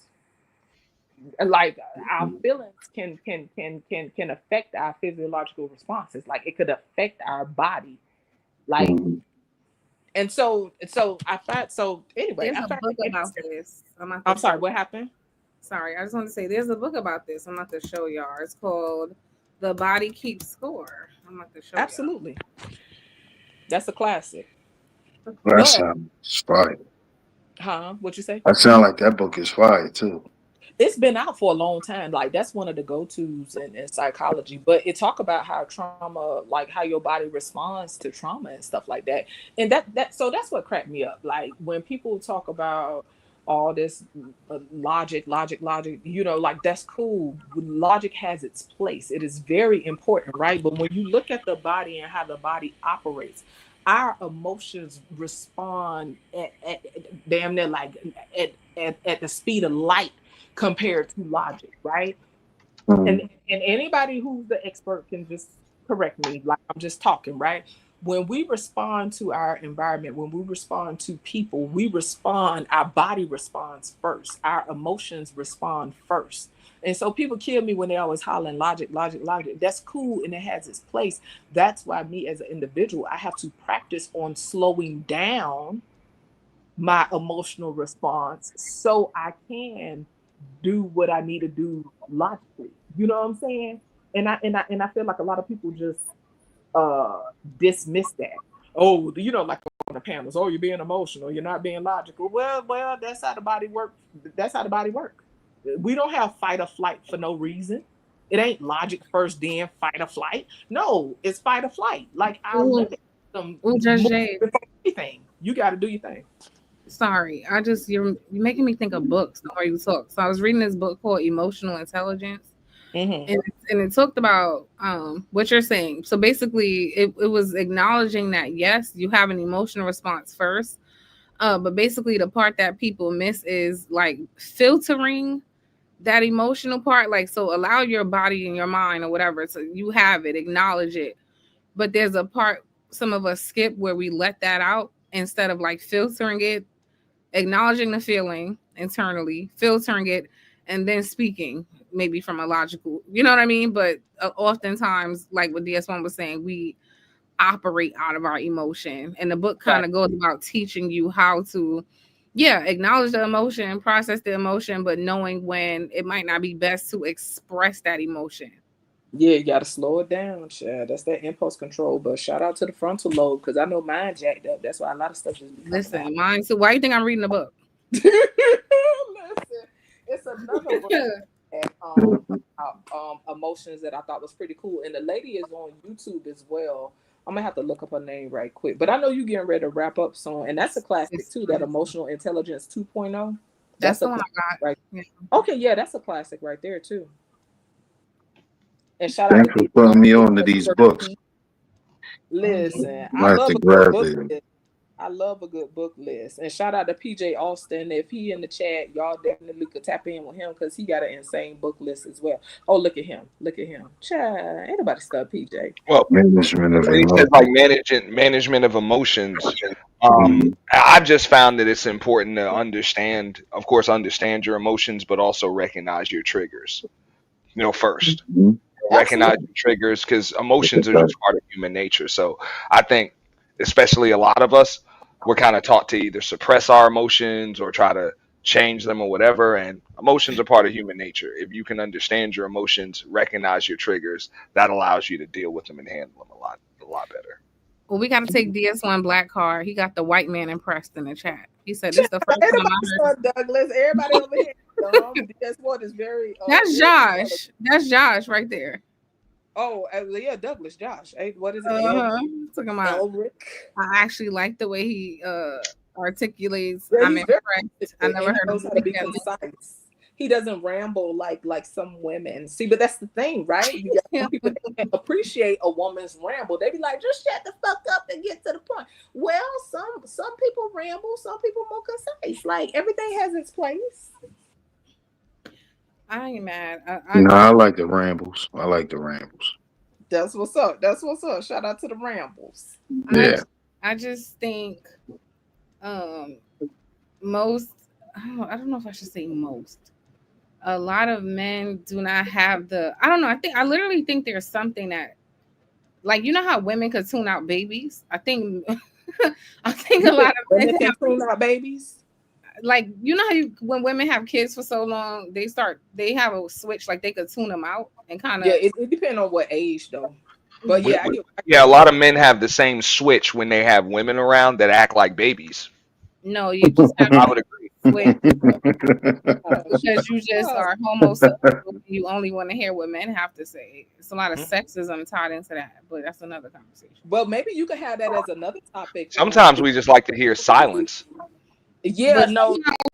Listen, hush your mouth. You're not gonna get silence, and that's why you every time. Some men who You know smart, what's they funny know- about this, Judge Jay? The men who always claiming they want silence are the niggas who run their mouth the most all the time. Notice I said silence.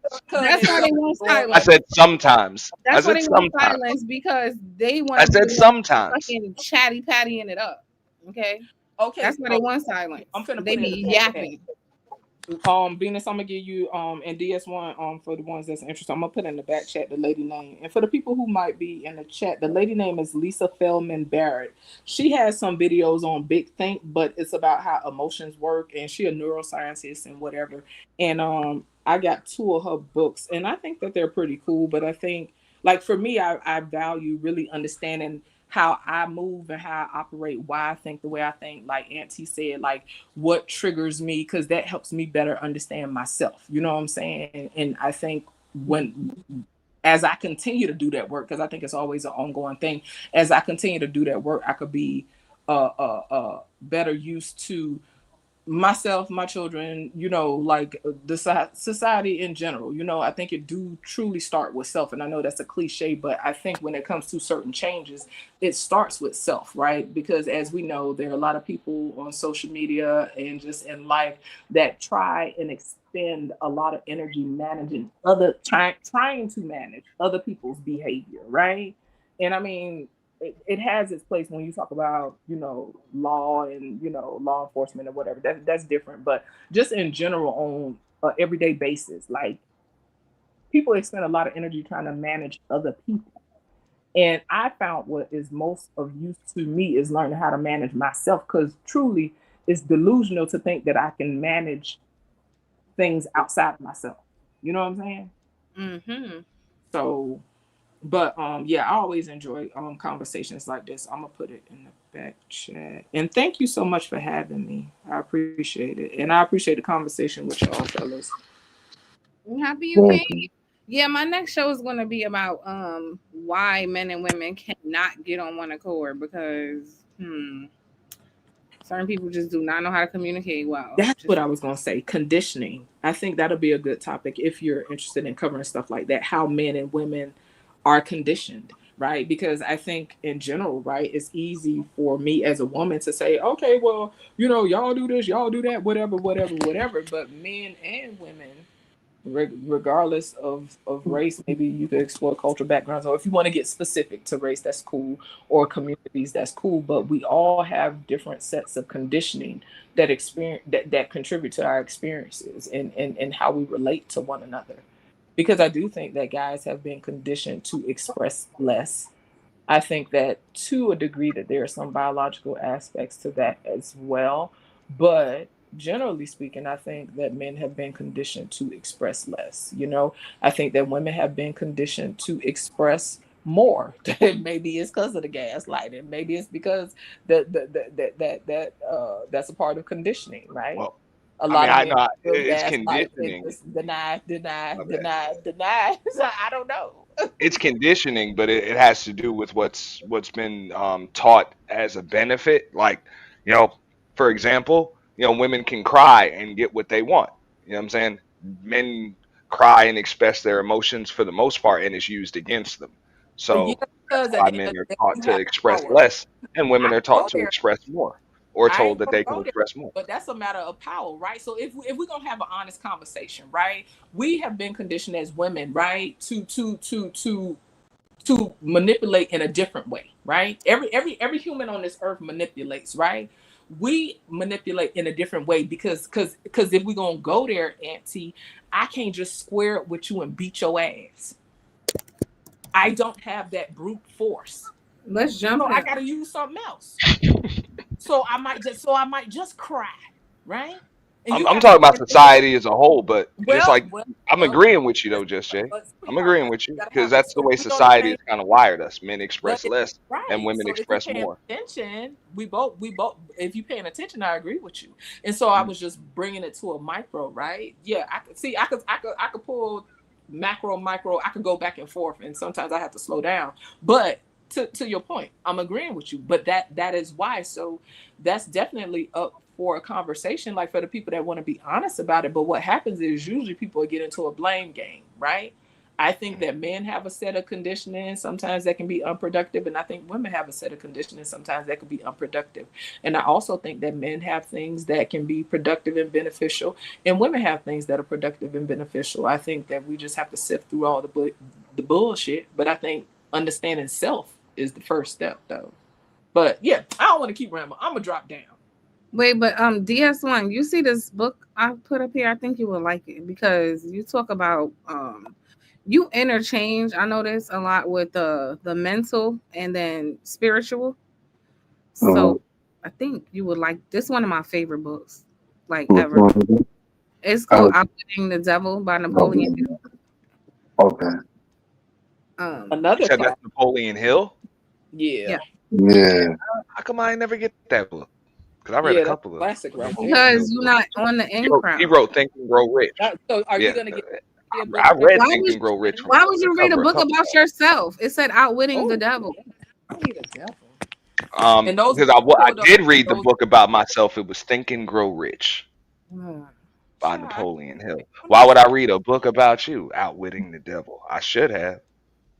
But Just Jay. Pulled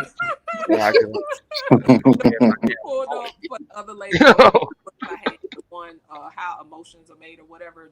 That other screen you had, those are the two books from that lady, and she got videos on YouTube as well. And I think it's just an interesting perspective. Yeah, I just found it too. Yeah, Lisa Feldman Barrett. Yeah, I like her. I just like how she break down stuff.